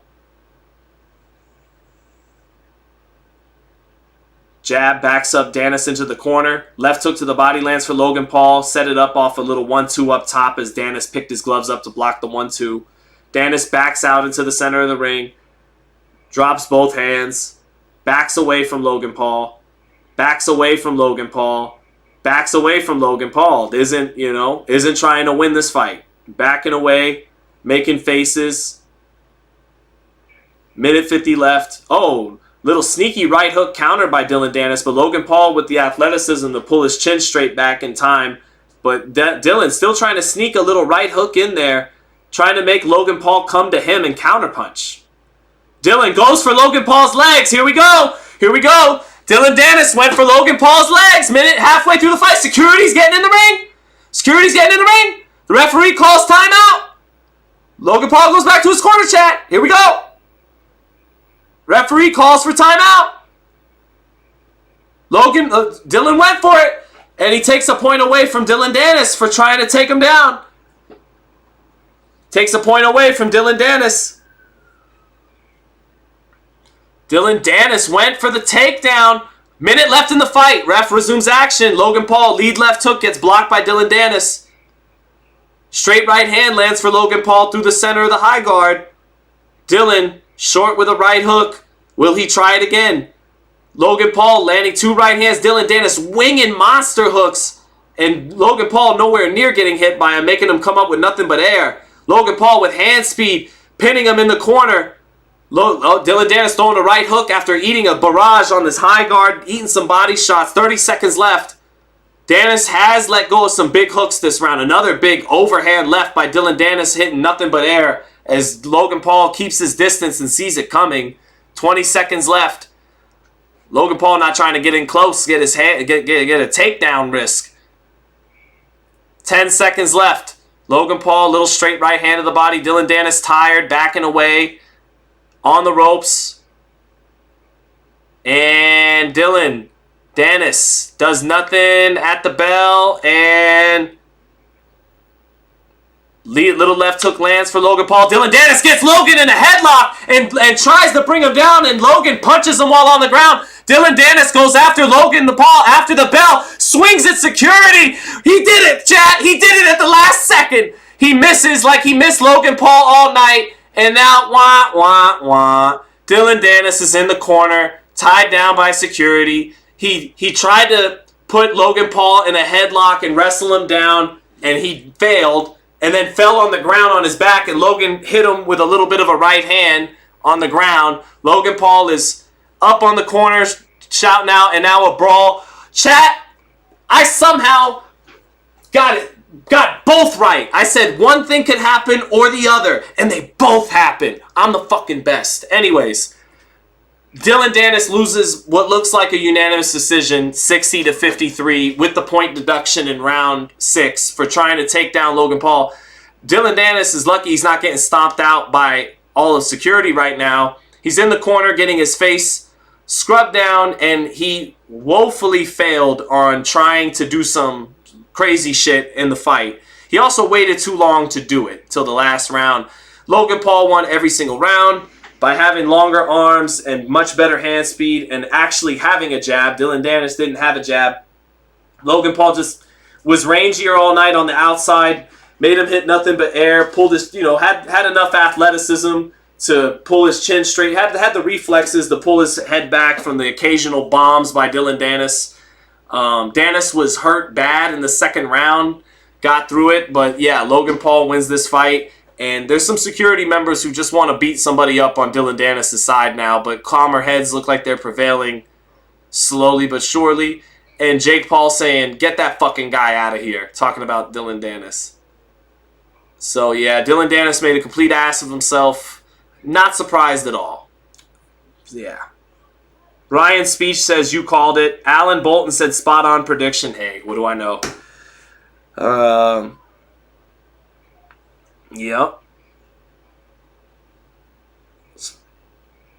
Let's see. Facts, you got it correct. Thank you, 304 Ghosts. Yep. Damn. How am I gonna be? Damn, I didn't know I said one or the other. It was both. It was both. Tay Day says terrible for boxing. Hey, we're halfway there, Tay Day. We're halfway there. Dillon Danis gave us the bullshit at the very end. We almost got through with just a really dull, lame fight. But then he took it up a notch. We're halfway there. Now Tommy Fury has to embarrass KSI. And I think influencer boxing will have taken a hit tonight. If we got part 1 of 2 down. The fight sucked. And Dillon Danis turned it into a dangerous circus at the end, right? So we kind of got what we needed in fight number 1. Now we just need Tommy Fury to not win, but to embarrass KSI. And I think the beginning of the end of influencer boxing is upon us right now, today. If if Tommy Fury, who already helped begin the end of it by beating Jake Paul, if he cannot beat KSI but embarrass him, then I think all the boxing fans who are wishing for this shit to finally start dying, it'll begin. Dillon Danis did us a solid. Not only did Dillon Danis fail to take down Logan Paul, and then failed to bring him down in a headlock, and then got punched after failing to bring it down, he also missed by a mile on the security he swung on to get to Logan Paul. The guy is a fuck up. The guy's a fuck up. He's a knucklehead. He's a fuck up, chat. He's a munch.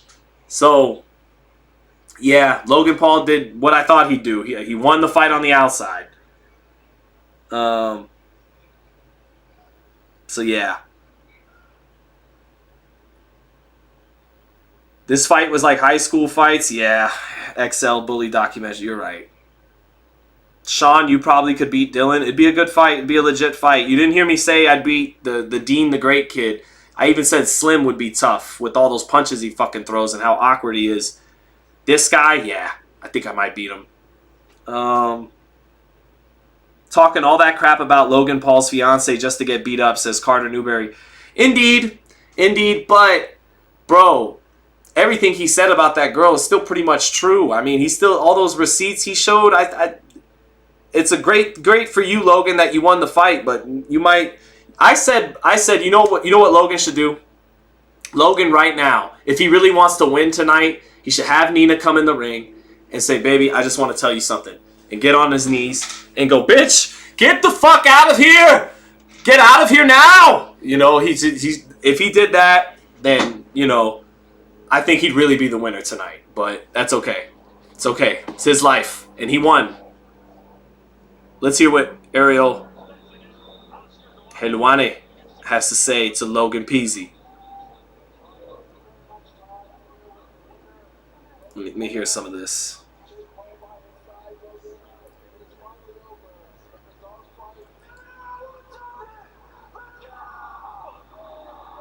He said, I finally won something. Let's go. Right, because he was 0-1. Oh, no, he's making out with Nina Abigail in the center of the ring. They're all kissing and stuff.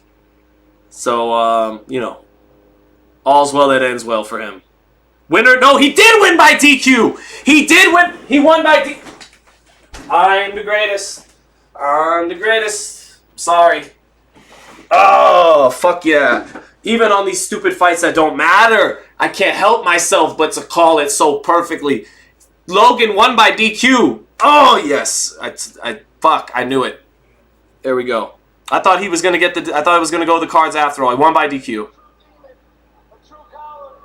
He says he's a true coward, Dillon Danis. My dear love and fiance. Oh, shit. Oops. I clicked out of shit. 1 second, chat. Excellent call, says Break It 46. This one's right up there with Crawford Spence for me, personally.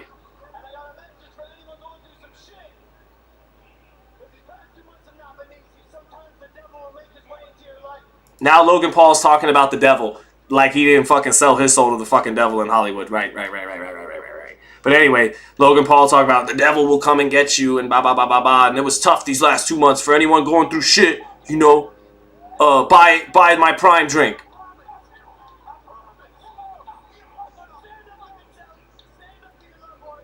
He's Logan Paul, so smart, got that WWF in him. He's like, stand up for your loved ones, brother. Rah! Yeah, okay. Good. You did your thing, bro. You won the fight. We know it. You definitely won the fight. So, do your thing.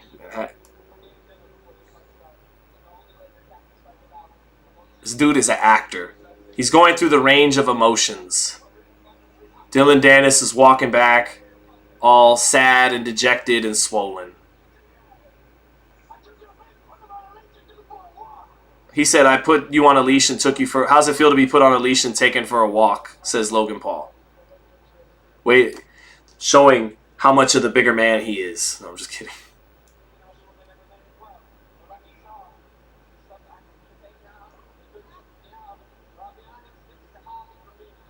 Life Sales said the headlock he missed was funny as fuck. Dillon is washed.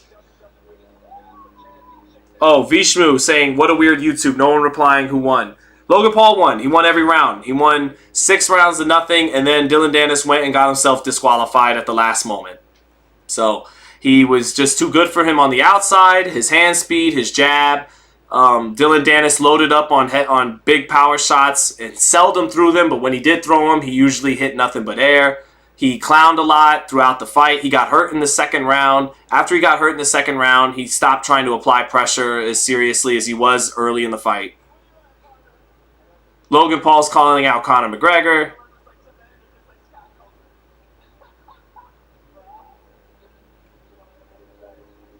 Mike Moss says, Sean, I got the Eagles sweatshirt for you, bro. No. No, sir. I'm good. What's up, Joe Dirt? What's Jake Paul saying now? Okay. Sign the contract. Sign the contract referencing Mike Tyson with Bob Sapp to Conor McGregor.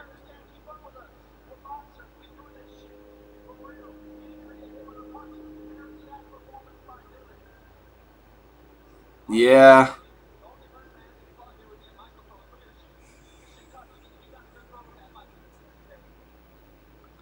So yeah. Will Dillon still get paid for the DQ? Nah, man. I don't think so. He crapped out tonight, brother. He crapped out. He's his own worst enemy. He's one of those. He's probably gonna have to get sued now, not get paid. Man, he crapped out. But that's who he was. I told you guys before the fight. I don't say this gladly about the man. I don't even really know him like that. But just like I see in this bottle water, I see in him a scumbag. So, not surprised that this fight went down the way it did. Let's see. Oh no, Boxing News, the Donkey Kong Show said, I bet Logan decision. Bro, what the fuck? Ooh, that sucks. Sorry. That sucks. I thought he had the decision. You don't know me, ask who won. Logan won every round, hurt him in the second, and then Dillon, just when we thought we were in the clear and he wasn't going to get himself DQ'd, he did. When is KSI versus Fury? Should be up next. Should be up next. By the way, Dillon Danis is from the old MMA culture. MMA now, and you guys know I don't like MMA. I only like boxing. But MMA now is a lot different than the culture it was 10 to 15 years ago. Dillon Danis still, he has all that fake tough guy bullshit that UFC used to sell. I don't like sounding like a liberal because I'm not. But that UFC used to sell to middle-aged white dudes, right? All that fake wah, let the bodies hit the floor, yeah, and all that tough bro dude bullshit. And that's a lot of the bullshit Dillon Danis was on. And a lot of that stuff is hot air, and that's what it got exposed for. He just kept doing things that he thinks a tough guy is supposed to do. And yeah, so I read right through that. Logan Paul beat him because it's a boxing match. Maybe if they were do wrestling, yeah, he'd fold him. But I don't even know about that. The man failed twice to try to do that to him. So, although having big boxing gloves on doesn't help your grip, I'm sure. But Red said Sean's a liberal. No, I'm not. No, I'm not. I mean, I kind of am, actually, but liberals aren't liberals anymore. Liberals became leftists, weirdos. Like, no, I'm not some gung-ho right-winger or left-winger. I haven't voted for any of these motherfuckers before in my life. So,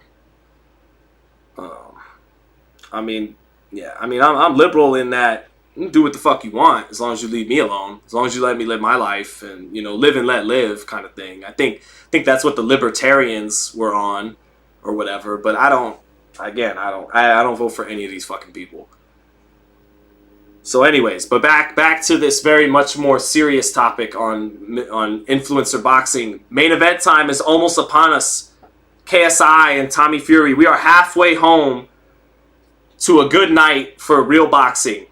Dillon Danis and Logan Paul made asses out of themselves and it became a debacle. So we're step 1 of 2 is complete. Now we need Tommy Fury to dominate KSI. We'll see if that happens.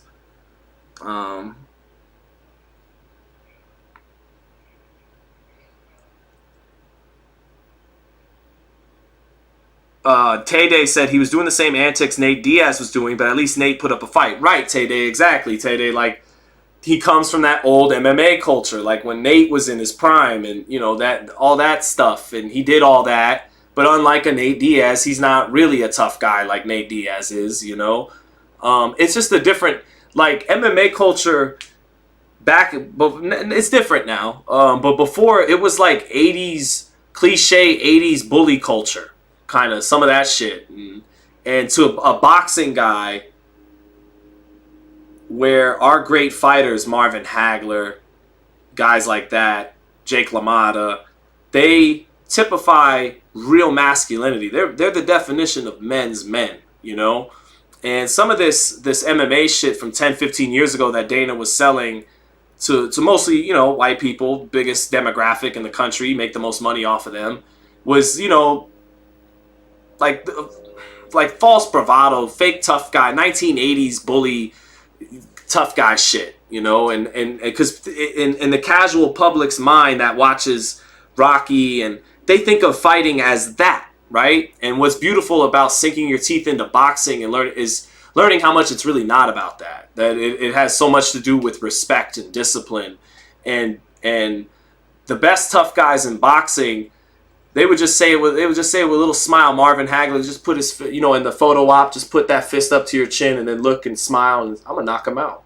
I'm gonna knock him out.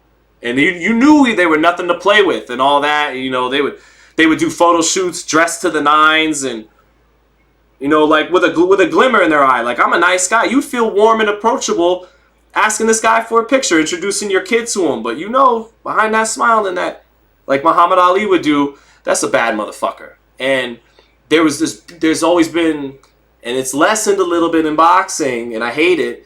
There was always this beautiful juxtaposition with the great fighters in boxing, that they'd smile, they'd be flashy. Sugar Ray Robinson in his pink Cadillac in Harlem, you know, with the smile, you know, that could light up a room, shake your hand, nice to meet, you know, all that gentleman swag. But then when the bell came on, all business, not a brooding rah, no, lock in, focus, tight, all business, you know. And that's the masculinity that, you know, I think a lot of us love in boxing. And I wasn't into that false machismo shit that Dana was selling 10 to 15 years ago. Now the MMA fighters are more like boxers, you know. It's so yeah. But now I'm just waiting for main event time between Bayside Boxing said this commentary is hilarious. I appreciate it. Now I'm waiting for main event time, KSI and Tommy Fury.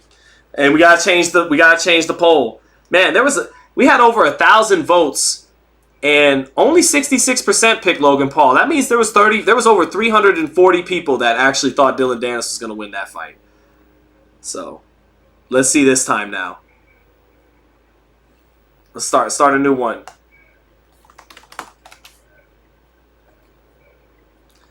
KSI.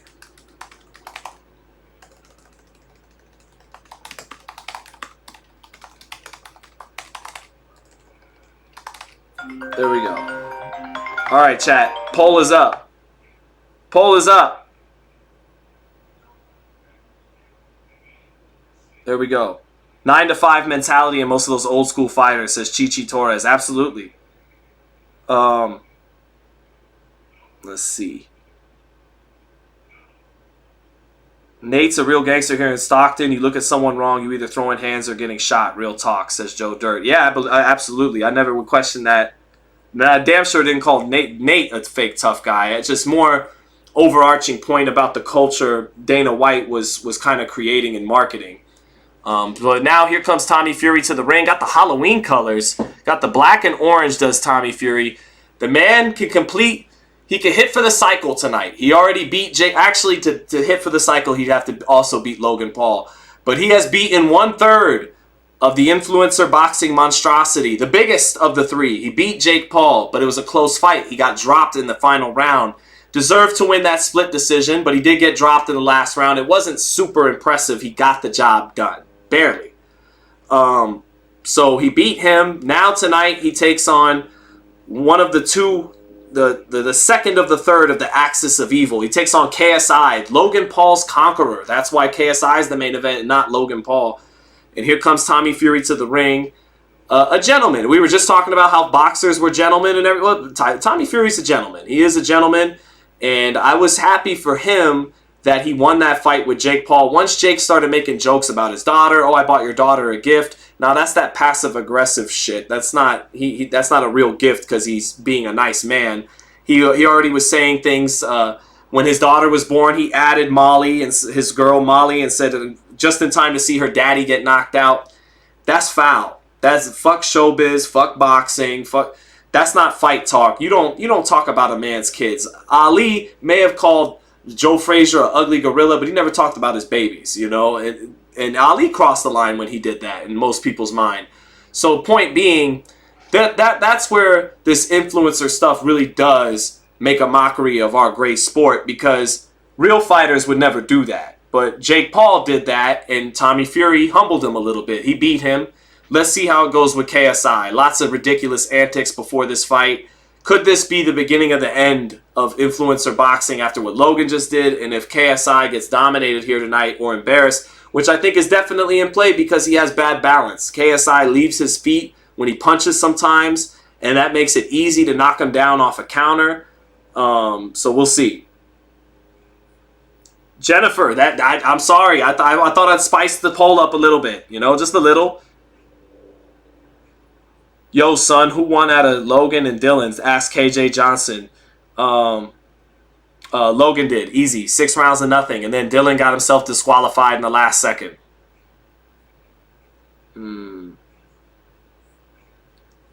5,000 on Tommy, says Edwin Corzo. Sheesh.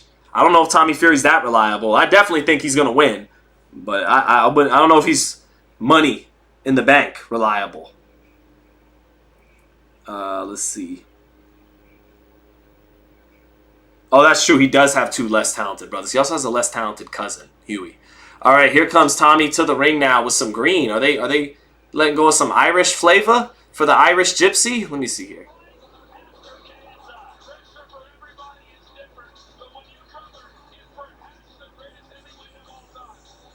Oh, it's Thriller. Or he's coming out to Thriller by Michael Jackson. Is Tommy Fury. 'Cause this is Thriller. Nate Dogg, I did not start the channel, brother. Thank you for the question, though. Did not start the channel. I am simply a capo. I am not the capo de tutte capi. Tommy Fury grooving his way to the ring. Looks more relaxed on this stage than he did against Jake Paul. He was under. It looks like he felt the pressure more for Jake Paul. He looks more calm and confident. Like he's got it. Like, this guy's a clown and doesn't really... He don't know what he don't know, and he's going to find out. Tommy Fury. Yeah, again, definitely more calm and relaxed coming to the ring than he was for the Jake Paul fight, where you could see the pressure, the tenseness of saving boxing, and the things the man had said about his family and his little baby daughter that was just born. You know, he didn't want to lose. He was tight. But this fight... He looks a little bit more calm and relaxed and confident. Like, I know I got it. I know this guy can't beat me. So we'll see. Tommy's in the ring now. And again, nice sweat worked up. Face is nice and sweated up. Not coming in dry. And so my final prediction for this, I think that KSI's balance is going to be a big issue for him in this fight. Him trying to lunge and throw athletic, what he feels are these athletic bombs, trying to do Roy Jones kind of stuff. I think that's going to be an issue for him. But because Tommy Fury is Tommy Fury, there is a chance, and he does bring his jab back lazy sometimes, that KSI could leap in and catch him with some shit with the right hand and hurt him, and then he's in business, and then we got a real fight on our hands. But I think Tommy's going to take care of this fight. I don't think it's going to be as competitive as the Jake Paul fight, so we'll see. Carlo S. Did Logan fight already? Indeed, he did. 6 rounds to nothing, and then the man Dillon Danis got disqualified in the last second. So,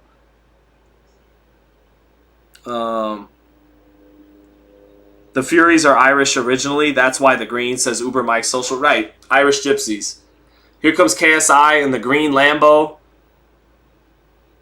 showing his mouthpiece, continuing his, showbiz antics, and I don't know if he really knows what he's about to get himself into. His head, he looks like a star whose head is big, and I don't mean that like, oh, wasn't Floyd Mayweather's head big? Wasn't Ali's head big? No, they were accurate in their estimation of themselves. This guy looks like he got kind of a big head, like he's delusional or something. Someone honking at me outside. Hold on. It's Moms. Moms is calling me. Moms is tripping, pulling up in the driveway because I won't answer her calls. Hold on, chat. I'll let you listen to Mama Zattel here. Well, her last name ain't Zattel anymore, but whatever.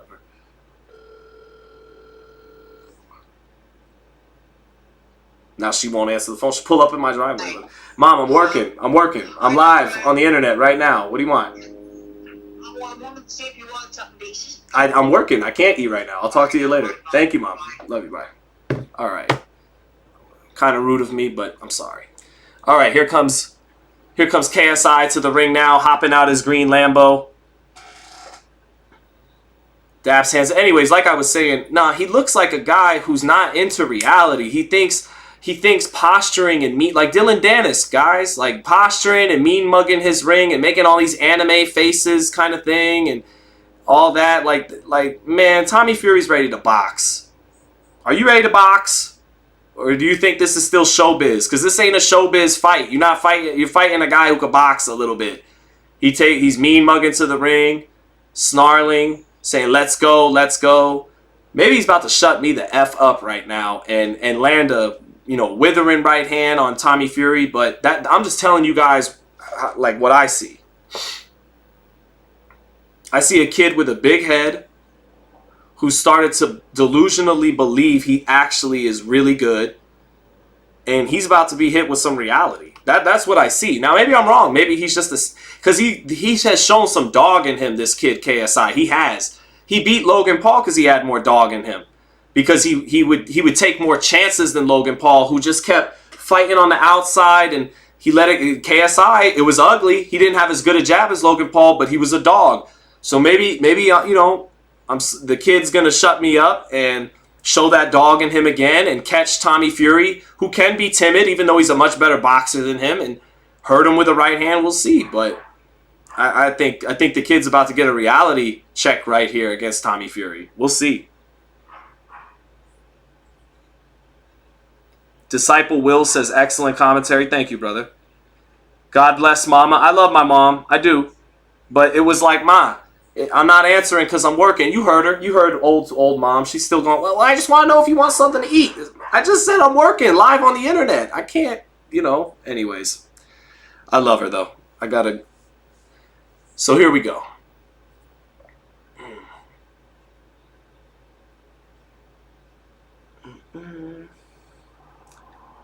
She is sweet. She is.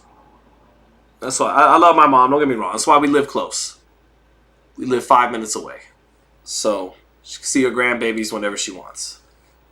But both fighters are in the ring now. And I'm looking forward to it. Let's see what we get. Believing in Tommy Fury is insane, says Solutions by Q. I hear you. I wouldn't bet money on him. Like, it's not exactly money in the bank, but we'll see. My favorite handle in the chat today, 50,000-year-old ancient alien mummy, says, if KSI knocks out Tommy, KSI Jake is bigger than ever. That is true. That is very true. That is true. And now they are singing the anthem of the United Kingdom. Again, it's not that serious. We don't need anthems. This is a shit show. We don't need anthems. Right. Mike Moss said, you want a 4 for 4. What do you mean, Mike? Which one? Benevolent Mischief says, believing in KSI is delusional. She was going to knock on the door if I missed another call. No, Quesadilla, you were going to see her. You were going to meet my mom. She was going to come up here and go, are you okay? You don't answer your phone. Like I'm dead or something. Like, it's okay. Moms are moms.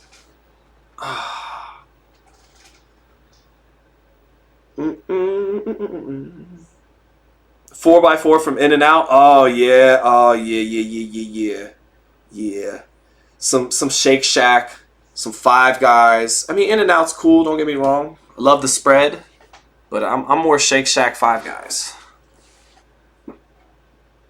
Hell, even that chicken sandwich, that spicy chicken sandwich, I can't do it no more from Chick-fil-A. Puts my asshole on fire the next day. I can't eat the spicy chicken sandwich anymore. I'm getting old. Both fighters in the ring for this excellent commentary I'm giving you. We're just waiting for center ring instructions and then for the fight to begin. God did not save the queen, says Queso Diamante. It's funny. Baron, I know. I am lucky. Lovely voice. Shame about the eyebrows, says Life is a Lie. Well, you can't have it all in life. Life is a lie. You know? At least you think I have a good voice. You know? The guinea eyebrows, it is what it is. Let's see. It does have the Tay-Day. I would never disagree with that. They definitely got the best chicken sandwich. Man, it fucks me up the next day.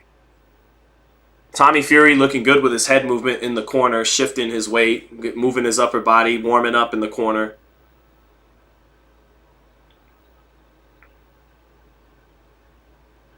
What's your thoughts on Bud Spence 2? It's really not necessary. I think you summed it up well, Dino Bravo 413. It's not really necessary. Let's see. Do they say save the king now? I think they do, 304 Ghost. I think they do. Tommy Fury, jacked up and buff. The bigger man. The bigger man with better skills. Sounds like a recipe for success for him tonight, but then again, we'll see.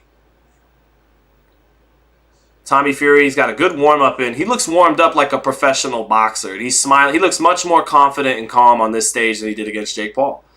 Shoe shines some uppercuts like he's confident, moves his head around, and he looked good shoe shining those uppercuts, did Tommy Fury.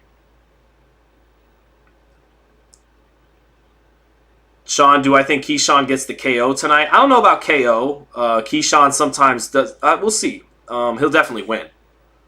Some of that might depend on Albright, you know, how much Albright's willing to exchange after Keyshawn takes over the fight. KSI taking a deep breath. Man, that man does not have a good hairline. I mean, hey, no, I'm a hypocrite. I think it's whack when people talk about my horrible hair, so forget what I said. I just noticed the size of his forehead, that's all. Motherfucker got a 5 head. All right, there he is. Mean mugging the camera. Beating his chest. Oh, he's going anime, chat. I told y'all he went like he powered up into Super Saiyan. Jennifer said, rooting for my Nigerian brother. Fair enough. Fair enough. For KSI. Here we go. All right. Here we are at the final bell. We have 200 votes, and 65% of you think Tyson Fury's less talented brother is going to win this fight. Here we go. Prediction, Mr. V, I think Tommy Fury wins this fight, and I think KSI's balance is going to be an issue for him in this fight. But that right hand, that wild right, sometimes you got to watch out for awkward guys, man. They could catch you with some wild shit. Fury has to not bring his jab back lazy. Now they're in the center ring, and KSI is bending down. See what I mean? Like, these stupid antics that aren't in real boxing, because that's not really what being tough is all about. But there's KSI dipping down and looking up at Tommy Fury like an anime character in the stare down. Here we go. Dude might just make me eat all my words here, but let's see it.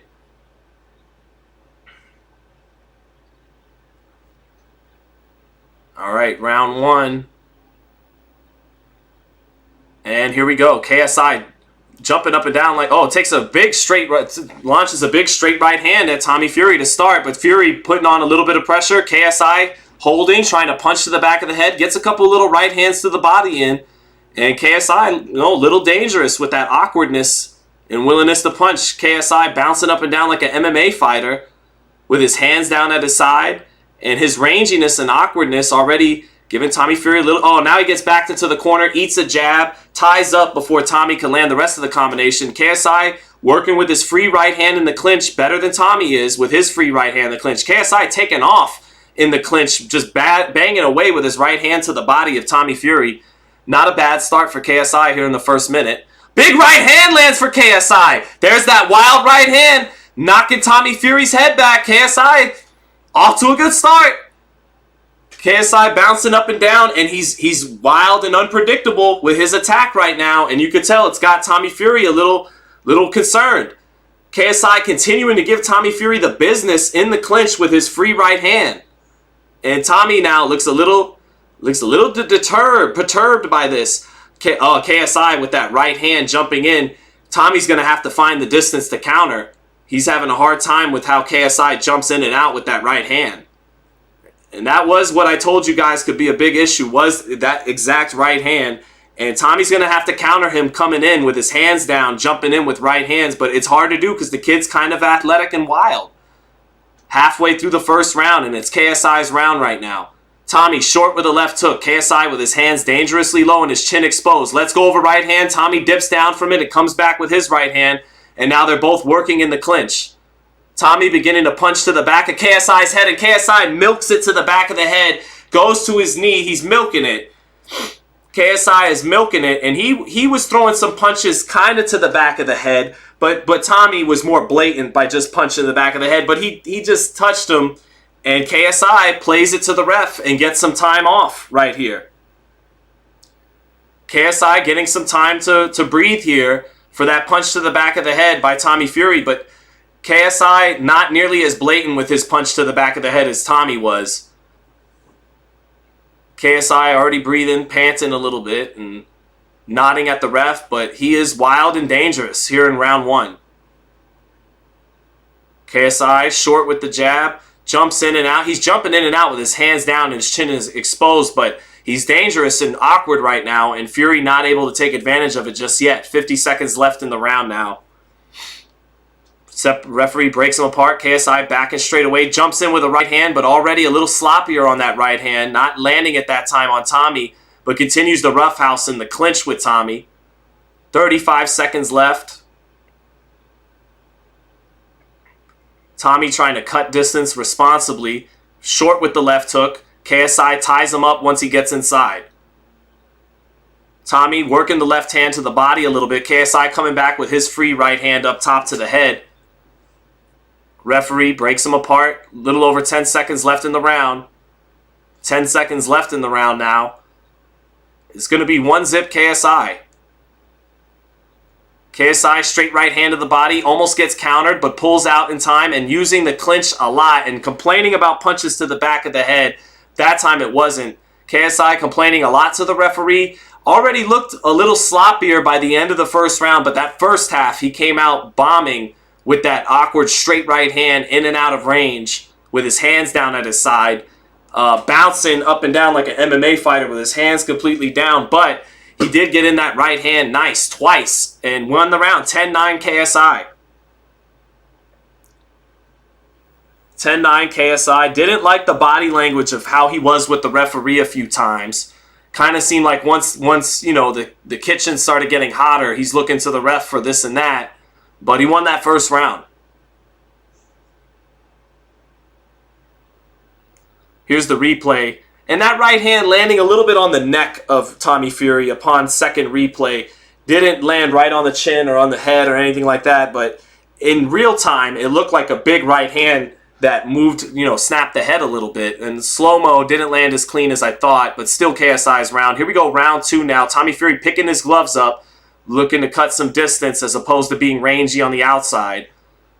Now he counters. There's the counter for Tommy Fury. He counters the right hand and comes back with his own right hand counter, and he caught KSI a little bit pulling out. Now Tommy on the inside, starting to hold his own on the inside with the roughhousing better to start round two than he did round one. But here they are back at long range in the center of the ring. Tommy knows he's got to counter this guy jumping in. And now he backs him up on the ropes, lead left hook, another lead left hook, and KSI is bitching again about a punch to the back of the head. He's having a hissy fit to the referee. Referee sends him back to his corner, And he takes a point away from Tommy Fury. Tommy Fury can't give in to these tactics of KSI because he's the one getting caught, not the other kid. And he is punching to the back of the head more blatantly than KSI is. He's doing it in response to KSI being rough in the inside in the clinches. So it's already a 1-point round for KSI. Tommy's winning the round in the first. Oh, they exchange. Hard right hand lands for KSI, and he eats an uppercut, but he got the better of it. And KSI is letting go of big right hands up top. He hit Tommy to the back of the head, but not as blatant, slicker with it. And then he hits him with a hard right hand in the clinch, surprising Tommy Fury again. He got the better of that exchange. Tommy got in an uppercut, but KSI landed a hard right hand. And Tommy is in danger of this becoming a 10-8 round if he can't win this round. Oh, they're in the clinch again. Tommy trying to jab his way in, but KSI is tying him up every time he gets in close. Tommy's got to be feeling a little tight now after that point deduction and losing round 1. Right hand missing over the top for KSI, but he clinches with Tommy Fury again. And now KSI complaining to the ref when there's nothing to complain about.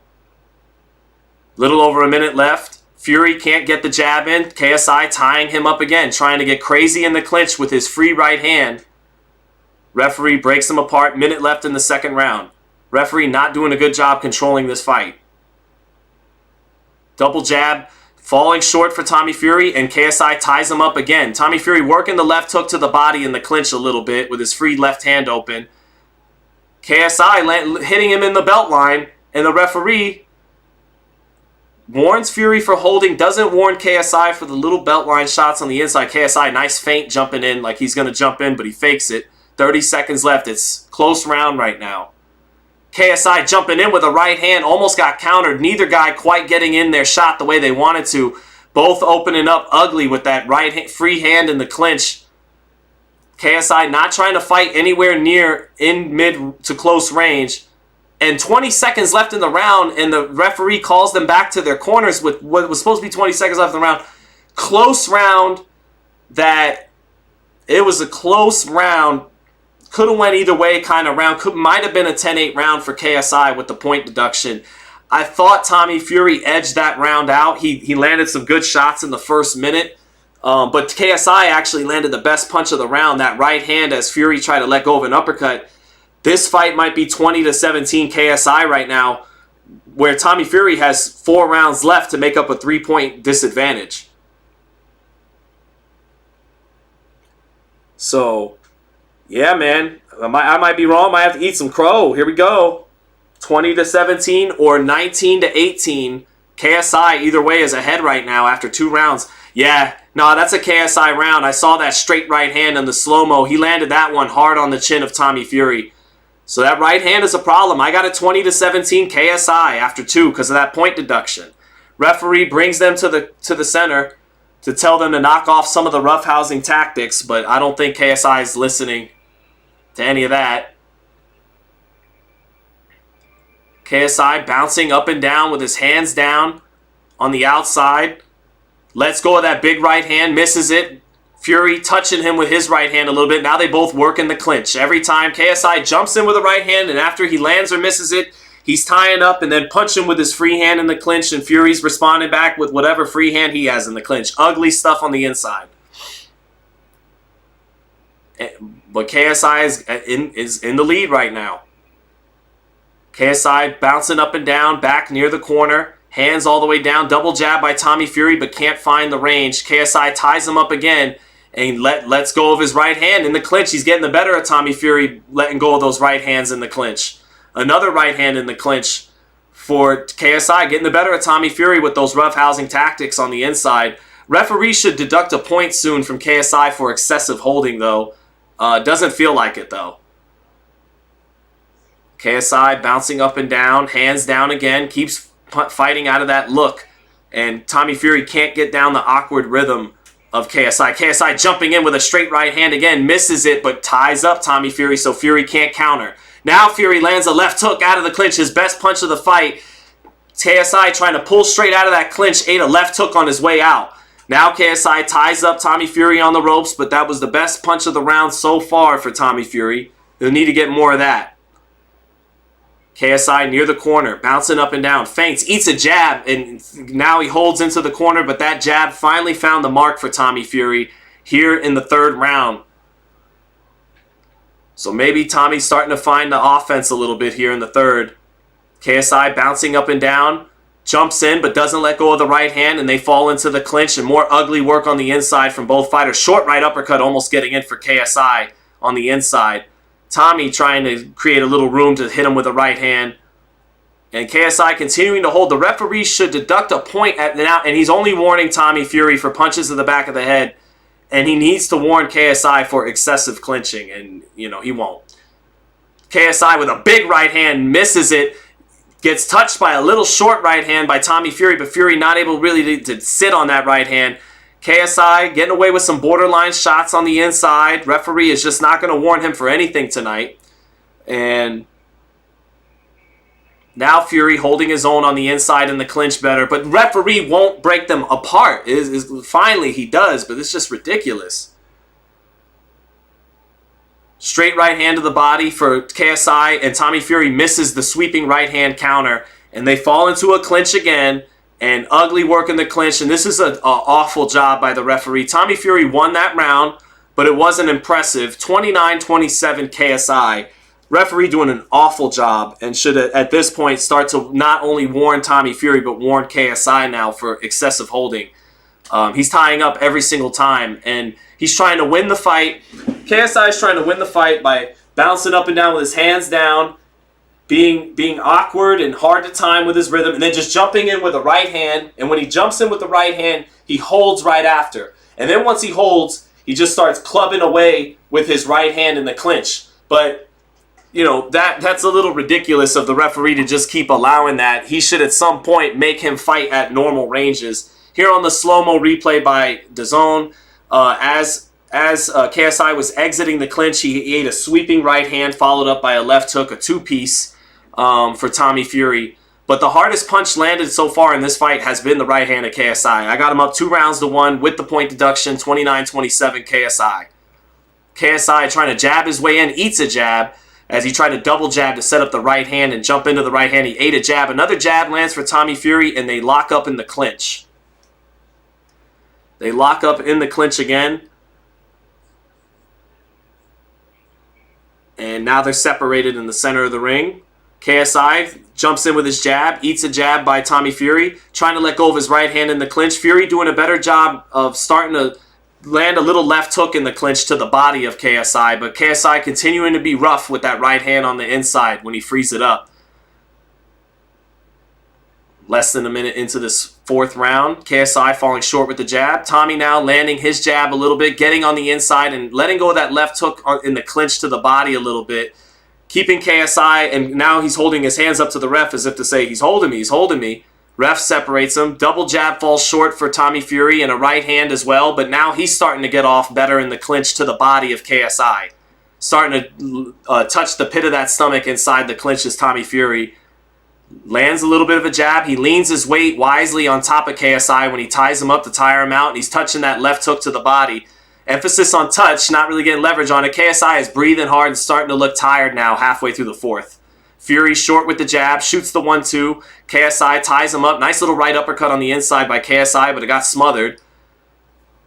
Fury tying up on the inside. KSI working with that free right hand to the body and to the head, but no leverage on it on the inside unless he's being a little less spiteful on it. Nice right hand lands for KSI. He jumps in, and back comes Fury with a two-piece on the inside. Short little right uppercut on the inside for KSI. Clubbing right hand, you know, just enough separation in the clinch to let go of some short shots. Minute left in the fourth round. Close round. Tommy Fury a little ahead in this round, but KSI could still win it with a right hand. Short little right hand on the inside for KSI. Punching in that clinch. Referee, again he punches in the clinch. Nice right hand in the clinch for KSI. Pushing off Tommy a little bit. Getting rough and then sweeping the right hand down.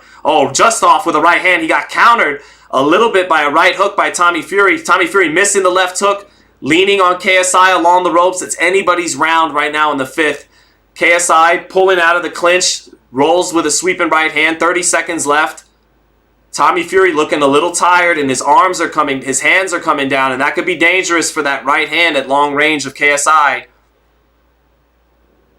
Right hand for KSI, lets it go. Tommy not fully getting out of the way of it. Caught some of that on the top of his head as he tried to dip down away from it. KSI letting go of his right hand inside of the clinch. 10 seconds left. KSI trying to sneak in an uppercut past Tommy's jab. Tommy finishing with a nice punctuation to the round with KSI on the ropes, but Tommy not really landing that effective blows. He got the better of it when they were actually boxing, but when they're roughhousing in the clinch for more than half the round, KSI is, getting a little bit of room in the clinch and boom, boom, punching with his free hand, with his right hand in the clinch, banging away. In the beginning of the round, Tommy Fury was starting to touch him with a left hook to the body in the clinch, but later on in the round, 2 or 3 times, KSI got just enough room roughhousing in the clinch, being a little dirty, getting him off, and bam, hitting him with the free hand in the clinch that he may have won that round, and he may be very well on to winning this fight. Depending on how they scored that last round, it's either 38-37 KSI or it's 39-36 KSI. At which point, Tommy Fury's in trouble. He only has 2 rounds left to make up 3 points. So here we go. Here we go.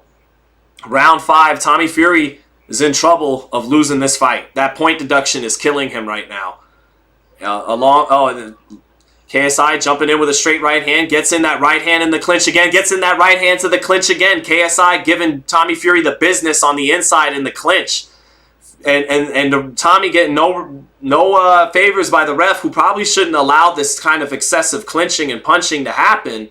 But he is. KSI's the A side.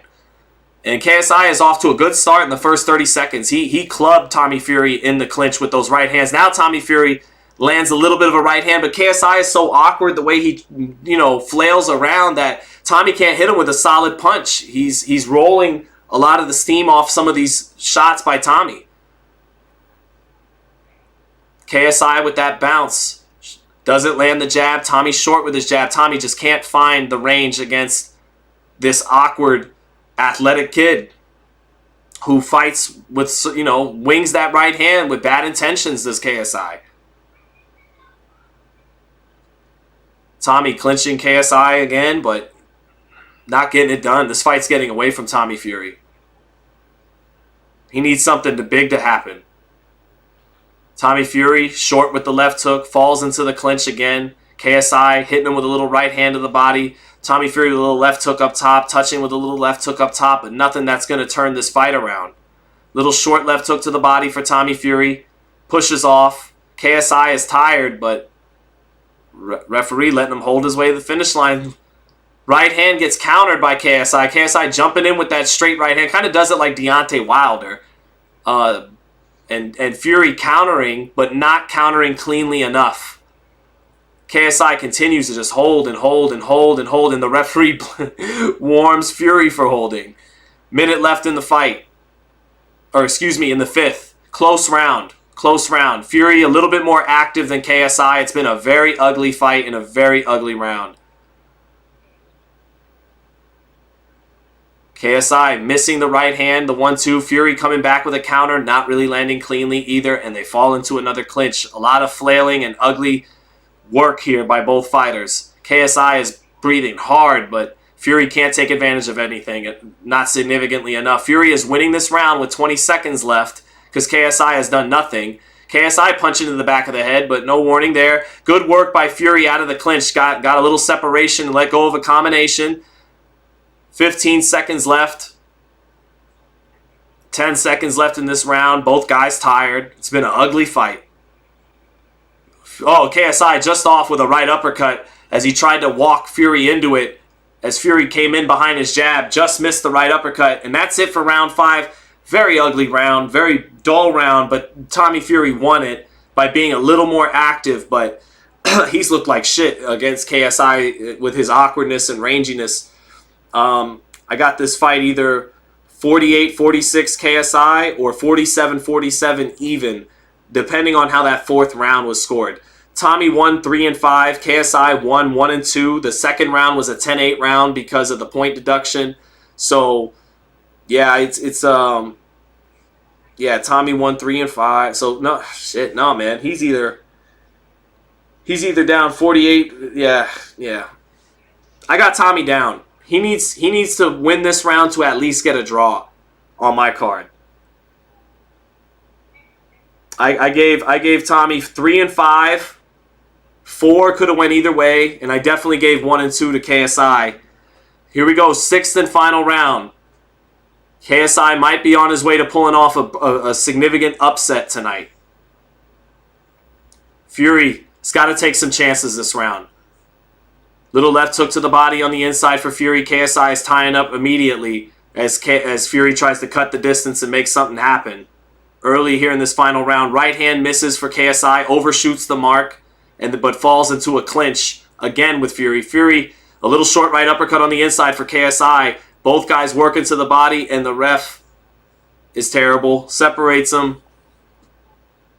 KSI bouncing up and down, backs away into the corner, clinches Tommy Fury as Fury misses a left hook right hand. KSI just dipping away from it. KSI wings that right hand, sweeping right hand counter from Fury, but both shots miss, and they clinch again, and it's ugly. A little shot punch to the back of the head for KSI, but ref doesn't say anything when he does it.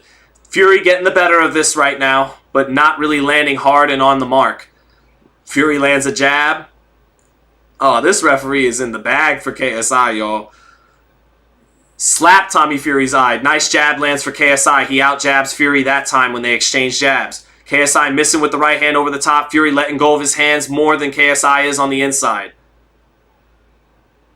Halfway through this final round, KSI is just exhausted. But he might be on his way to a win. Short little right uppercuts on the inside by KSI, but getting smothered. Little left hook out of the clinch lands for Tommy Fury. Little over a minute left in this fight. Jab lands for Tommy Fury, sets up a little right hand to the body, and they fall into the clinch again. Oh, Tommy letting go of a big right hand, missing it. They exchange and both miss. KSI coming back with a nice sharp right hand, touching the body a little bit in the clinch. And Tommy just had a frustrating night against this guy, this awkward guy. 50 seconds left, anybody's round. Tommy a little ahead of it, has put in a little bit more work, but hasn't really been effective. Double jab falls short for Tommy, but again, that's him initiating the action, trying to make something happen as KSI is just trying to get to that finish line.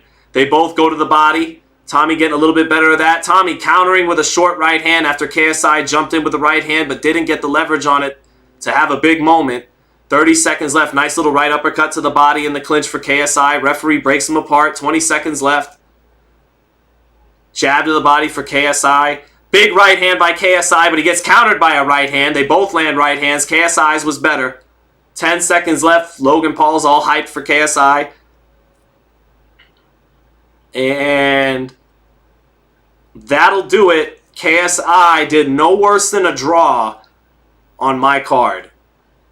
So Tommy Fury, I think I do score this a draw at the end. I don't know, because of that point deduction really cost Tommy Fury. That point deduction, it bit him in the ass, chat. He lost by a point because of that point deduction. I scored this fight 3 rounds apiece. I gave KSI 1, 2, and 4. 4 was a swing round. I gave Tommy Fury 3, 5, and 6. None of the rounds he won were super conclusive. I just thought he edged them out. But with it being 3-3 and with the point deduction in round 2, which was kind of bullshit, but KSI, I think, pulled this fight out, man. I'm not happy to say that, but he did. Trust me, I'm not that happy to say that. I was wrong as hell. I thought Tommy Fury could embarrass him, and he didn't embarrass him. He lost. He probably lost. So, but KSI is not very good. He's awkward, dangerous, but I mean he's not that good. But none of these guys are that good. So he might be able to beat Jake Paul. I don't think so, but maybe. I don't know. Who cares? But it's like a 50-50 fight, I guess. Oh, man. Influencer boxing. We were hoping, man. We were hoping we could get a 2 for 2, but nope. Yep, nice overhand at the end by That point cost him, man. That referee was in the bag for KSI though. Like he wasn't gonna warn him for shit. KSI had some punches to the back of the head, not blatant, but they were getting there. And then he was clinching. He didn't get warned once the whole fight for anything. And he was being rough as hell on the inside. He had some borderline shots on the inside, but to his credit, he did it when he hit the belt line. He did it usually pretty slick where the ref couldn't see it. And same thing with the shots to the back of the head. They would be borderline to the back of the head. When Tommy got frustrated and responded, it was blatant. It was right to the back of the head, and he got in trouble for it. But the referee, if the referee warns KSI, takes a point away for his holding, then it's a fairly reffed fight. But nah, he was in the bag for KSI. But I thought KSI won this fight by a point, 57-56. Let's hear the final cards.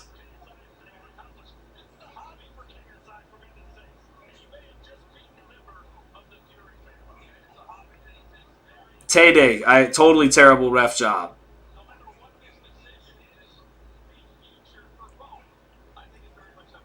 Nah, it wasn't rigged. Tommy Fury is just not that good.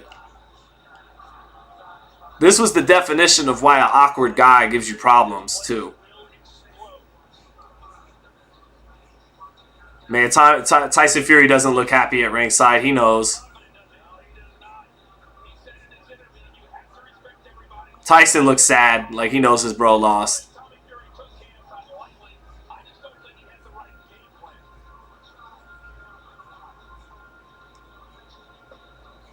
Man, that was trash. Both fights were terrible. The best fight of the night was the Dean the Great kid against the Wallin Sharks. All right, let's hear this scorecard.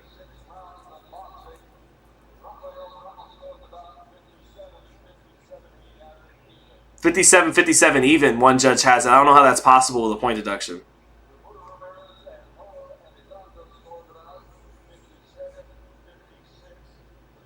$57-56 by the other two judges for the winner by majority. Tommy Fury. Tommy Fury gets the dub. Tommy Fury gets the dub. We'll take it, chat. Fuck it. Fuck that guy, KSI. We'll take it. I thought KSI won by a point, but it was such a terrible fight, and he didn't even deserve that point deduction. It really should have been a draw. They were both equally terrible. But Tommy Fury, the boxing gods, they shine down on him, and he gets the majority decision, and it couldn't have happened to a better guy in KSI. What a likable guy he was, demeanor-wise and everything throughout. Sorry, KSI. I did score the fight for you, brother, 57-56, but I just feel terrible, chat, that they did that to KSI. I feel hold on, I feel so bad. My wife's not here. I have no one to talk to. Hold on. Hold on. Sega Dreamcast, come look what they did to KSI. Look what they did to him. They robbed you. How could they have done that to him, Sega Dreamcast? It's kind of like how they robbed you, except when they robbed you, it mattered. It mattered. It wasn't right what PS2 and everyone did anyways. I feel terrible about it. I feel terrible. How could they have done that? This is what's wrong with boxing. It's decisions like this. When a young man how could they have done that? Well, anyways, I was right. Tommy Fury did win. Oh! Still undefeated on the stream, baby! Still undefeated on the stream, baby!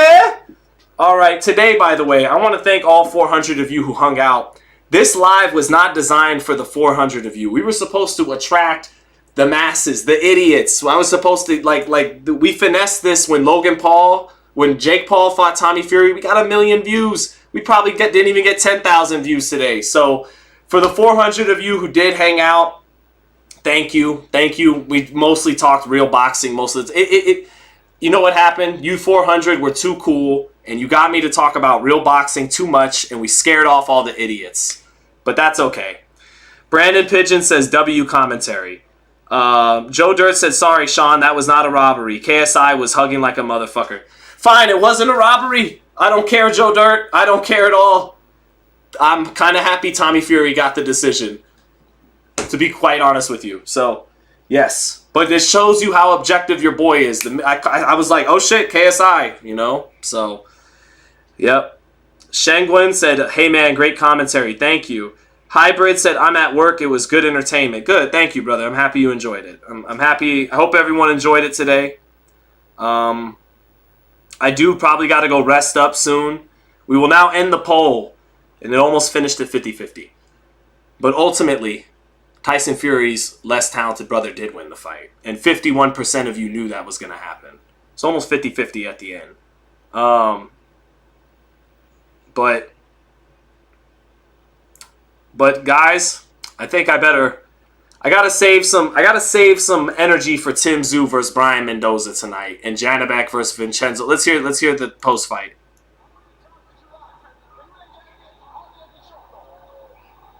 KSI is just mad and saying, you hardly got any shots off.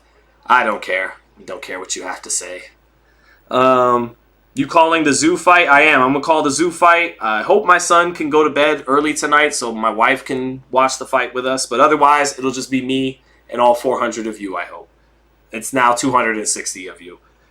How was the shit show? Hey, Bostons. I love that. Bostons, you are awesome for that. You came in. You didn't come in for this whole live, but just out of some love for your boy. You come in at the very end and go, how was that bullshit? Well, it was a shit show, Bostons. It was a shit show. We had two bad fights. Logan Paul pretty much dominated the first one. He does have fast hands. He actually does have a relatively speaking, a good jab. And he dominated Dillon Danis, who then got himself disqualified in the last minute. Tried some rough shit and failed. Didn't even work. Couldn't even take down Logan Paul. And then he punched at Logan Paul's security and missed by a mile. So he lost every round, and now he probably lost his purse, and he got himself disqualified in the last 10 seconds while failing to take down Logan Paul. So that was that shit show. And then in the main event, we saw a lot of clinching. We saw about 65% clinching, 35% flailing, and I actually thought KSI got the better of it. But, well, actually I don't. I thought it was a draw, but because he got a bullshit point deduction, I thought he got the better of it. But the judges, they decided he didn't, and I'm happy for that. Thank you, Bostons, for checking in before the day is done. Thomas Olson said your commentary is legit the best on YouTube. I tend to agree, Thomas, but, then again, I am me, so of course I think that. But thank you. Tommy lost the point and still won. Biggest L ever, said KNP. Yep. So all right, chat. I think I've disgraced my integrity enough with this 4 or 5 hour stream. It totally flopped. I did not attract the idiots. I only attracted all you lovely people who really know boxing. So, oh well, next time. That doesn't mean I won't try again. So, but everyone, have a good one. Tay-Day asked, what time will you be back? I'm thinking, what is it, 4:20? At least a half hour before Tszyu and Mendoza. I'll probably be back on co-main event time, because Keyshawn's the co-main event, probably around 7. I'll probably be back on in about 2.5 hours. I'm going to go get something to eat, and then I'll be back on, and let's watch some Tim Tszyu, some Brian Mendoza. Let's watch Janibek probably dominate Vincenzo Gualtieri, and let's watch Keyshawn, man. Keyshawn Davis. Definitely like him. So thank you, everybody. God bless everyone, and I will catch you guys, hopefully many of you, all of you later tonight. God bless and see you later. Peace.